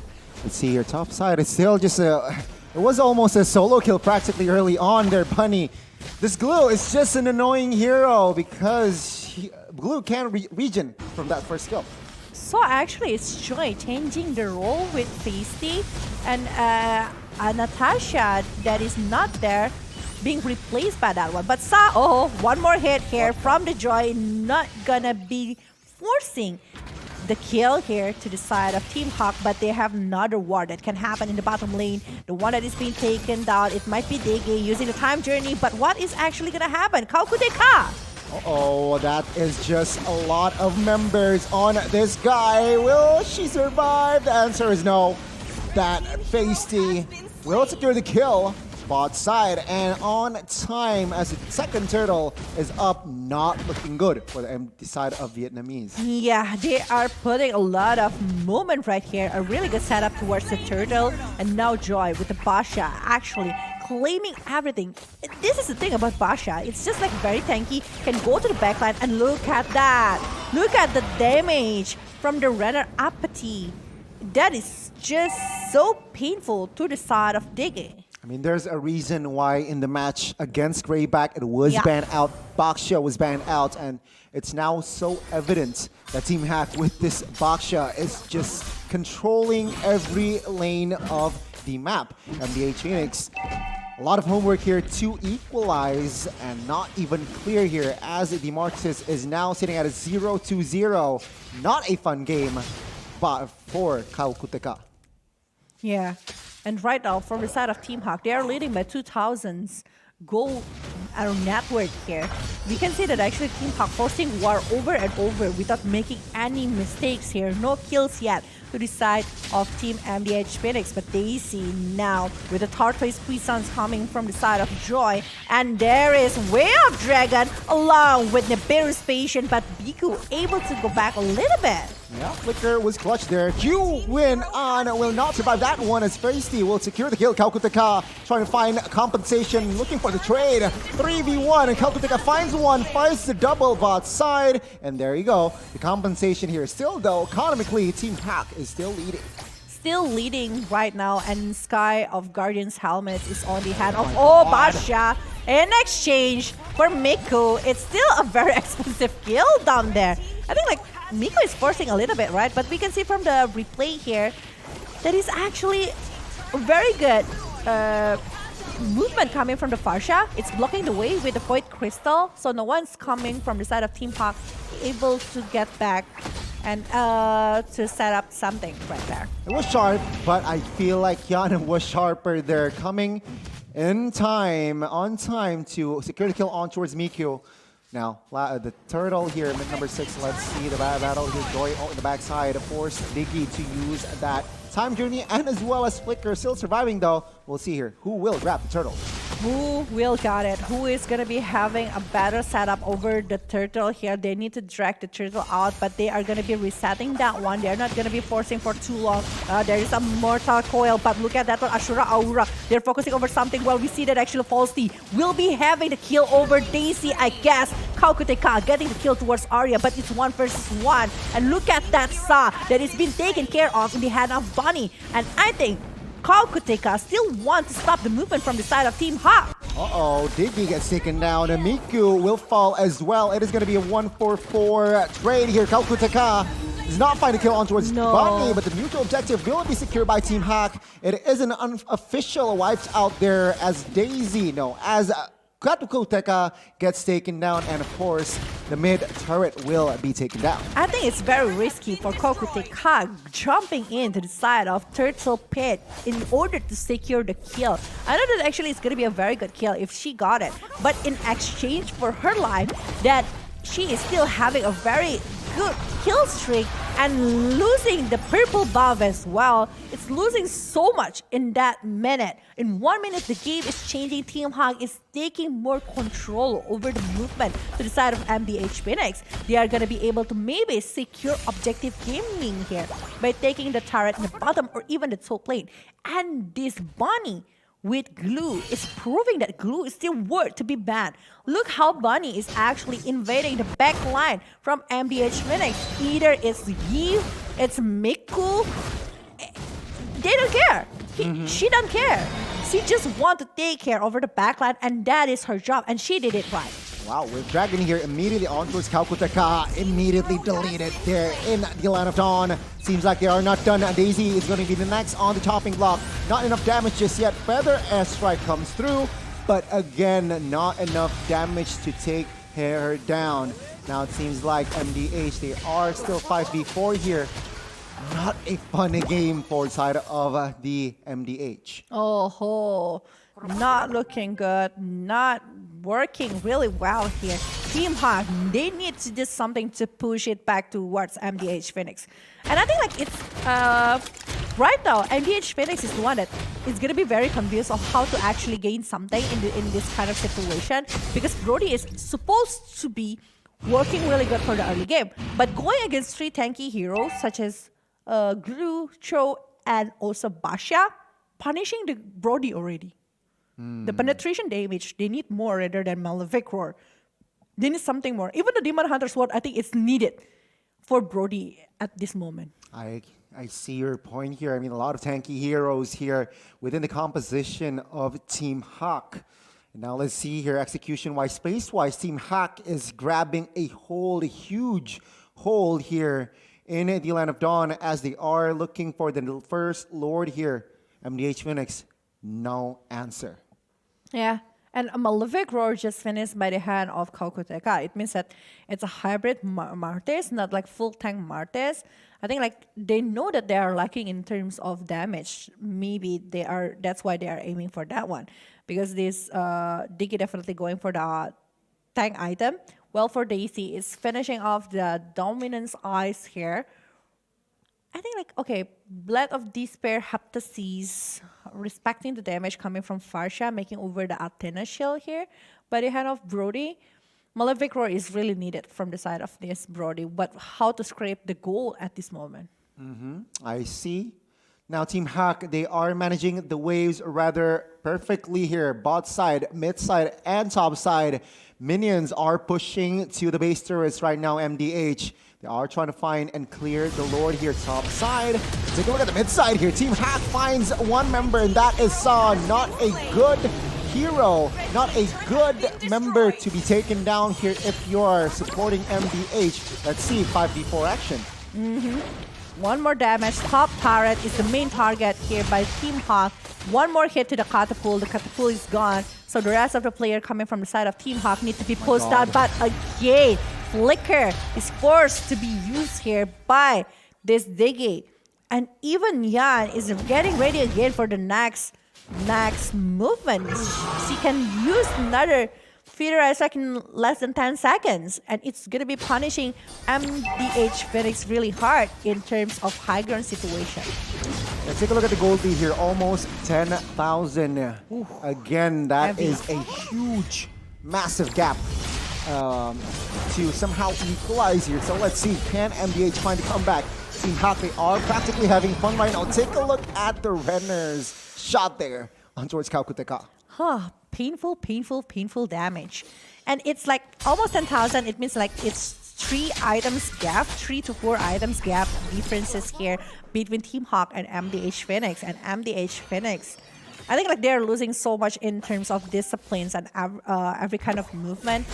They're not sticking together. And here you go, Kaukuteka, I think is gonna be the perfect target from the side of Team Hawk. One member taken care of here. No jungler here as 25 seconds towards the Luminous Lord. Team Hawk now, they are again leading almost 10,000 gold lead here. They are leading this comfortably. We'll see now MDH Phoenix. I guess what they can do is capitalize on the mistakes of Team Hack, but then again, not a lot of mistakes made here from the Malaysian side here. They are playing this very calculatively, and it is just a Hail Mary here, MDH, if they are trying to find a win. Yeah, I think like they're doing a really great job here from Team Hawk. They're doing so much better rather than the games that they were playing before. So I do feel like right now Team Hawk is having a lot of things on their hand with the second Lord on their hand and the Sky of Guardian helmet just finished by Bunny. Bunny is already so tanky along with Joy. And this Joy Bunny is not even shut down once. They are still very, oh my god, 3 of them. Only Arya and Falsey that is ever been picked up by MDH Phoenix. It's only 3 kills given to them. That's why the gold differences are too high, and also the objective. Even from MDH, they're not able to secure a turret from the side of Team Hawk. And Team Hack here, this is what I expect their gameplay should be from earlier. I did not expect Team Hack to lose against Grayback here, but it seems like now they have found their jam here in this current match.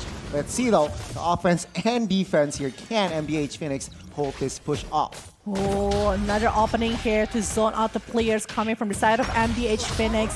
Lord is still there, but they are going to be trying to jump into the top lane, and there you go. The Lord is fierce to the side of Best Turret, and they are not stopping there. Real world manipulation is being popped. They try to put back everyone from Team Hawk, but Team Hawk not going to be stopping and going to be aiming for the base turret, and there you go. Look at that one, but the damage given from the side of MDH Phoenix not going to be able to stop the movement from Team Hawk and securing the kill here, the win for Team Hack in the last match. Take a look at the happy cheering faces from the side of Team Hack, relieved that they have finally found a game to somehow find in this group, and a very, very strong, convincing performance as well by the 5 players here.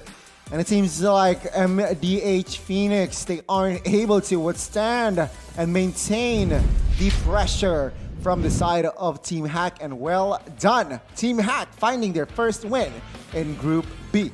Yeah, strong lineup from the Team Hack with a very strong glue.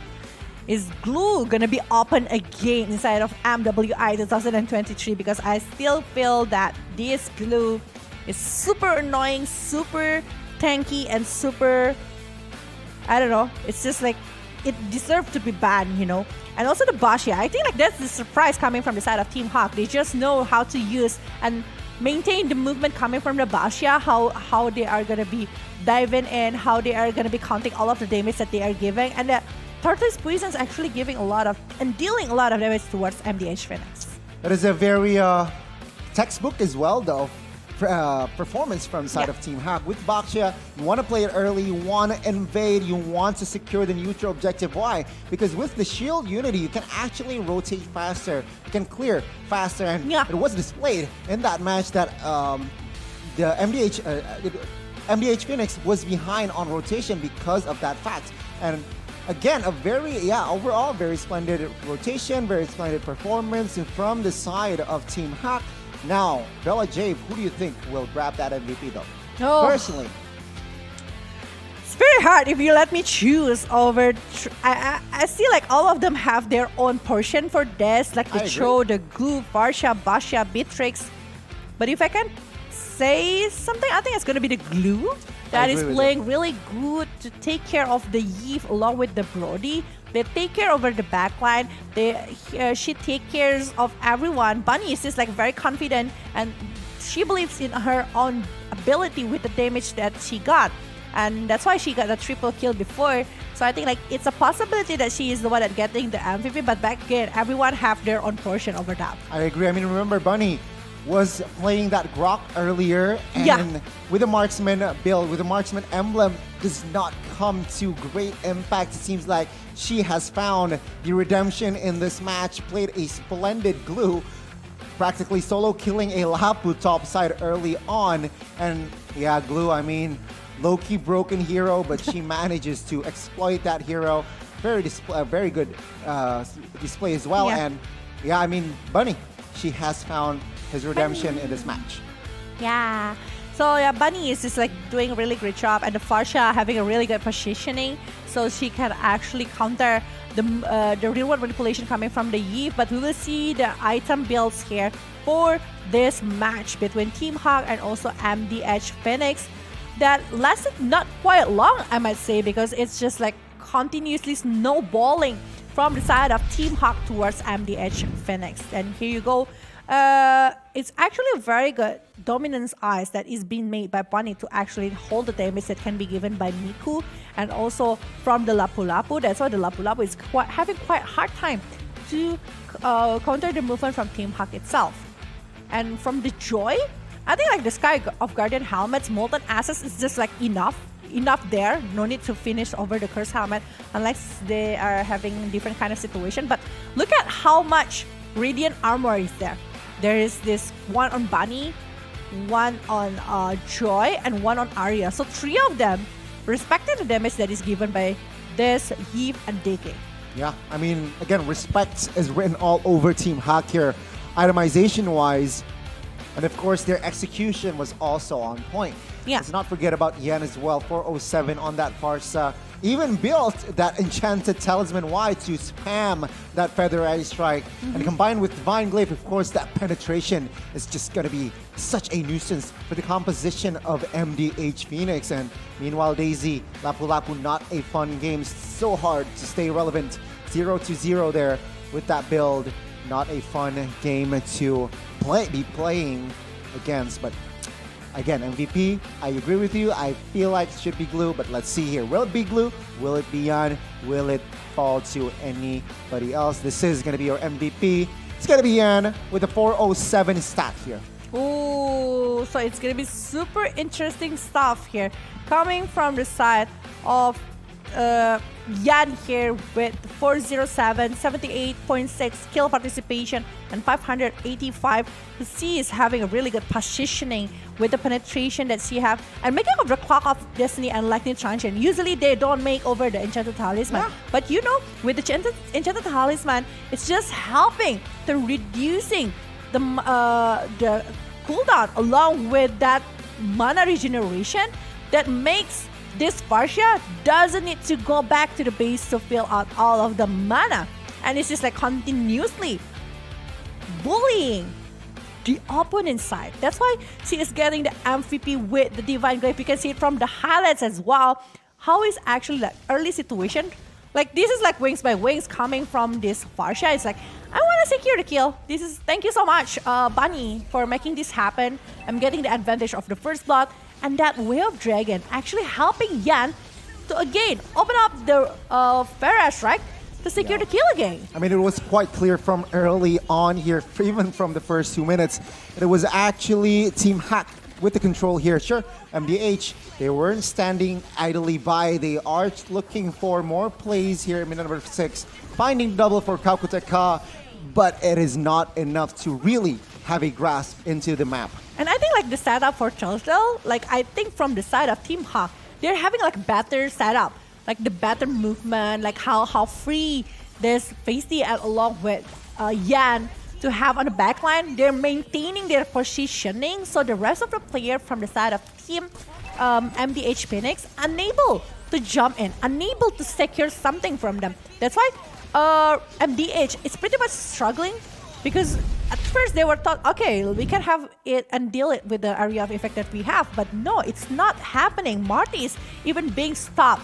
Too much CC that is given by Team Hawk. Mortal Coil, you're done with the Mortal Coil. We have Cho, we have Farsha, we have Basha.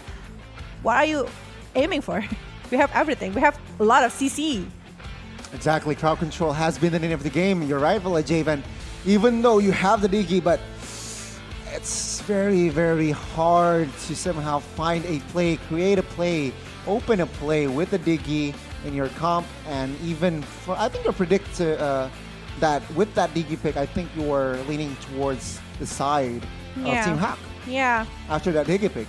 I think like they're thinking like this show gonna be going for this jungle, and they're getting baited by that one. Exactly. That is quite big problem, I guess.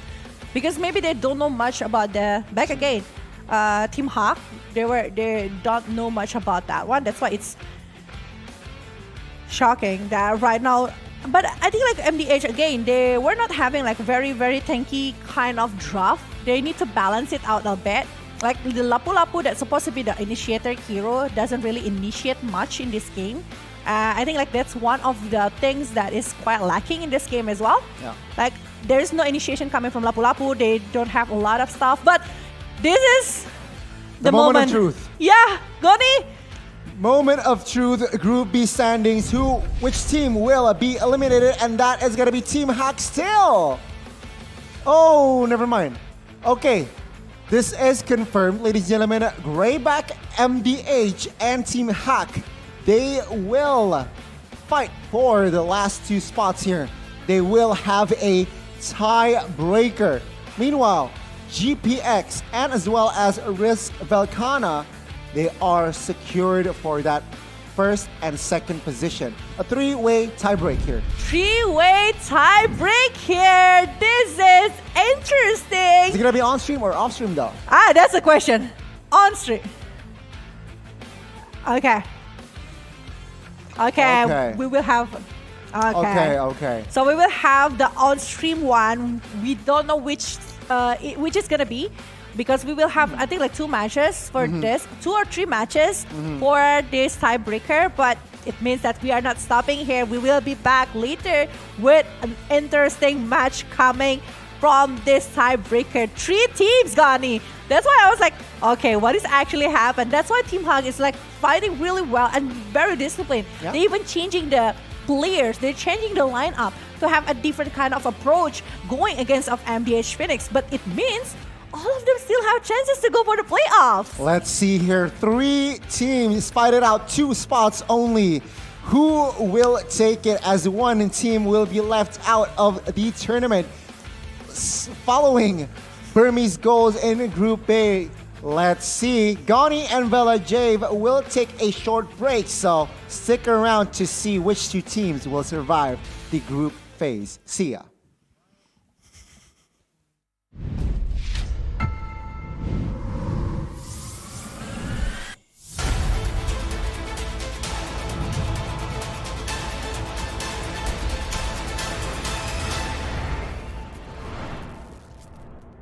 Ready?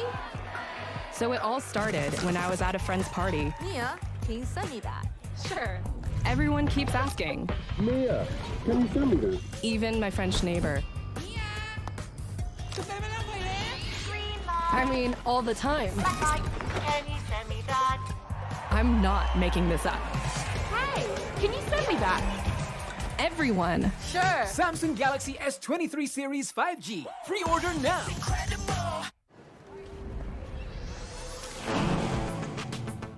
Wow. Attention passengers, final call flight. Wait, is that a phone? Look at the performance, the graphics. That thing's a gaming machine. A new challenger. Is that Faker? That man's a gaming legend. Everyone, fasten your seatbelts. And here we go! Samsung Galaxy S23 Series 5G. Pre-order now. Mimpi para gamers untuk jadi juara. Membanggakan Indonesia. Sebuah potensi besar yang menjadi komitmen BCA untuk support gaming ecosystem. Kini game bukan hanya rekreasi, butuh konsentrasi dan kolaborasi. Leveling up untuk bisa unjuk aksi. Bersama kita dukung e-sport Indonesia. BCA Pro Gamer.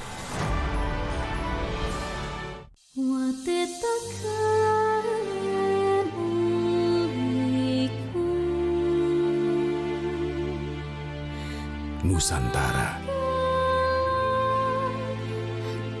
adalah tempat untuk jiwa yang berdetak,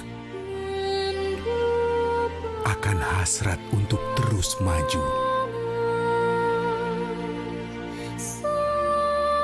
menerjang arus dengan simfoni yang indah.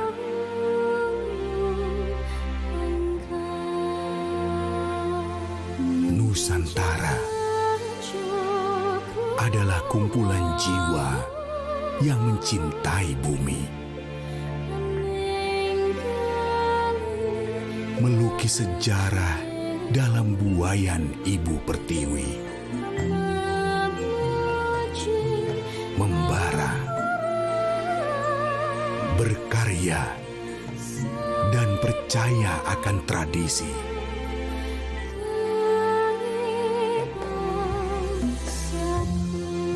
Mewariskan keindahan yang kekal oleh waktu.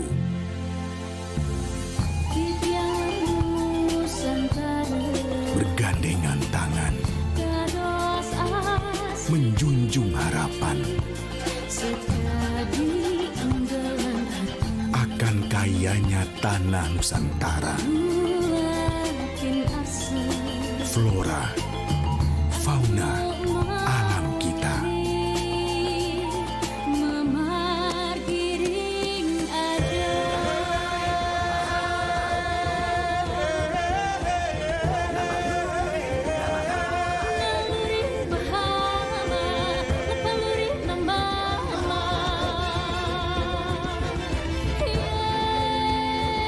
Memberikan sinar impian untuk tawa mereka yang begitu berharga.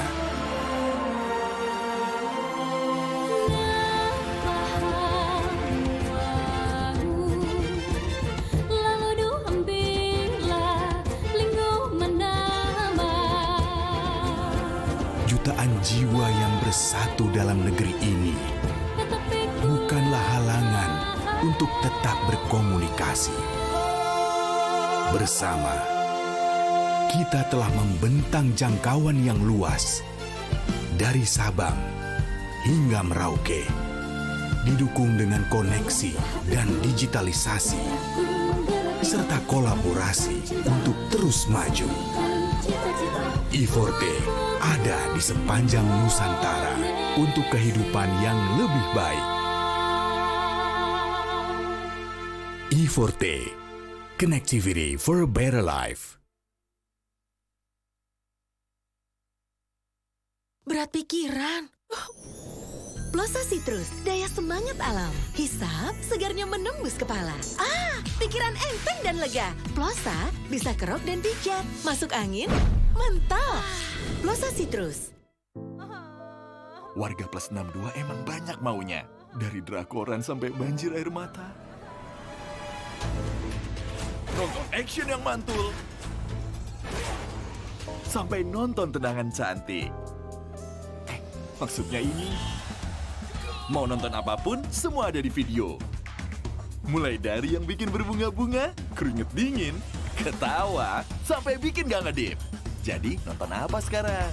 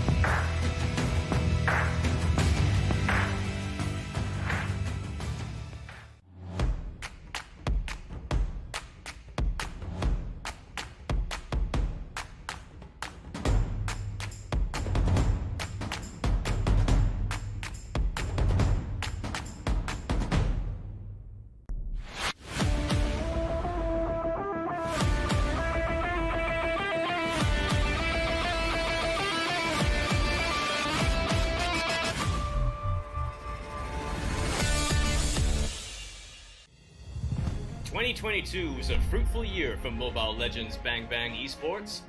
Now, let's take a quick look at what more can you expect this year. After kickstarting the year with M4, we have the second Mlbb Women's Invitational, or MWI, 2023 in February. The MPL season and official tournaments will commence from February to May, including NACT and a new tournament in Turkey. Next, we have the SEA Games 2023 in Cambodia and MSC 2023 happening back-to-back.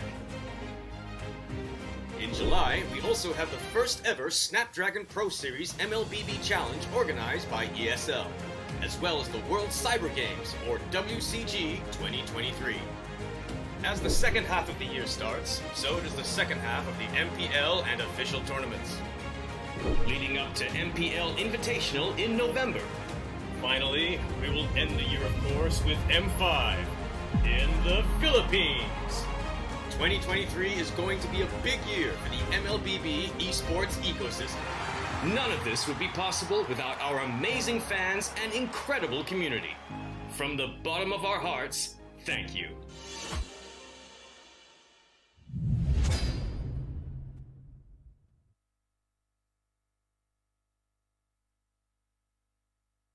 Ready? So it all started when I was at a friend's party. Mia, can you send me that? Sure. Everyone keeps asking, Mia, can you send me that? even my French neighbor. I mean, all the time. Black light, can you send me that? I'm not making this up. Hey, can you send me that? Everyone. Sure. Samsung Galaxy S23 series 5G. Pre-order now.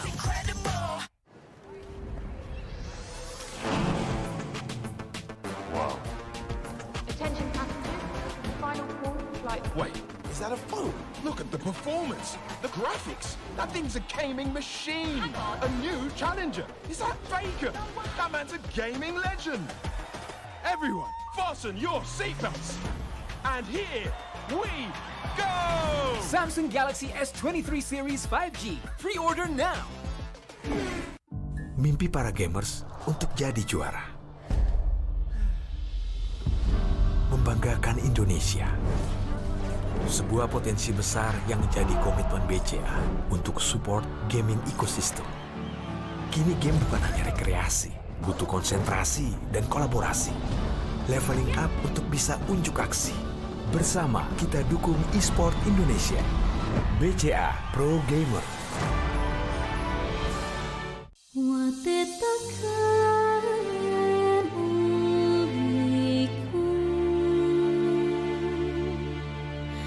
Nusantara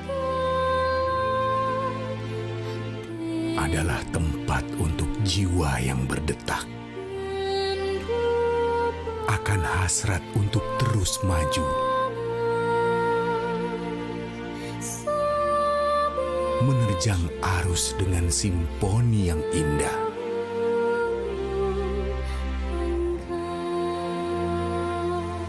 Nusantara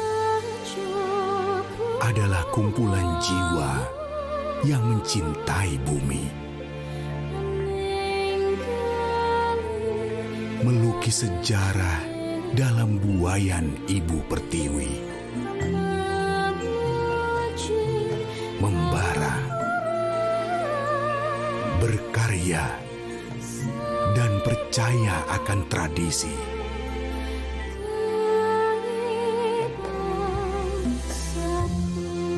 Mewariskan keindahan yang kekal oleh waktu.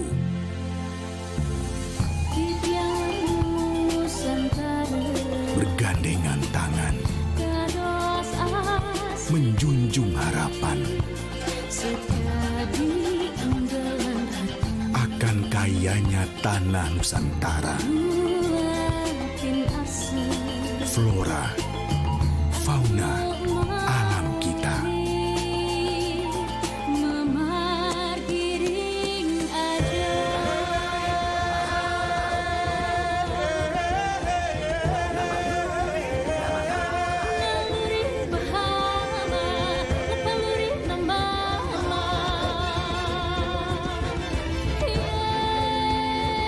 Memberikan sinar impian untuk tawa mereka yang begitu berharga.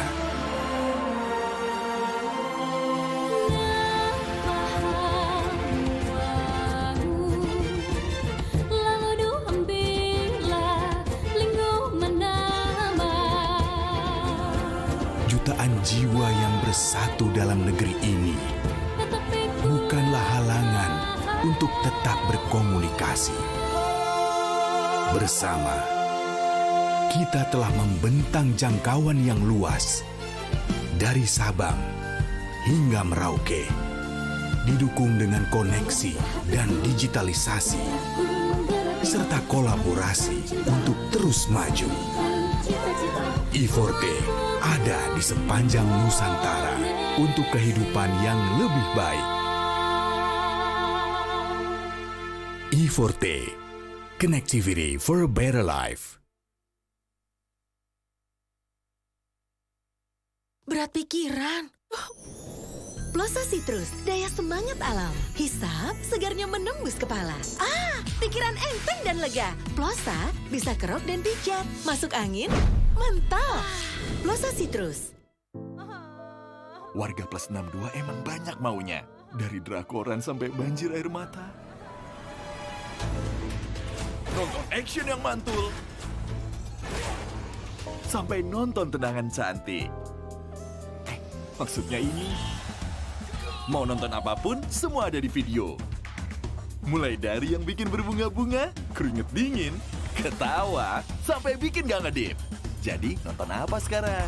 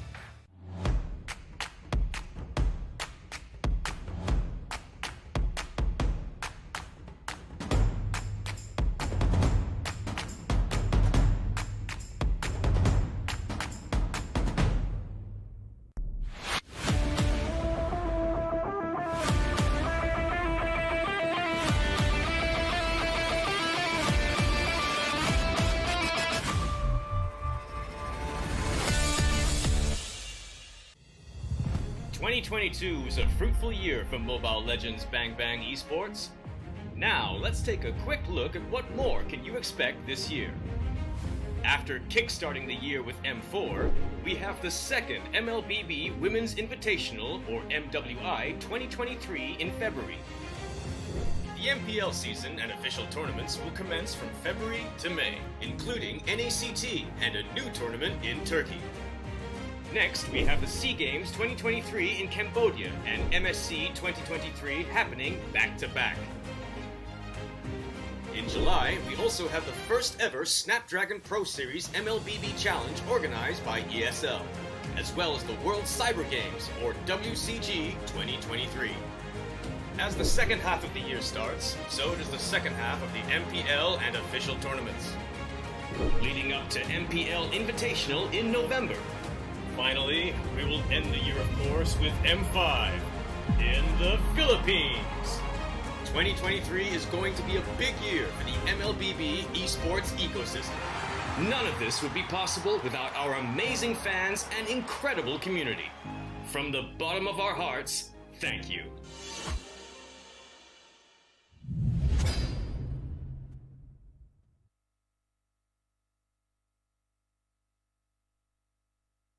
Ready? So it all started when I was at a friend's party. Mia, can you send me that? Sure. Everyone keeps asking. Mia, can you send me that? Even my French neighbor. I mean, all the time. Can you send me that? I'm not making this up. Hey, can you send me that? Everyone. Sure. Samsung Galaxy S23 Series 5G. Pre-order now.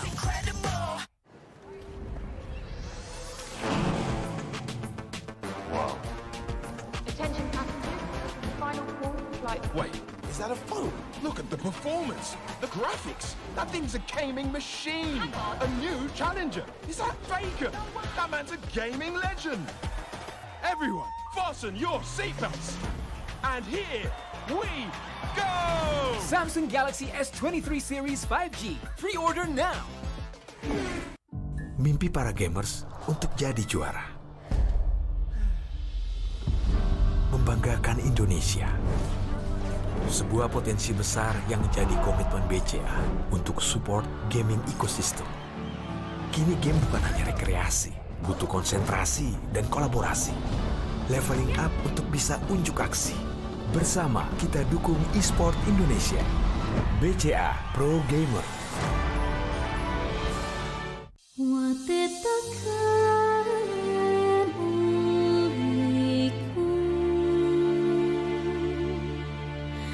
Nusantara adalah tempat untuk jiwa yang berdetak,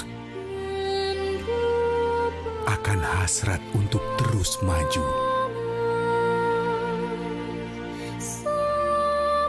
menerjang arus dengan simfoni yang indah.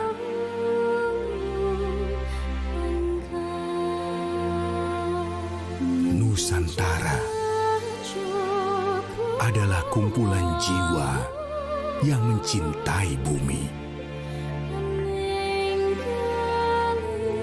melukis sejarah dalam buayan Ibu Pertiwi, membara, berkarya, dan percaya akan tradisi.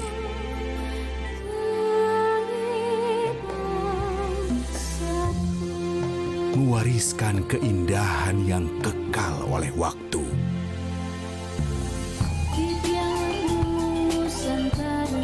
Bergandengan tangan, menjunjung harapan akan kayanya tanah Nusantara. Flora, fauna, alam kita.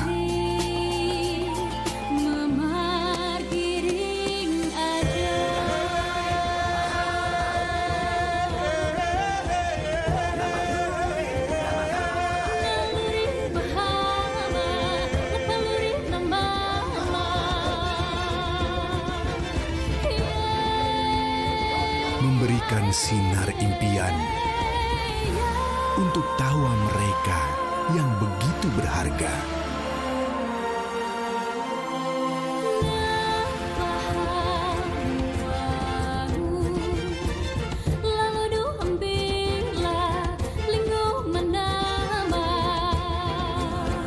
Jutaan jiwa yang bersatu dalam negeri ini bukanlah halangan untuk tetap berkomunikasi.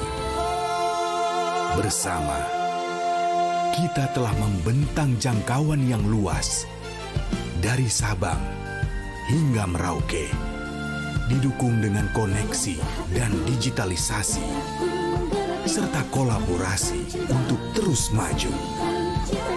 I4T ada di sepanjang Nusantara untuk kehidupan yang lebih baik. I4T, connectivity for a better life. Berat pikiran. Plosa Citrus, daya semangat alam. Hisap, segarnya menembus kepala. Pikiran enteng dan lega. Plosa bisa kerok dan pijat. Masuk angin, mantap. Plosa Citrus. Warga plus 62 emang banyak maunya. Dari drakoran sampai banjir air mata. Nonton action yang mantul. Sampai nonton tendangan cantik. Maksudnya ini, mau nonton apapun, semua ada di video. Mulai dari yang bikin berbunga-bunga, keringet dingin, ketawa, sampai bikin gak ngedip. Jadi, nonton apa sekarang?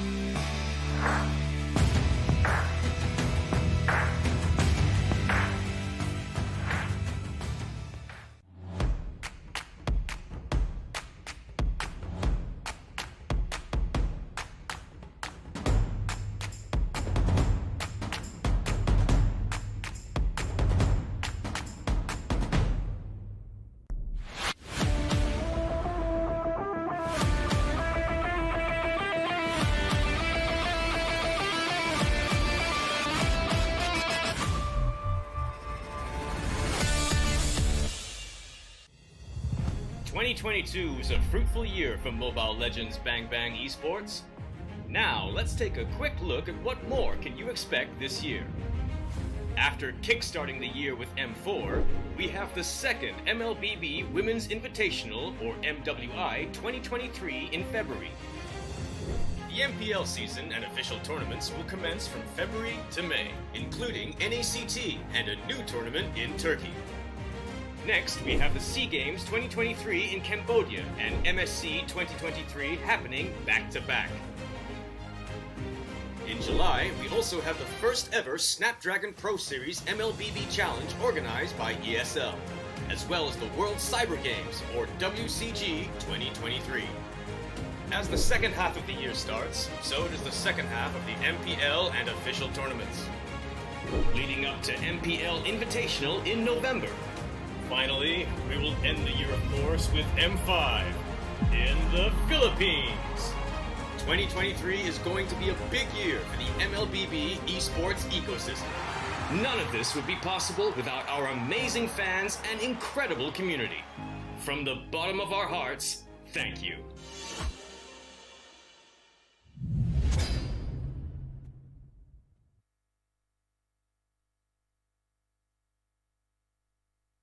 Ready?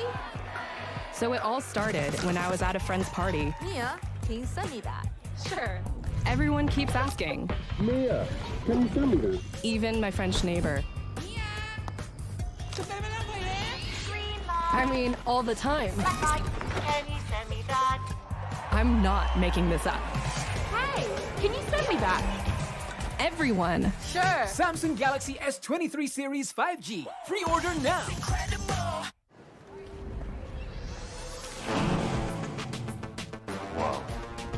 Attention passengers, final call for flight. Wait, is that a phone? Look at the performance, the graphics. That thing's a gaming machine. A new challenger. Is that Faker? That man's a gaming legend. Everyone, fasten your seatbelts. And here we go! Samsung Galaxy S23 Series 5G. Pre-order now. Mimpi para gamers untuk jadi juara. Membanggakan Indonesia. Sebuah potensi besar yang menjadi komitmen BCA untuk support gaming ecosystem. Kini game bukan hanya rekreasi, butuh konsentrasi dan kolaborasi. Leveling up untuk bisa unjuk aksi. Bersama kita dukung e-sport Indonesia. BCA Pro Gamer.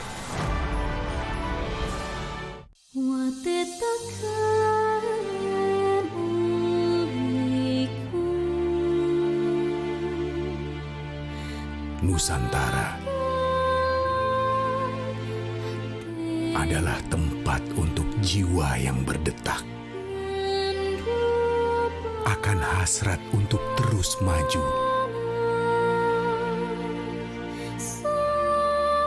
menerjang arus dengan simfoni yang indah.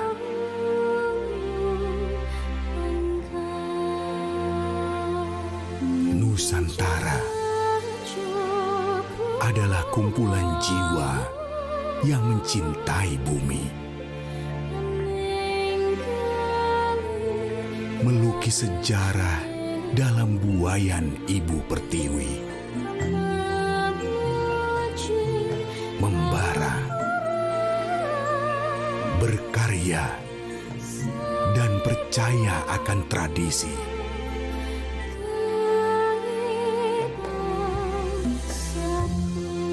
Mewariskan keindahan yang kekal oleh waktu.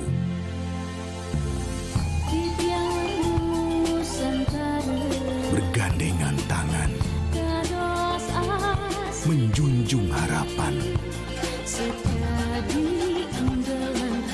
akan kayanya tanah Nusantara.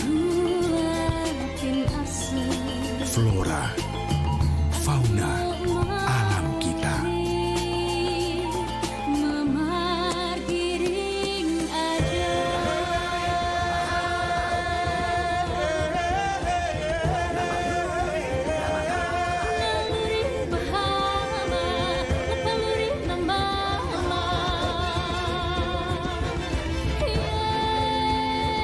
Memberikan sinar impian untuk tawa mereka yang begitu berharga.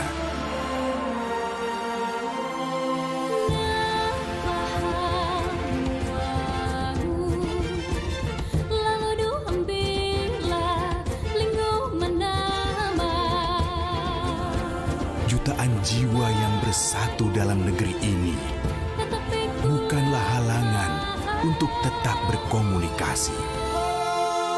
Bersama, kita telah membentang jangkauan yang luas dari Sabang hingga Merauke, didukung dengan koneksi dan digitalisasi, serta kolaborasi untuk terus maju. I4T ada di sepanjang Nusantara untuk kehidupan yang lebih baik. I4T, Connectivity for a Better Life. Berat pikiran. Plosa Citrus, daya semangat alam. Hisap, segarnya menembus kepala. Pikiran enteng dan lega. Plosa bisa kerok dan pijat. Masuk angin, mantap. Plosa Citrus. Warga plus 62 emang banyak maunya. Dari drakoran sampai banjir air mata. Nonton action yang mantul. Sampai nonton tendangan cantik. Maksudnya ini, mau nonton apapun, semua ada di video. Mulai dari yang bikin berbunga-bunga, keringet dingin, ketawa, sampai bikin gak ngedip. Jadi, nonton apa sekarang?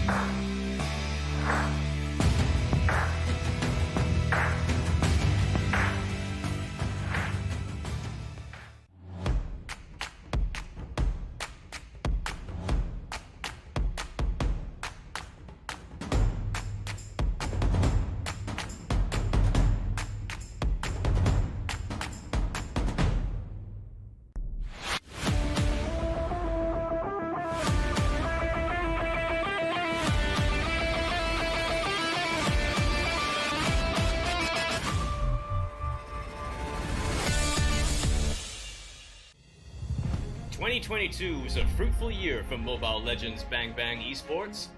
Now, let's take a quick look at what more can you expect this year. After kickstarting the year with M4, we have the second Mlbb Women's Invitational, or MWI, 2023 in February. The MPL season and official tournaments will commence from February to May, including NACT and a new tournament in Turkey. Next, we have the SEA Games 2023 in Cambodia and MSC 2023 happening back-to-back. In July, we also have the first ever Snapdragon Pro Series Mlbb Challenge organized by ESL, as well as the World Cyber Games, or WCG 2023. As the second half of the year starts, so does the second half of the MPL and official tournaments, leading up to MPL Invitational in November. Finally, we will end the year, of course, with M5 in the Philippines. 2023 is going to be a big year for the Mlbb esports ecosystem. None of this would be possible without our amazing fans and incredible community. From the bottom of our hearts, thank you.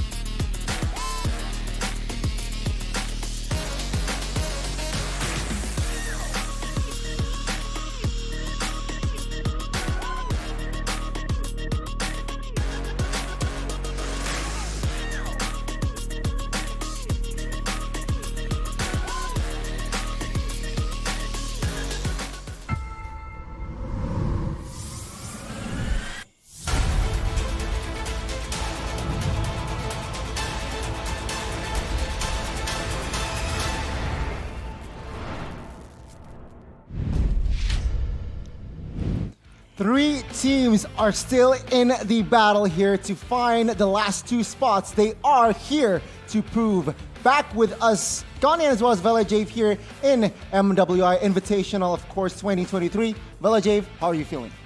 This is going to be super interesting and super crazy because we will having 3 ways tiebreaker here with all of the teams that is competing. And if I'm not mistaken, it's going to be the first match that we will having for the tiebreaker. It's going to be Team Hawk against Team MDH Phoenix again. They were facing each other previously, and right now, after short of break, they need to reevaluate what is the one that they need to improve and what is the things that they can try to beat the Team Hawk or Team Hawk. They will be playing with different kind of lineup again to give the surprises towards Team MDH Phoenix. It's a lot of things that can happen. We'll have to wait and see, of course, here, Velkhana. Yeah, last time round it was the Malaysian team beating the side of MDH. Now the question is, will they be able to repeat that fact, or will MDH find their jam, find their formula to actually somehow take revenge and beating the Malaysian team? We'll have to wait and see, folks, for the roster as well. But Velkhana, any final thoughts here before we move on to lineups? Yeah, so I think after this, we have information that is not sure yet to be given to you guys, but if I'm not mistaken, it's going to be 2 matches only. Yeah. That is going to be shown here. It's going to be Team Hawk versus MDH, and whoever wins is going to be going for Grayback. But we're still going to be making sure over that information for you guys. But these 2 matches going to be super important for all of the teams that is competing right now. Back again, one team will definitely eliminate it today. And for the playoffs, it's going to be 8 teams only fighting to be top 4 to go to Jakarta to play in the playoff stage for MWI 2023. I cannot wait for that one. And I want all of the players to give their best here for this elimination matches. This is going to be super, super hard, and a lot of tension going to be happening at that moment. I do agree. I mean, it's going to be intense. It's going to be, I feel like it is going to be, it's going to be a lot. There's going to be a lot of heat matches here in MWI indeed. But oh my God, it seems like producer, let's just jump into the drafting phase here for MDH and as well as Team Hawk. So let's see here what will happen, because it is going to be is it going to be a repeat, or it's going to be a revenge story for the side of MDH? This is interesting. Team Hawk once again taking the first pick, while MDH Phoenix is taking the second pick here. Is it going to be the same concept like previously? They were betting over the carry, betting over the 1-1, Joy, Kaja, and even Astas to respecting MDH Phoenix, or they will be trying to get something else, but directly banning over the Astas. They don't want MDH that is able to play as a stake, as a group that always try to compete towards Team Hawk. But aside of Astas, there's still a Varamis, which is not really prioritized right now, but I still feel if they are picking it over the roamer as a roamer, I think it's still going to be a very good options. Yeah, I mean, MDH immediately with the adaptability here. Glue banned out. Remember, last time round it was actually Team Hack picking up that glue, and Bunny was practically unstoppable with that hero. So MDH, they're saying, okay, I've learned my lesson the hard way, so I'm just gonna ban out that glue now. Team Hack, what will? I feel like their approach should be more or less the same here, realizing that they were also on the blue side last time round. Yeah, Ikari is directly being banned here. Are they going to be banning over the Basha or maybe the 1-1 here to not let things go to the side of Team Hawk? The Basha that was played by Joy is actually bringing so much things for Team Hawk. It's giving so much tension. But here you go, marksman for marksman, a healer for glue. What are the things that is going to be prioritized to be banned from the side of Team Hawk? Are they going to be banning over the Kaja, or maybe they were going to be banning over the Joy here, who is actually being left open so far from both of the sides.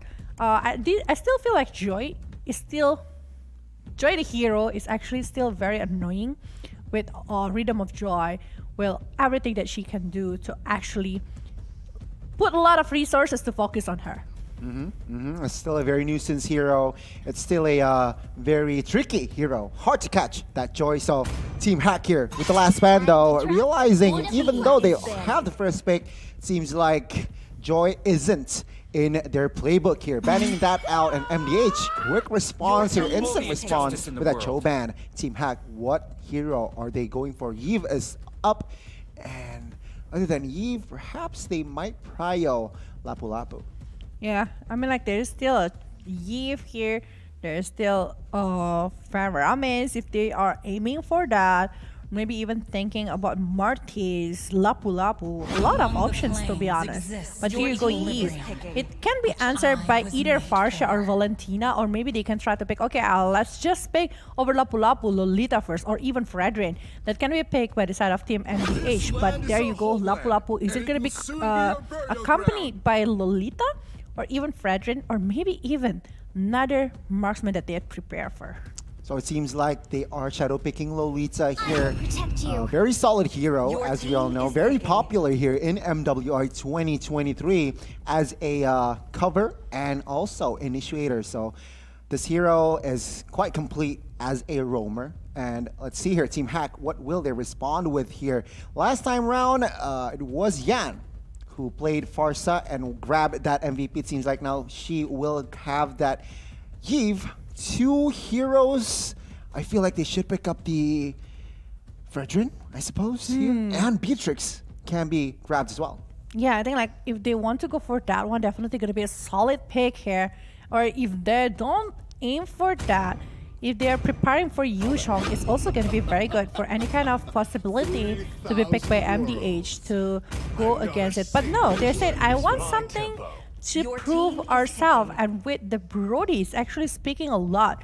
With the Tarapap memory, along with the Martis, that is going to be able to maybe put down something from the side of MDH with the Asura Aura, along with the Mortal Coil. But Farsha, directly being picked after seeing a lot of things from the side of Team Hawk here. Okay, so it's just a switch, it's a trade. Remember, last time round it was Yan playing the Farsa, it was also Sa playing the Yves, but now switch places. Sa will play the Farsa and Yan will play that Yves. So MDH now, second phase. They should limit the options for the roamer, and there you go. Matilda, bye-bye here. No Matilda Airlines for our last match. For these two teams, what will be the response from Team Hack? They should limit the jungler, perhaps. Jungler or even the marksman here. I mean, like with the Brody that is there, they can try to maybe eliminate an options or the heroes that they don't think is going to be good going against Brody. Maybe very late game kind of marksman. Or maybe the one who is actually going to be very good for the early situation. Beatrix is still available if they want to ban it. But they are banning over the jungler, who's still a very good options as well. Akai with the heavy spins, which is one that they ban. Well, for MDH, are they going to be trying to ban over the roamer again? They might. Looking at their pattern, they might commit to another roamer ban here. MDH, they are really momentum-based team. It seems like when they grab the early game, they can close out the game. But just like last time, if they don't grab the early game, it seems like they are going to struggle to find the comeback here. So I guess limiting roamer makes sense here because roamer usually is the enabler of the team. But let's see here, last seconds for the last phase. It seems like they are taking their time to ban the last hero, and it is going to be another roamer, as you predicted, Village THQ. Yeah, Atlas. They should ban Beatrix, perhaps. Beatrix, yeah, I do agree with that one. I mean, like, Beatrix is just going to be very good. Or they going to be banning over the Fredrin. They don't want to have Fredrin as the opponent here with this kind of draft they are having, because I do feel like with the taunt coming from Fredrin, it's actually gonna be a hustle for this Brody to do something. But Basha, they're the one who actually used Basha before, but they're the one who bans over the Basha here.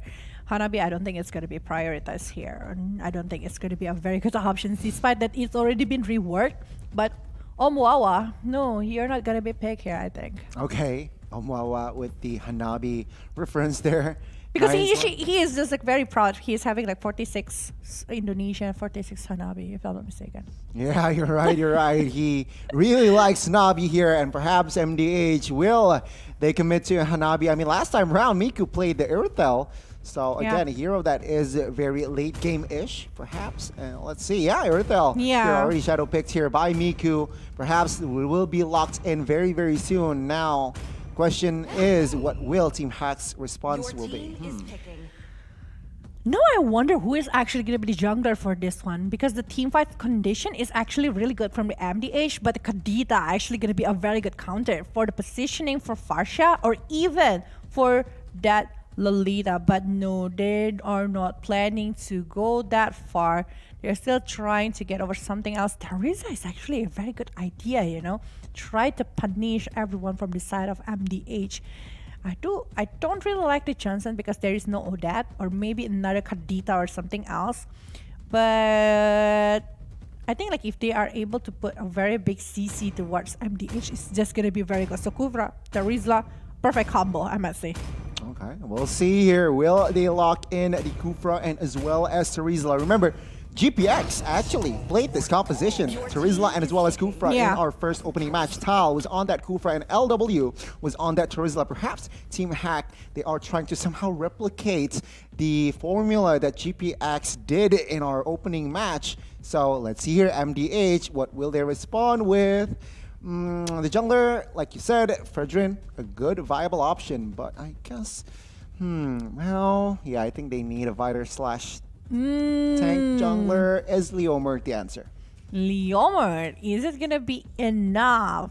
Because I think it's very squishy going against this kind of composition coming from the side of Team Hawk. But I think they're gonna be locking the Leomort despite it's been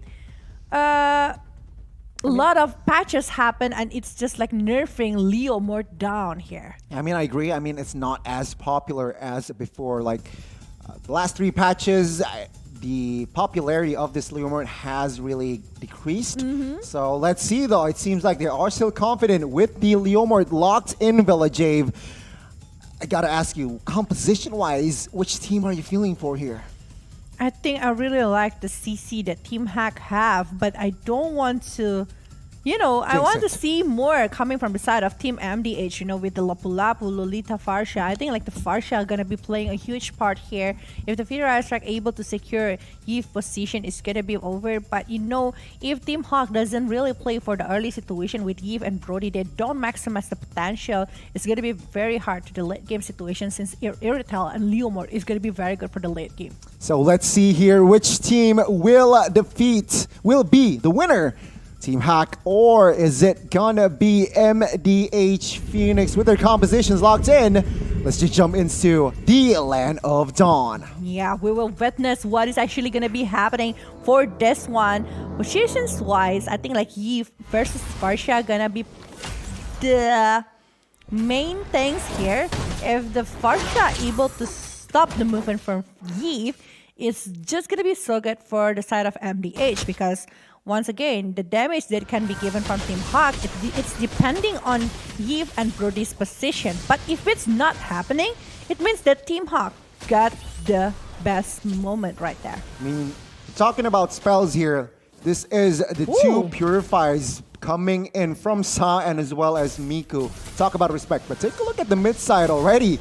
A lot of actions happen going on there. Sa and Crystal quite low. I believe Farsha needs to recall here very soon, so she might miss away, but Lethal Wanderer will be secured by the side of Kaukuteka. Yeah, with the retribution that directly being used right there. But this is also like with the spells differences here. We can see that the emblem differences. We can see it from Kaukuteka using the killing spree, while for the side of this Joy using the Demon Slayer. It means from the fight or the war, I think like Kaukuteka will be having an advantage with the killing spree on her hand, with the lifesteal that she can go for and also the damage that is given. While for the Demon Slayer, I think like she really needs to control the ability to take care of the jungle. Try to have a higher EXP higher movement. So later when she's joining the war, she's having a lot of upper hand in compare of MDH Phoenix. Completely agree with you. I mean, with the Demon Slayer, you will achieve faster rotations here. So definitely Martis will definitely take care or definitely take advantage of that. And she is already on the move towards the turtle here in the mid side, though. Area gets chunked to a quarter HP. Will she survive this one? It seems like enough damage to take him down. Flicker popped to secure the life there from Arya. But let's see here already. Pressure on towards the turtle by MDH. And this is just like deja vu. You see that actually Phantom City is being called. Look at that one. Kalkutekai is the main target, but Bonnie coming with a lot of damage. But Joy securing Kalkutekai, and Daisy want to get over something else in order of the exchange of 2 kills that is taken down. But they have a team hack. But Terran Rage and Terran Revenge, they want to commit. They want to get something else. But Daisy still able to dodge it and able to survive. It's 2 for 1, and this Team Hawk getting the upper hand. Amazing exchange there from both teams. At the end of the day, it was no team grabbing the turtle. It was actually Joy picking up the double kill as well. Let's see here. It's a reset from both teams as they are still going to look for that turtle in the bottom vicinity. But it seems like rotation-wise, it is going to be Team Hack focusing on the top side there. Kufra jumping on towards Irithel. No commitment just yet. Yeah, Kalkutaka will secure the turtle comfortably, realizing that Martis is actually top side. 3v1 and Miku. Can she survive this one? Real World Revelation popped as well. Miku grabbing on towards the life. Arya with the catch there. No follow-up damage though. No follow-up damage, and this Miku will not able to survive because Joy is actually coming from the side with Asura Aura to secure the kill here from the top lane. Facey getting all of the gold shield turret along with the turret itself by herself, not being accompanied by the others. It means all of the gold is on her head. Barbell called here by Kalkutuka. Not enough damage though. Daisy trying to find the catch on towards Bunny. Not fall damage, but there you go. The damage is there. Bunny will be taken down by Leomore there. Let's see, MDH, can they grab more? It seems like there are no objectives on the board just yet here. So it's an even trade here, but Turret still, Team Hack is still in the lead. Yeah, Team Hack getting an advantage in the top lane is just like giving so much things. And the gold gap between Irithel along with Brody is definitely shown here. We can tell that actually this Miku is still trying to catch up with the gold's differences, but the Manon's Blast is being cancelled by the Asura Aura coming from the side of Joy. But the real world manipulation tried to aim for Shasa, still able to get back, but Joy, will she commit and get something? Asura Aura decimation, but Joy definitely gonna be taken down by that damage from the turret. Oh, well done, Bunny holding the 3v1, but bot side is actually going to be Feisty taken down there.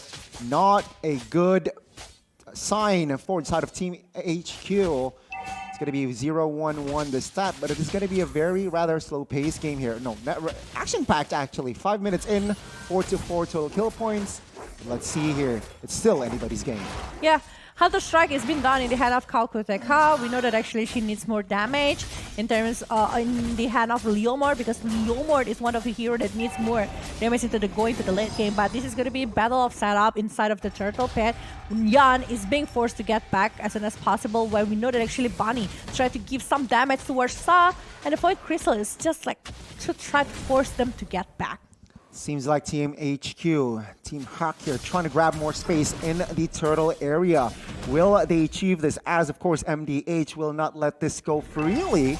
Kalkuteka, who will win the Retribution battle here? It seems like it will fall to the hands of Kalkuteka now. The war ensues. Arya trying to escape. Joy as well here. Arya flickers away. Newman Blast will catch you, and there you go, the confirmed kill. Not yet here as Joy and Arya still holding on to dear life. No casualties just yet. Feather Airstrike though might confirm a kill. Arya goes down. Yeah, but in the bottom lane, they're still aiming for this Martis, blocking the way from the back. Wow. But Joy still using the decimation with a lot of movement speed. But there you go, one momentum from Kalkuteka, locking the kill in exchange for the jungler. I think it's still an advantage for the side of MDH Phoenix, but The thing is, they're winning over the ward, but not with the objective. Well, Vani almost get caught here, but Miku is very low, actually. Yeah, it was actually Miku there and slightly in trouble, but no.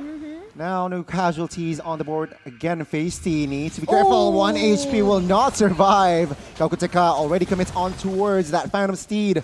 Will not commit on towards a fight just yet, though. I might be wrong. Kakuteka looks on towards Arya here. Will they grab it? 3v1. Arya, no flicker here, so turret will go down.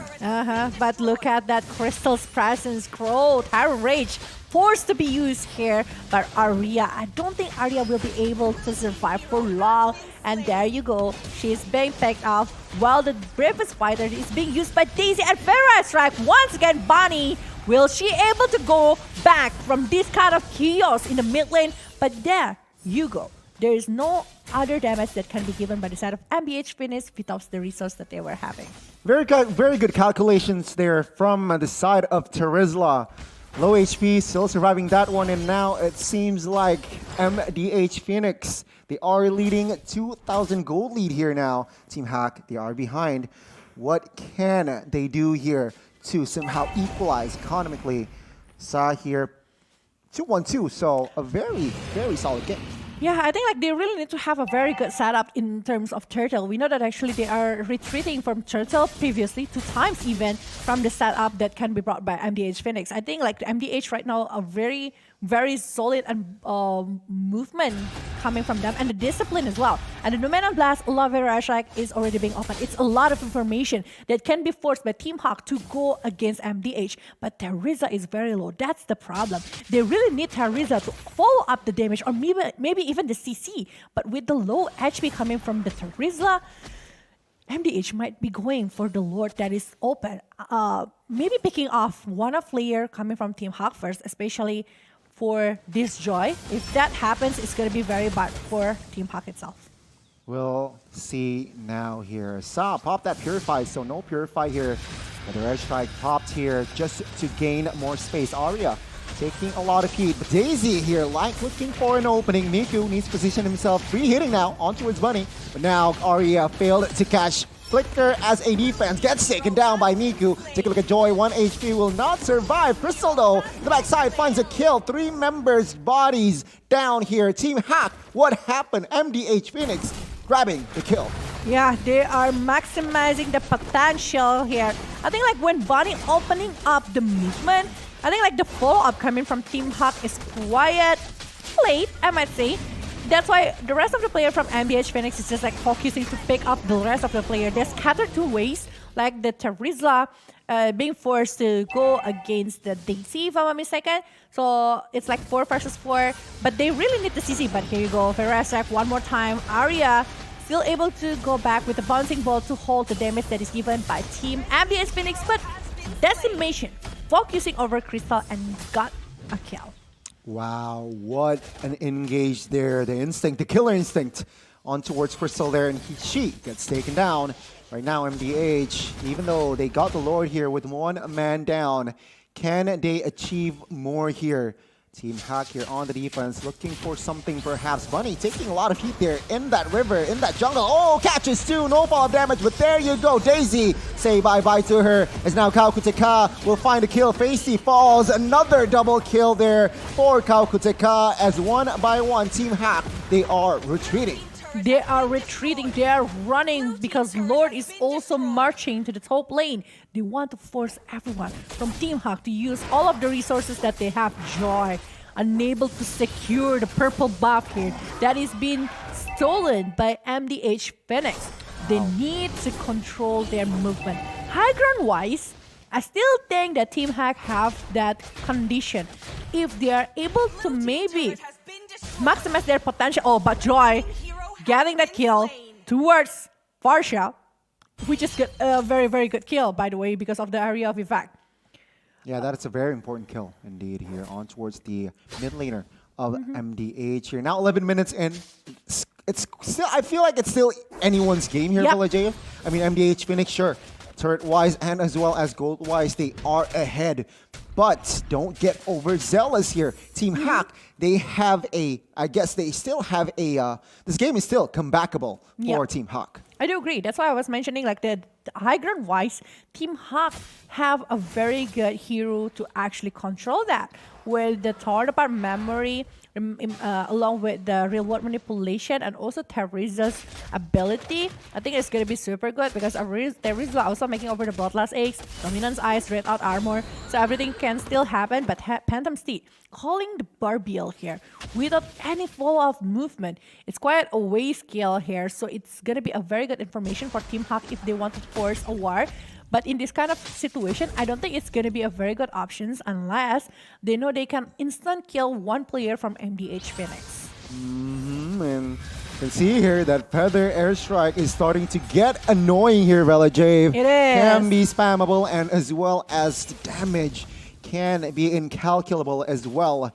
Now, Team Hack, they are still on the defense here. 4,000 around behind deficit. Can they find the equalizer here as the Lord? The second Lord here, now Enhanced, is up. Enhanced Lord.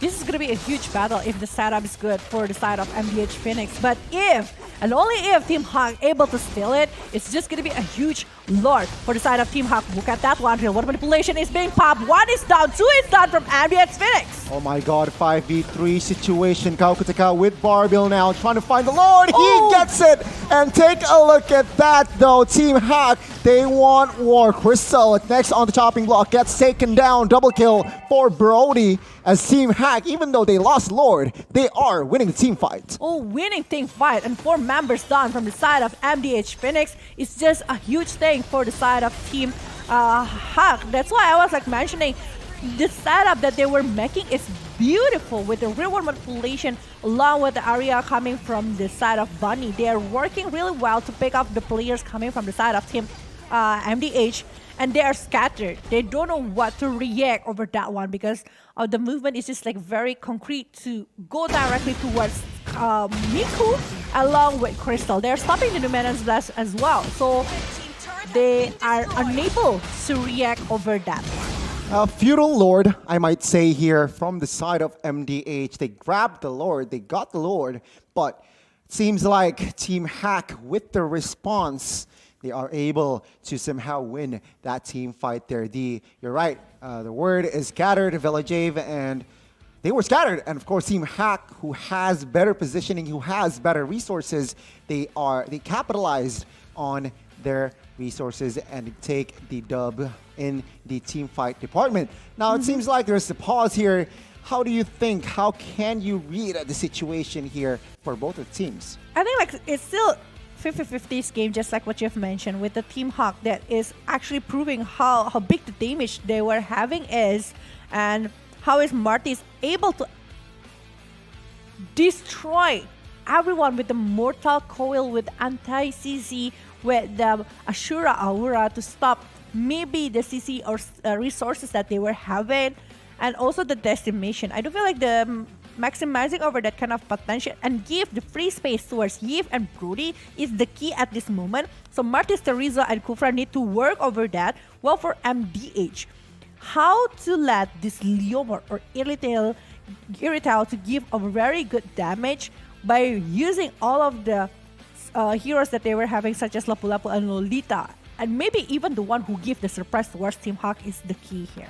Yeah, we'll see here. We are still waiting for the game to be back. And as of now, it is just still seems like Team Hack. Yeah, I mean, it still could go either way. I mean, I like this match. It's a heated match, very intense as well here, ladies and gentlemen. So again, spam your support. If you're supporting Team Hack, I want to hear you spam Team Hack. And if you are supporting the Vietnamese team, go on spam MDH Phoenix. But now, again, let's talk about a bit about what happened here. The Lord, it was quite messy. It was quite very messy, I suppose. But then again, Team Hack, they have chances now that I feel like MDH, they aren't able to somehow be consistent. Yeah, I think like the homework for both of the sides here is giving this Teresa a space for Team Hawk, while for Lapu Lapu to disturb the positioning from the Teresa. If that happens, 4 versus 4, it's going to be easier for both of the sides. It's easier. But the Riza is really needed for helping the setup for Kufra, because if it's Kufra, the one who opens, it's not guaranteed that they will have the Terror Rage and Terror Revenge on point. But if it's a Teresa who is actually open it up and give it the way for Kufra, it can be a symphony of skill that can be followed up by Brody, by Yves, or even Martes right there. So yeah, Teresa as an opener, Kufra as a follow-upper, this is gonna be very intense and important part. Will they let the Lord be stolen again, or how they are going to be able to control the laning phase, the lane at this moment? Let's see. I mean, MDH Phoenix, they are now leading by just 2,000 gold, though. So at this point, it's practically nothing, though. They can take advantage of the space that they have here. Securing 5 turrets here, a turret ahead, if you're talking about turrets by Team Hack here. So let's see. The execution from both teams seems like Team Hack, they are slowing down the tempo. They are just playing this rather passively here, waiting for MDH Phoenix to somehow show on their maps. Yep. And it's right now, the goal differences is not too far one to another, but at this moment, before reaching like level 20, the follow-up in the bottom lane, Daisy opening up the bravest fighter. Is it going to be like sure kill for Daisy here? Let's see. I mean, 4 members is on this guy. Every resources, every ult has been popped as well. Finally, securing that kill. My goodness, a lot of resources were spent there, but 3 ultimates yeah, open. I mean 5v4 though now. So let's see, is it worth it or not, as still 35 seconds to the next Lord. And it's still going to be able for joining the next Battle of the Lord for Daisy, because Daisy is 19 seconds left to join the war later on. But who is actually going to be having a really good setup? Look at the wave in bottom, in the mid lane, and maybe even the top lane, because soon maybe it will be cleared.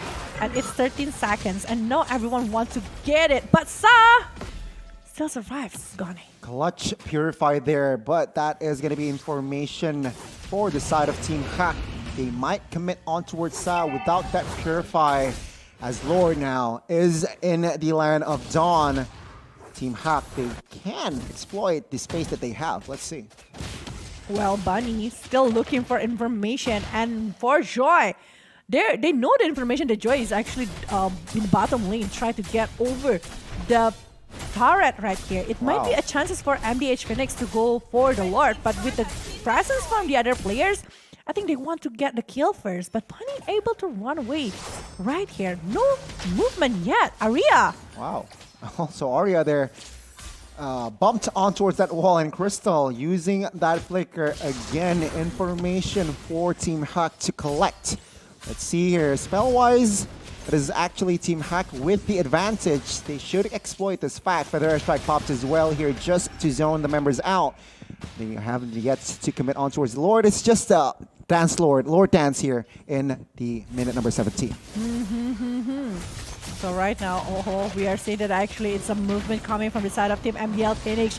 This Miku trying to give the damage as soon as possible, but it was cancelled. The Numenon's Blast here. We can see that actually Path of Seed and also Real World Manipulation being open. Daisy being punished by the decimation coming from Joy, and they are 4 versus 4. And now it's changing again. Feather Strike is being opened right here. Try to push back the players coming from Team Han, but Kao Kuteka getting the Yi back, so it's 2-4-2. It's going to be a 2-4-2. You're right, Velkhana here. Yan and Bunny will be traded for Daisy and as well as Crystal. No teams here focused on the lore. They were focused on the team fight here, realizing that both junglers is still in the land of Dawn, so they will not commit. Oh, Sa here opening up Purify. Tyrant's Rage popped as well. Is this the right move here? Sa will not be able to escape that one. Kakutaka will find the trade though on towards the Roamer. It's still not a favorable trade for the side of MDH, realizing it was a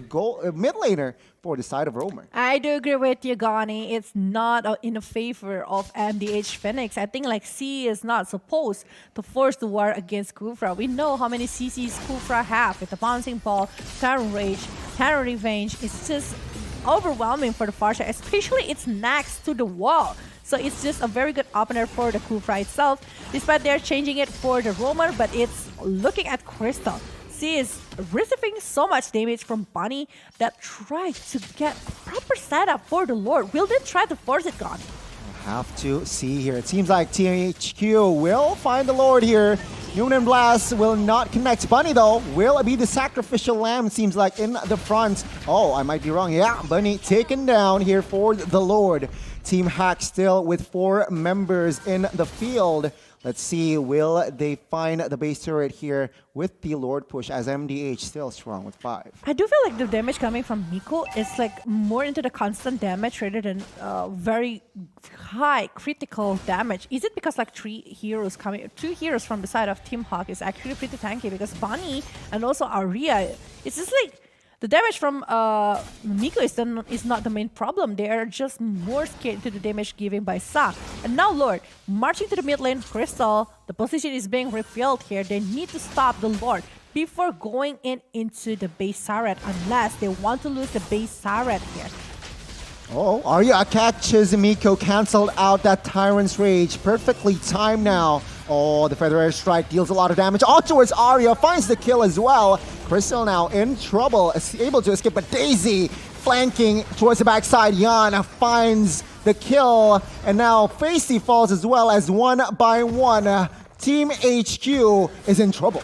Oh, Joy is also gone, but this is going to be 1 versus 5, and there you go. Wipes out.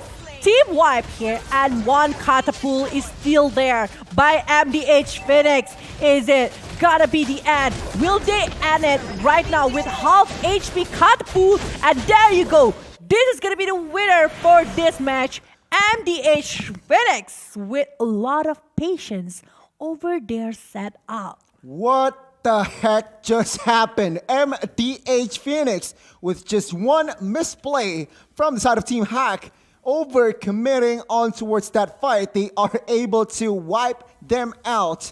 And congratulations, the Vietnamese rep will move on to the playoffs here tomorrow, as actually Team Hack confirmed they will be eliminated. Oh, okay. So it's a confirmed that Team MDH Phoenix will be going for the playoffs along with Team Grayback Esports. Exactly. Ooh. Grayback, and as well as MDH, they will battle it out again, Velkhana, to secure, to find the 3rd place. The 3rd in the place. group stage. Okay. But it's going to be confirmed that, unfortunately, Team Hack, they will be eliminated from this tournament. Okay, this is going to be super interesting later. Gray's back along with MDH Esports. I don't see that coming. Like 2 matches they were having, Team Hawk, MDH.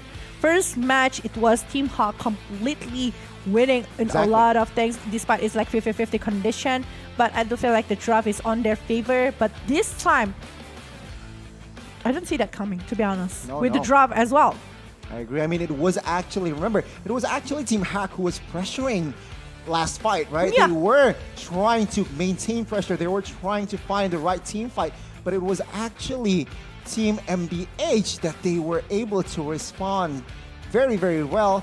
And 1 by 1, Team Hack members weren't able to retreat. And it's just wiped out. At that point, it was just a clear end game there. What, 40 seconds, I think, on the clock? A little bit too long there. Nothing they can do. That's the thing about being picked off above 20 minutes. It's just like very hard to recover from that kind of situation because of the 40 seconds. And I think like from MDH Esports, they know that actually they want to go all in for that, because one of the slight mistake they are getting double kill is already enough. It's 5 versus 4, and they're forcing it more by having another heroes to be back. I think like from that moment, Team Hawk unable to like recover, very hard to recover from that kind of situation. But we will see the item build that is being done by both of the sides. Turns out this Leo Mort is having so much damage. I am not thinking it that way. Maybe because the physical attack damage kind of item that she made. I mean, I guess execution-wise, Kaukuteka positioned herself rather well here with 100 Strike, Bloodlust as well for that extra spell vamp. BOD extra damage, and of course that penetration from that Malefic Roar. I think it's more than enough to wreak havoc on towards the composition of Team Hack. Meanwhile, take a look at Bunny here with that Terizla. Not a fun game, so MVP, of course, will fall to the Leomord. Yeah, Kalkuteka here with 6, 2, and 12. KDA 78.3% and 642 GPM on this hand of Kalkuteka with the Leomord. That is surprisingly giving a lot of damage, dealing too much damage to be handled by the Hunter Strike, Malefic Roar, and I think like penetration-wise, it's already really good. And the Bloodlust Eggs, she's maintaining the Phantom state along with the momentum really great inside of the game. So we can see it from the highlight here. Yeah, let's see here from the highlights. It was very back and forth. I can say Team Hack has a somehow not a firm grasp, but they are holding on in this current match. I mean, Arya finding the right jumps, finding the right catch as well, but it's just MDH patient game with Irithel, with also Barca. They are just very patient, waiting, playing responsibly, not like they are looking for every fight. You know what I'm saying? I think like it's also because of like the Joy. Actually, Joy is causing so much trouble for the side of Team MDH. Like Bunny and then followed up by the Joy's presence is giving a very good damage with the decimation as well. They're maximizing the potential of the decimation. But at some point, with that Phantom Tail that is being brought by Kalkuteka along with the Mikus, they're just like free hitting everybody towards the side of Team Hack. It's making so much more sense, but this moment it's still not on the hand of in the favor of MDH because they're still like trying to get something in revenge. But at this moment, after Arya has been taken care of, like 4 of them still want to get over the kill towards this. Overcommitting the movement. I think like if they are going back, it's not gonna happen. It's just, it was just one slight misplay there that cost them the game.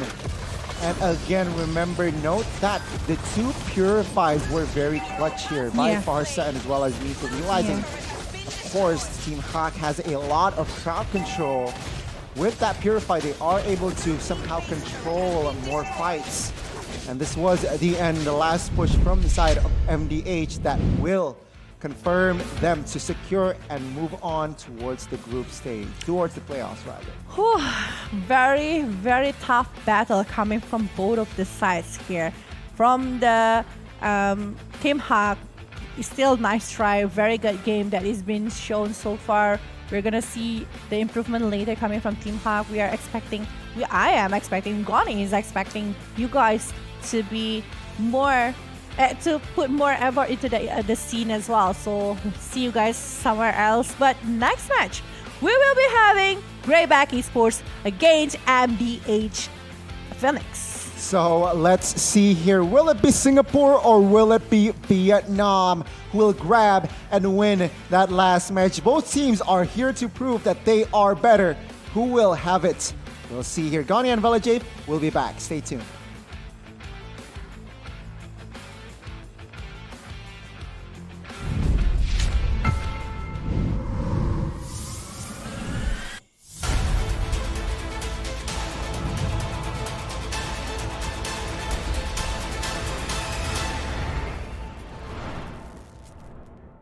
Ready?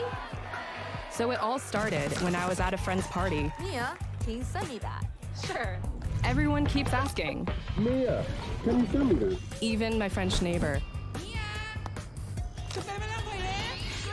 I mean, all the time. Can you send me that? I'm not making this up. Hey, can you send me that?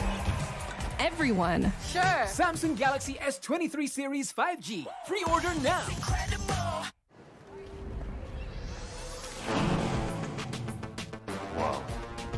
Attention passengers. Final call for flight. Wait, is that a phone? Look at the performance, the graphics. That thing's a gaming machine. A new challenger. Is that Faker? That man's a gaming legend. Everyone, fasten your seatbelts. And here we go! Samsung Galaxy S23 Series 5G. Pre-order now. Mimpi para gamers untuk jadi juara. membanggakan Indonesia. Sebuah potensi besar yang jadi komitmen BCA untuk support gaming ecosystem.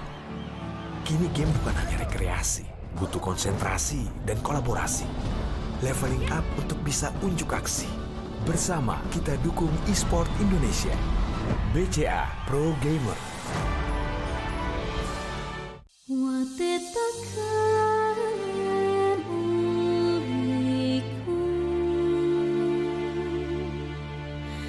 Nusantara adalah tempat untuk jiwa yang berdetak, akan hasrat untuk terus maju, menerjang arus dengan simfoni yang indah.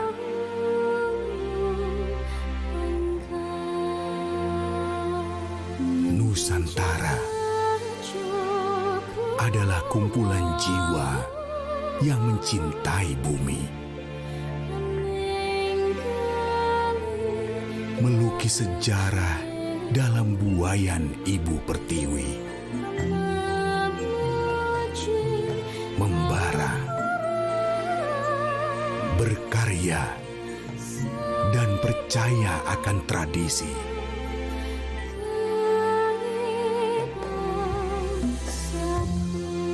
Mewariskan keindahan yang kekal oleh waktu.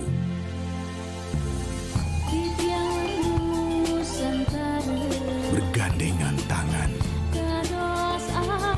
menjunjung harapan akan kayanya tanah Nusantara. Flora, fauna, alam kita.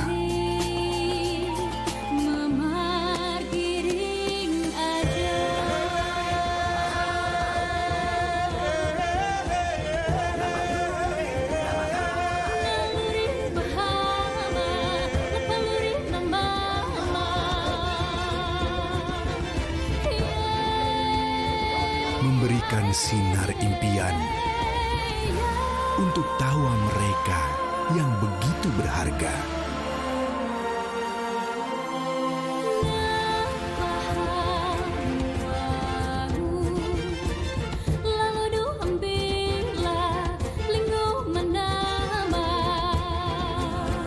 Jutaan jiwa yang bersatu dalam negeri ini bukanlah halangan untuk tetap berkomunikasi.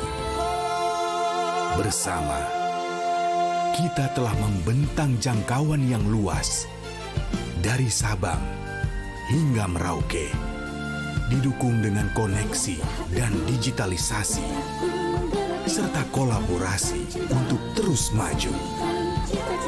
E-Forte ada di sepanjang Nusantara untuk kehidupan yang lebih baik. E-Forte, connectivity for a better life. Berat pikiran. Plosa Citrus, daya semangat alam. Hisap, segarnya menembus kepala. Pikiran enteng dan lega. Plosa bisa kerok dan pijat. Masuk angin, mantap. Plosa Citrus. Warga plus 62 emang banyak maunya. Dari drakoran sampai banjir air mata. Nonton action yang mantul. Sampai nonton tendangan cantik. Maksudnya ini. Mau nonton apapun, semua ada di video. Mulai dari yang bikin berbunga-bunga, keringet dingin, ketawa, sampai bikin gak ngedip. Jadi nonton apa sekarang?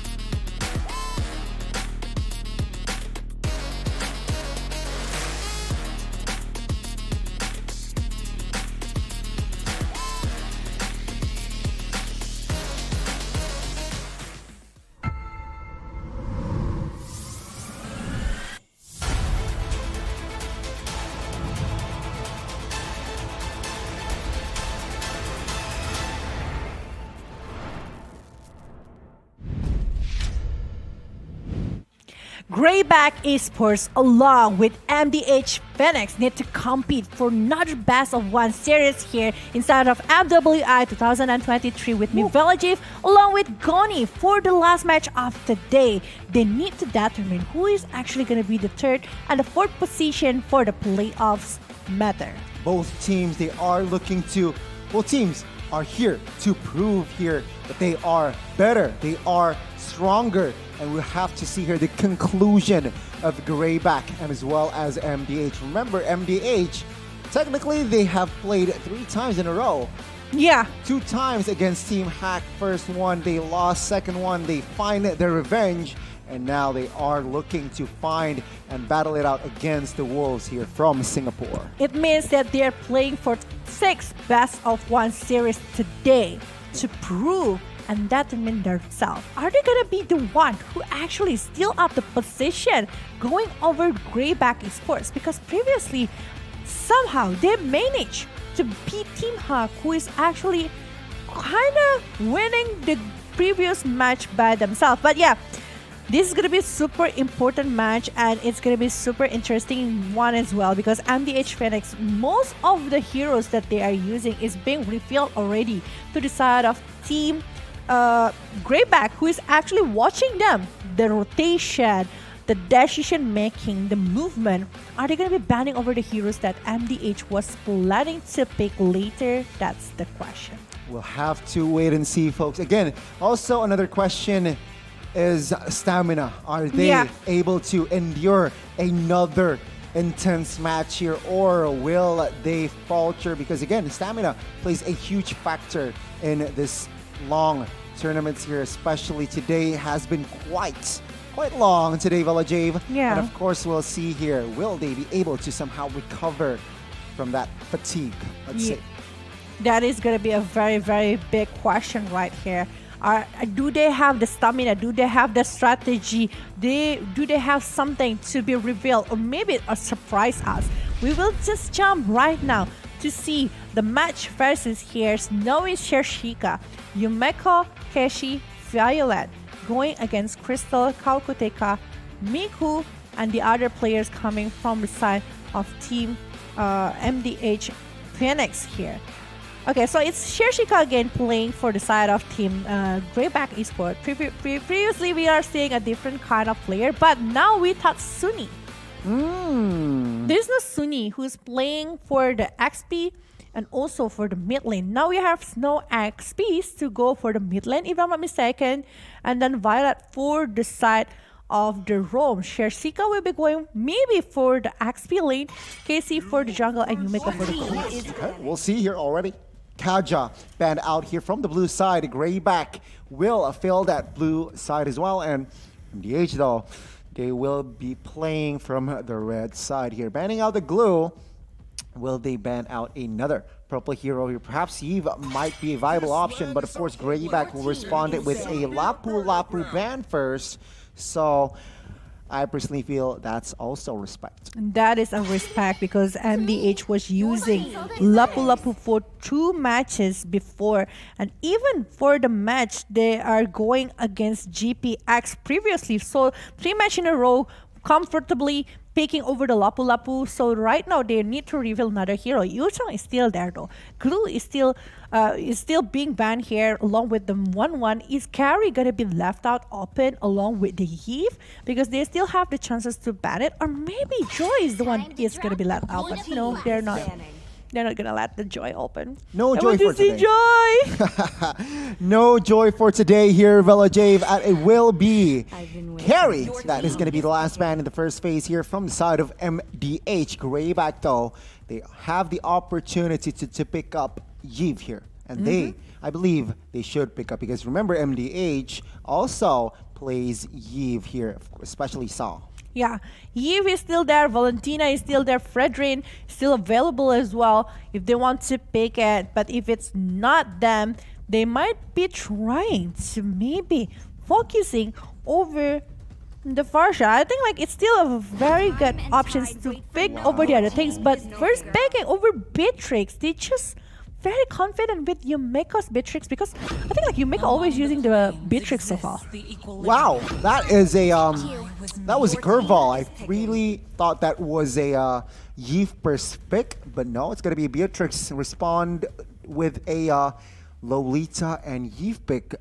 Grayback, though, it seems like they have read that scenario. Already shadow picking the Valentina, so that real world manipulation might be copied by Valentina using that IMU. And another assassin here will be picked up, and it will be Cassie with that Hayabusa. Hayabusa, finally, after seeing it being left out a lot of times, now we are seeing the Hayabusa pick along with the Valentina that might be going for utility Valentina.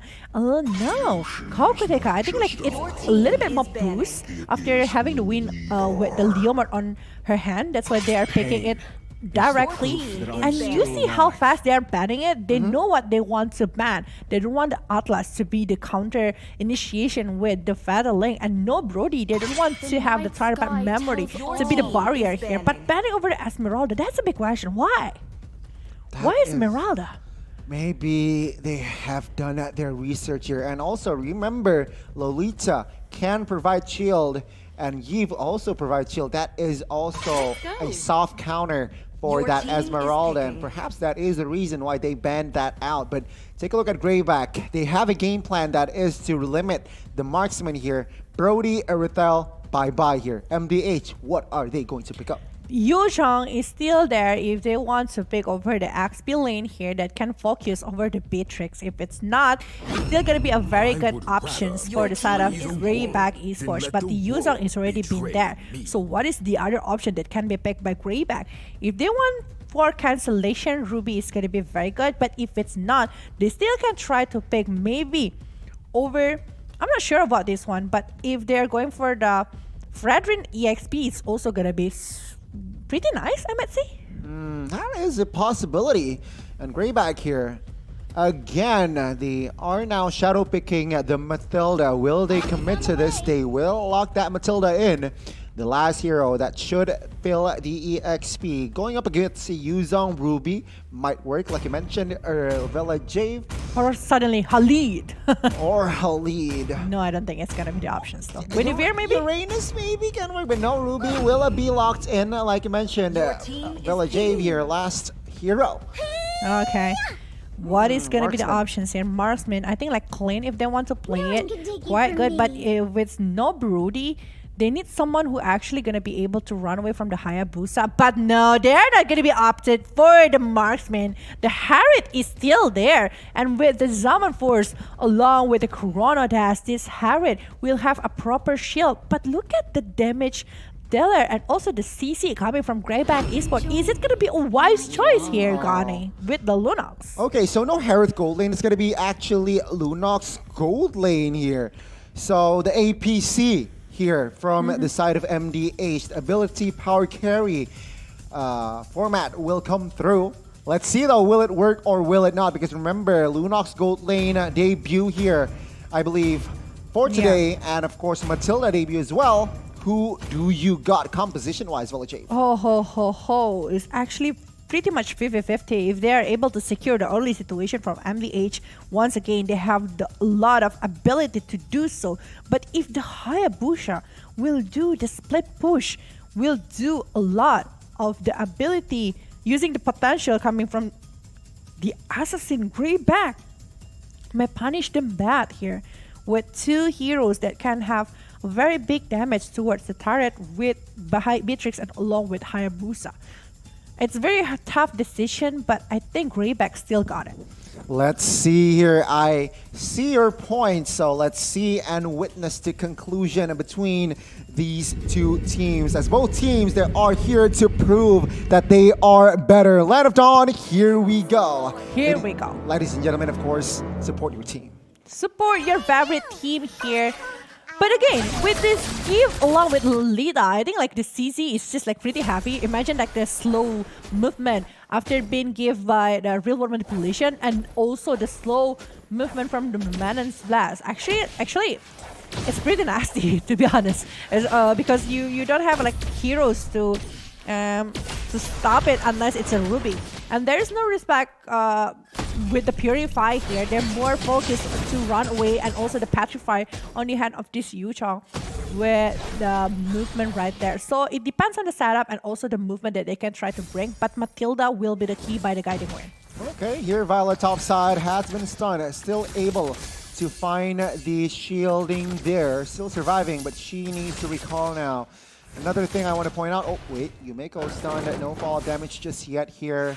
Violet, she didn't recall here, trying to provide cover for Yumeko, but yeah, Kessie is on that high and dry. Meanwhile, of course, Kakutaka still on the same emblem like she did before with that killing spree. Let's see here. Snowy here in the mid side will take a lot of damage, but not able to be taken down just yet.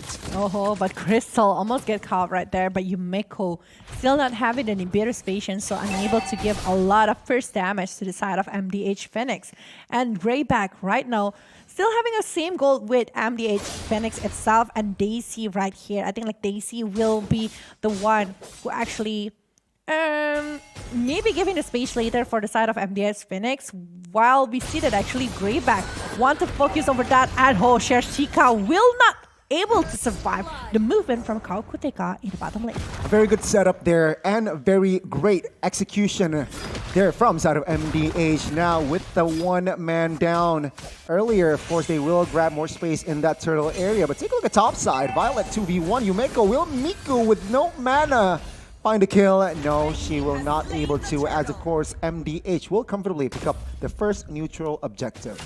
Okay, the neutral objective on the hand of MDH Phoenix. Well, we see that actually the Yuzhong is trying to cut off in the bottom lane, try to have a same kind of movement. They want to invade the jungle from the side of Grayback. They want to play aggressively. They want to get something in the favor on the side of MDH. And right now, they're having the lead over the gold.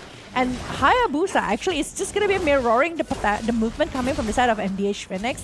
They're just going to be exchanging the orange buff. Well, we know that actually it might be done in a different way if the mid lane wave able to maybe scrap a little bit of the gold shield turret in the mid lane. A very good read there, but now it seems like Grayback, they are looking for the top side play here. Lolita is perhaps there on time as well to provide cover, but take a look at that Lunox with the Order of Brilliance managed to escape that shadow kill.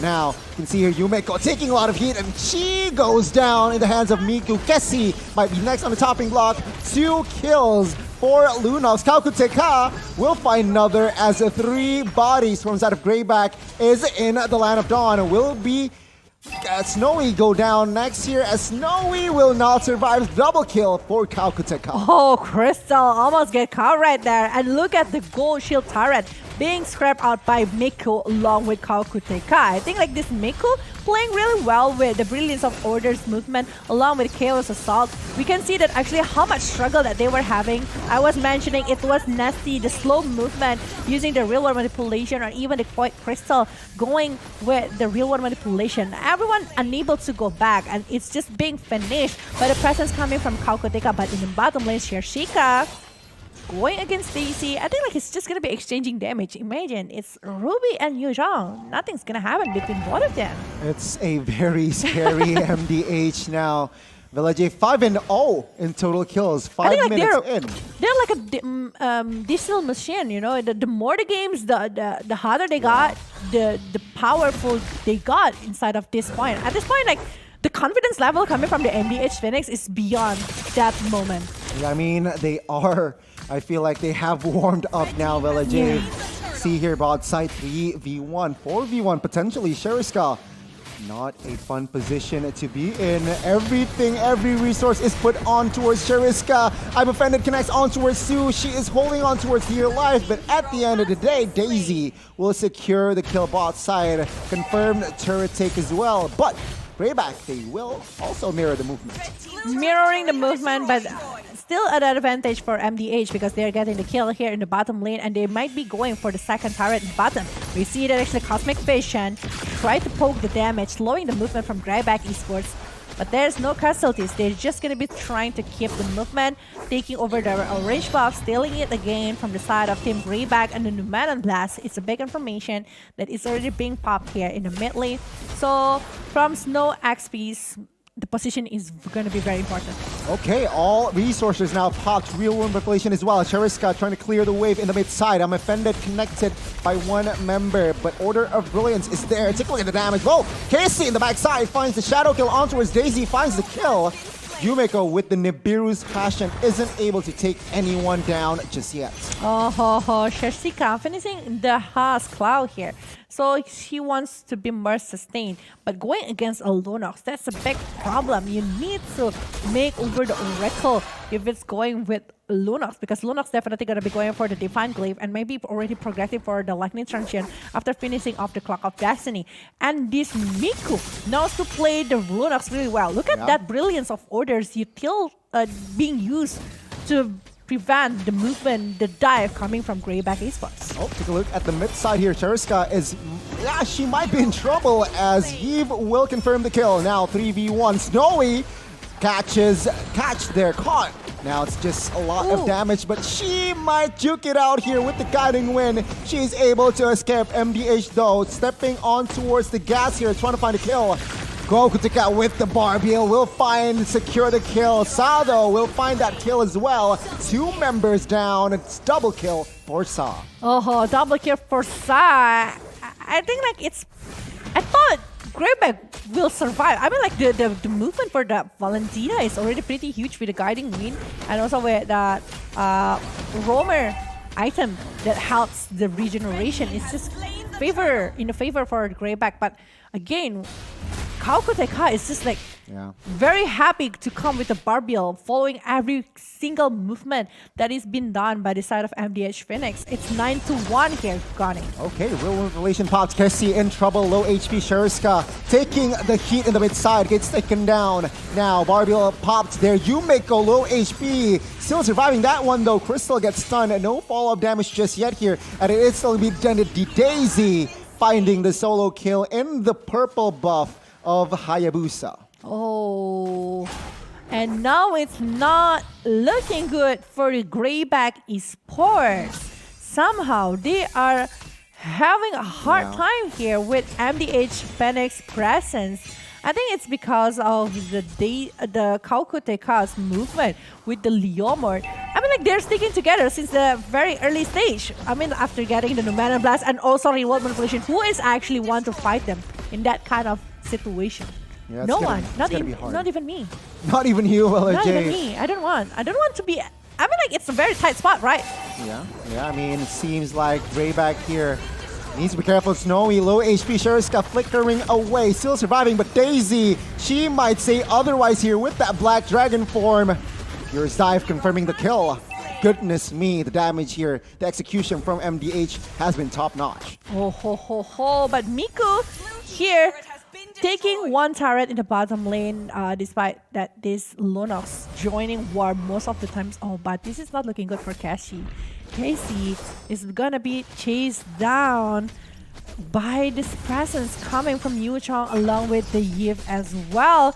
And look at that, what manipulation just to have another shield, but there's a follow-up coming from MDH Phoenix. My goodness, and it does not stop there. Flicker Nunam Blast catches too, and the follow-up damage is just more than enough. The re-engage here, stunned too as well. Snowy not able to take anyone down as he gets taken down by, of course, Leomord. Now Crystal is next on the top end block. Daisy low, still able to escape, but Yumeko will down in the process as 4 members now down for Grayback. That Cosmic Fission is just penetrating to the shield of Grayback Esports. We can see that this is actually pretty good movement coming from the side of MDH. They know that actually they need to finish off the kill.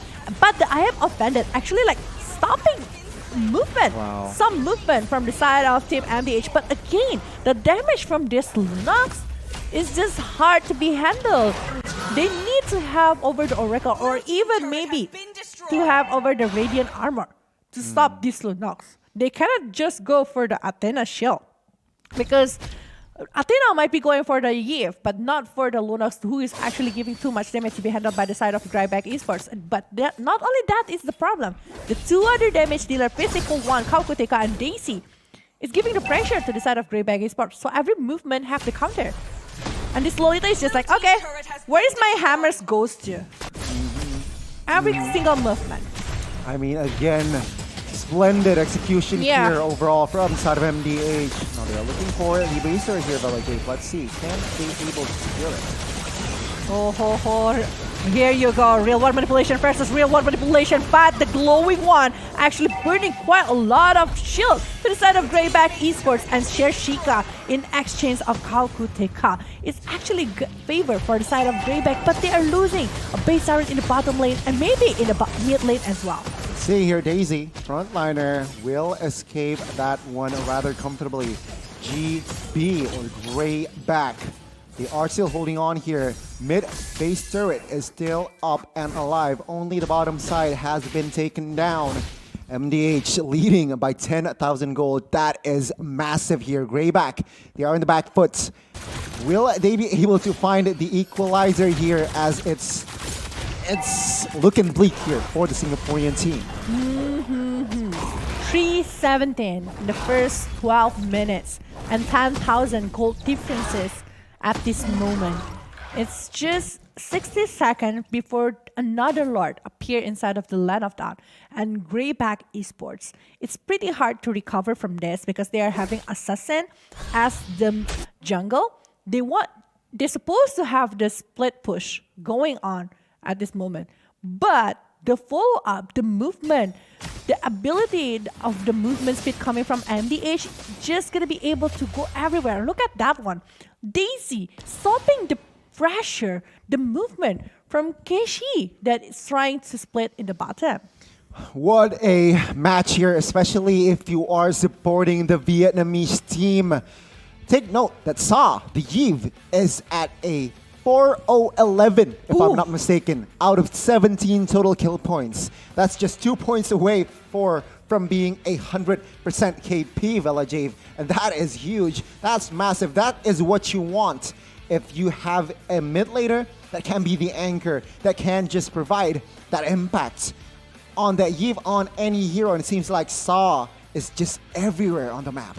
Their rough works out, their movements works out here from the side of MDH Phoenix. But again, Grayback, I don't know actually how they are going to be recovered from this, because to be honest, from the hero, I see the potential coming from Beatrix, Valentina, and Ruby. For the high ground wise, I think like waiting for the mistake that can be brought by MDH, impatience movement that they can stop, maybe with the IM event that countered by maybe picking over the IMU, focusing over the Numanon's Blast, or maybe even the real world manipulations, just gonna be a super good one.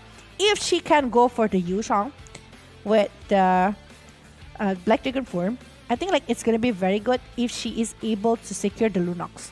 Because Lunox, so far is so free, just like the Yiv. Yiv is free, Lunox is free, no one's countering both of them. No one's actually able to jump into the backline.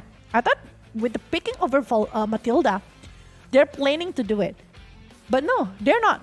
So we're back to the game here, Gani, to see what is actually going to happen. 12 minutes in. Take a look at the total kill points here, Velkhana. 17 towards 3.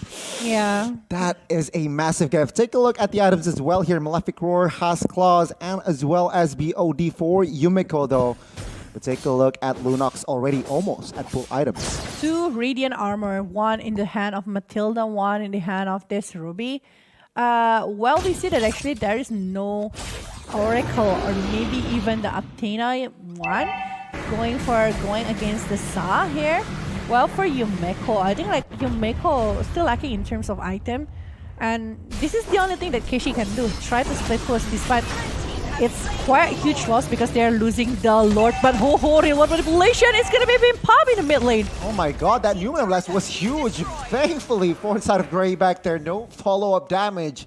That Human Blast catches 3 instantly. If there was a hero that can deal damage, oh, that's gonna be a very bad news for inside of Grayback Esports here. Now, Lord push marching bot side. The question is, with this gold gap, can they defend this one? Oh, this is gonna be very hard because they don't have any other base turret. But if they're able to give up all of the damage towards this Lord and handle it well, not with the Keishi that is being picked up. That was a bad sign there Real World Manipulation managed to catch Hesse off guard. Now let's see the ongoing defense from Grayback. MDH looks to push on towards the mid side here. Shariska taking a lot of heat. Will be taken down as well. Violet now looks to be next on the chopping block. Gets petrified, flickers away to safety, but the base is too exposed as MDH will take the dub against Grayback. Wow, wow, wow. MDH suddenly having a lot of improvement, a lot of things to be proved here. And the Lunox with the APC, just Lagani have mentioned, is changing the game. The Hayabusa that we thought will be able to jump to the back is unable to do so. The Ruby having hard time to actually open up a setup because of the real world manipulation plus the Numenon's Blast that always been a setup for Team MDH Phoenix. Leomord, Kaukuteka. Look at the confidence that C is getting over picking the Leomord right there, Gani. Twice, 2 times being picked up, 2 wins. That is a very straightforward Kaukuteka, very reliable jungler as well. And like I mentioned, or like we mentioned here, Velkhana saw on that Eve.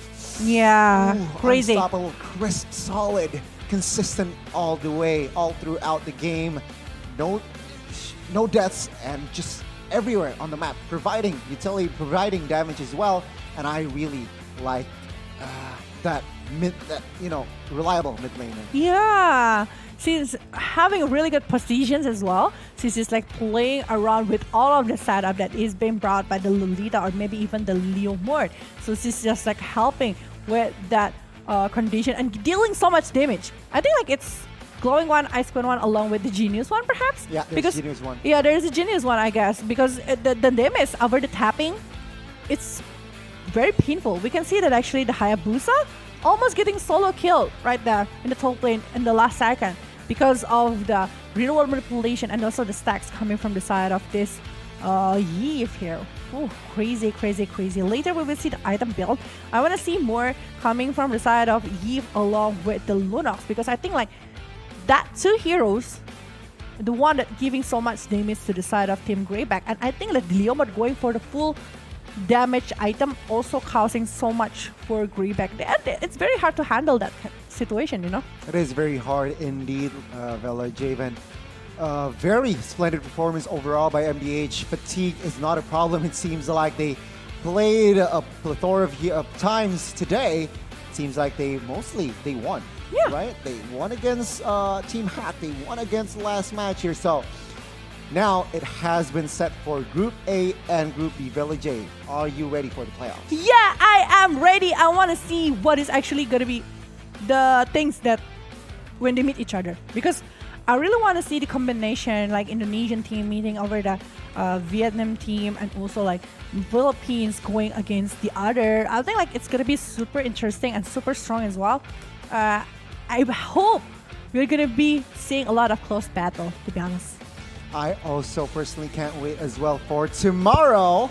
But let's talk about here item builds as well. I mean, yeah, tomorrow it's going to be 4 best of 3. 4 best of 3s, ladies and gentlemen. So get ready, get your snacks from tonight here, ladies and gentlemen. So let's take a look at the item builds for our last match of today. Grayback and as well as MDH. Yep. We can see that actually from Yumeko, it's just like very hard for her to actually give it the damage, despite that she is having the House Claw, Blade of Despair, Malefic Roar, along with Casey that actually having quite a lot of item. But back again, even Snowy with that kind of item doesn't have enough damage to stop the movement coming from MDH Phoenix.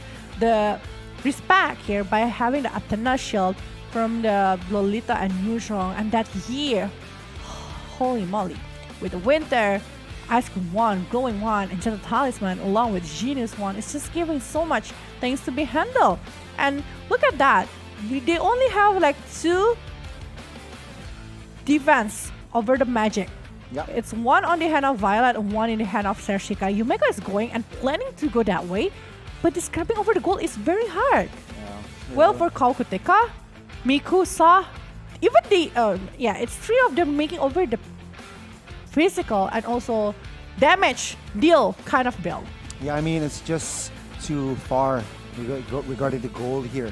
for the side of Grayback. It's harder to itemize here if you're that behind. You want to give damage output as well, but then again, of course, the opponent is just too much. But take a look at the MVP. It will be Sa 5-0-12 on that Eve. 5-0-12. You mentioned Eve is having a really good positioning, and yes, it is, with 89.5% kill participation and 797, almost 800 match GPM. With all of the items that he is having, along with the magic worship here, putting another burning evac after the glowing one and the flicker to run away from. That's why she is not getting caught. 0 tag. It's just so hard for Team Grayback to try to chase down this Sa, the princess of the purple. Eve. Yeah, I mean, the 3-1s was built as well, right? Glowing, glowing one, ice cream one, and as well as genius one. But this is going to be the replay here on just, I feel like, a total domination from the side of MDH. Yeah, the Lolita plus Eve, the rotation, almost, I think like 90% of the highlight here will be going for that one, either from the Lolita or maybe the Eve, that having a really good one. And also, the movement with the Void Crystal is also like very good as well. Void Crystal, Void Blast, they're focusing to stop the movement from the side of Team Grayback, and they did it well. DC also have a very good momentum to put back the backline player coming from the side of Grayback. That's why, look at that one, like Daisy, I'm coming. I put the backline from the side of Grayback to not able to do anything, and they just take everyone down one by one. And I think this is a very beautiful Nomadan Blast, but previously it was coming from the side of Crystal, that opening up the way for the rest of the player from MDH to try to push it and pressure more to the side of Grayback Esports. Yeah, overall a very solid and dominating performance here from the side of MDH. Grayback have failed to prove that they will win the last match, but nonetheless, it doesn't matter because they will also move on for tomorrow playoffs here. But it is just still a very scary team here, MDH from Vietnam, it seems like, and they are, I feel like, the underdog here in this tournament. Yeah, the underdog that's showing a really good potential here instead of MWI 2023. We still don't know what is actually and who is actually going to be going against each other for tomorrow matches. That is going to be super interesting because I do feel like if MDH is being faced by the other team, it's just going to be super good. But I think this is what everyone's waiting for. The standings from Group A and also Group B after today's group stage of MWI 2023. And here you go. Oh, it's going to be confirmed. Team Hak, yeah?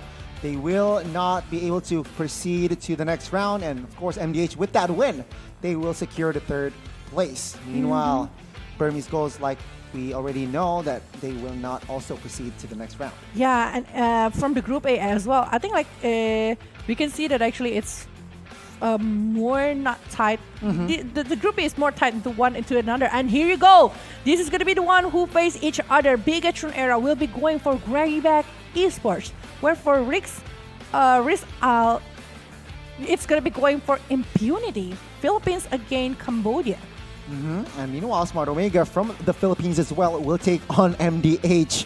That's going to be a very interesting match because Smart Omega is also one of the tournament favorites here. MDH shining through. But for the last bracket here, we got an Indonesian team, GPX, as well as a Malaysian, the only Malaysian rep left in ZEG. Okay, so we will see tomorrow who is actually going to be the top 4 for this MWI 2023, and this is going to be tomorrow's schedule. We will be seeing Bigatron versus Grayback Esports as our first match, and also Reese Alcera going against Impunity Starlights for the second one. And that is the 3rd match that you are waiting for, Gani. Oh, it's going to be Smart Omega Empress taking on MDH Phoenix. And for our closing match of the day, we're going to have GPX again taking on Zero Esports Gaming, it seems like ZEG.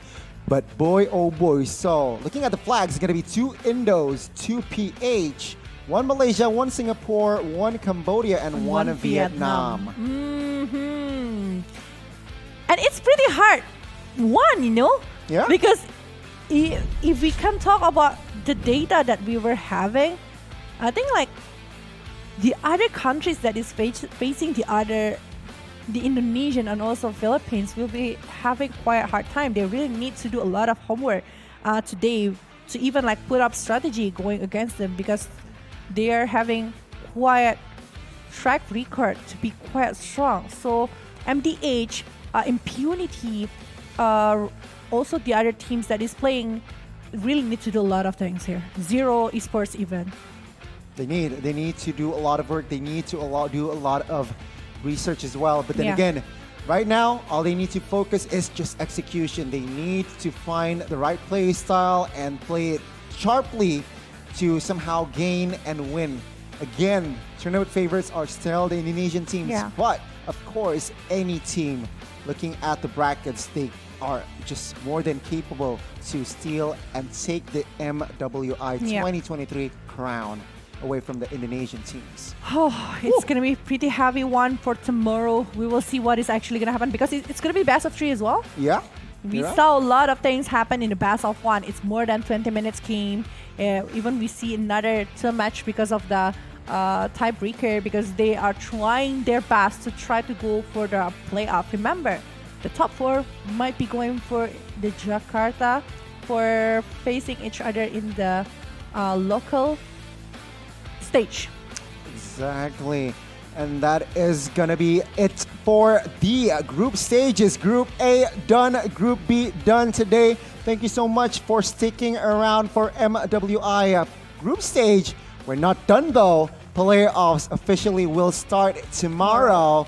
So ladies and gentlemen, please wait and stay tuned for tomorrow. It's going to be me, Gani and Velkhana signing out. Any last words? Thank you so much for everyone that is watching. We will definitely bringing a lot of things for tomorrow. So you guys, don't forget, we will start at 11:30. So set up your alarm, bring out your snacks. We are going to be there for you guys. Thank you so much for watching. We're going to be signing out. Good night. Have a nice rest. And we will meet each other tomorrow. See you. Gani? Goodbye. Ready? And of course, we will sign out again. See you tomorrow, ladies and gentlemen. See ya. See ya. Good night.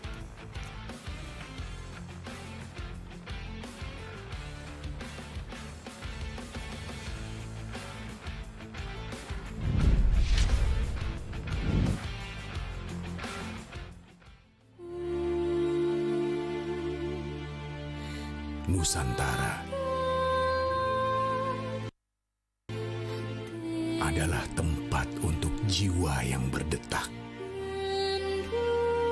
akan hasrat untuk terus maju,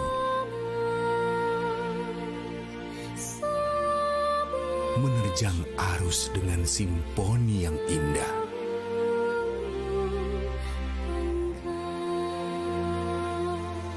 Nusantara adalah kumpulan jiwa yang mencintai bumi, melukis sejarah dalam buayan Ibu Pertiwi, membara, berkarya, dan percaya akan tradisi.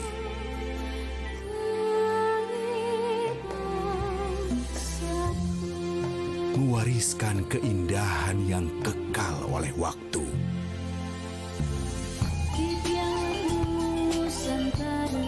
Bergandengan tangan,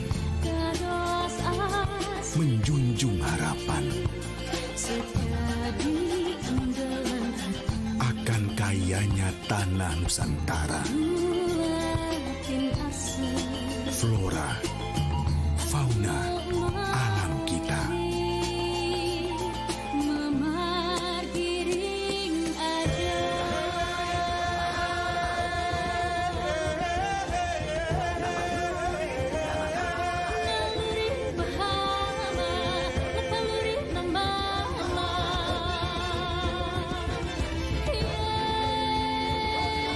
memancarkan sinar impian untuk tawa mereka yang begitu berharga.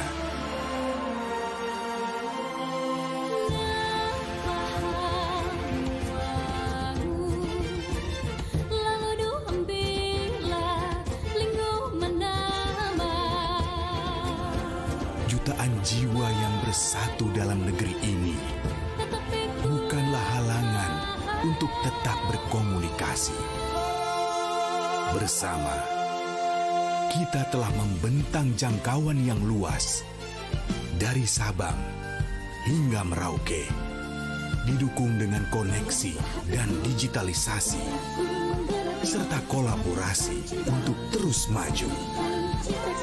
I4T ada di sepanjang Nusantara untuk kehidupan yang lebih baik. I4T, connectivity for a better life.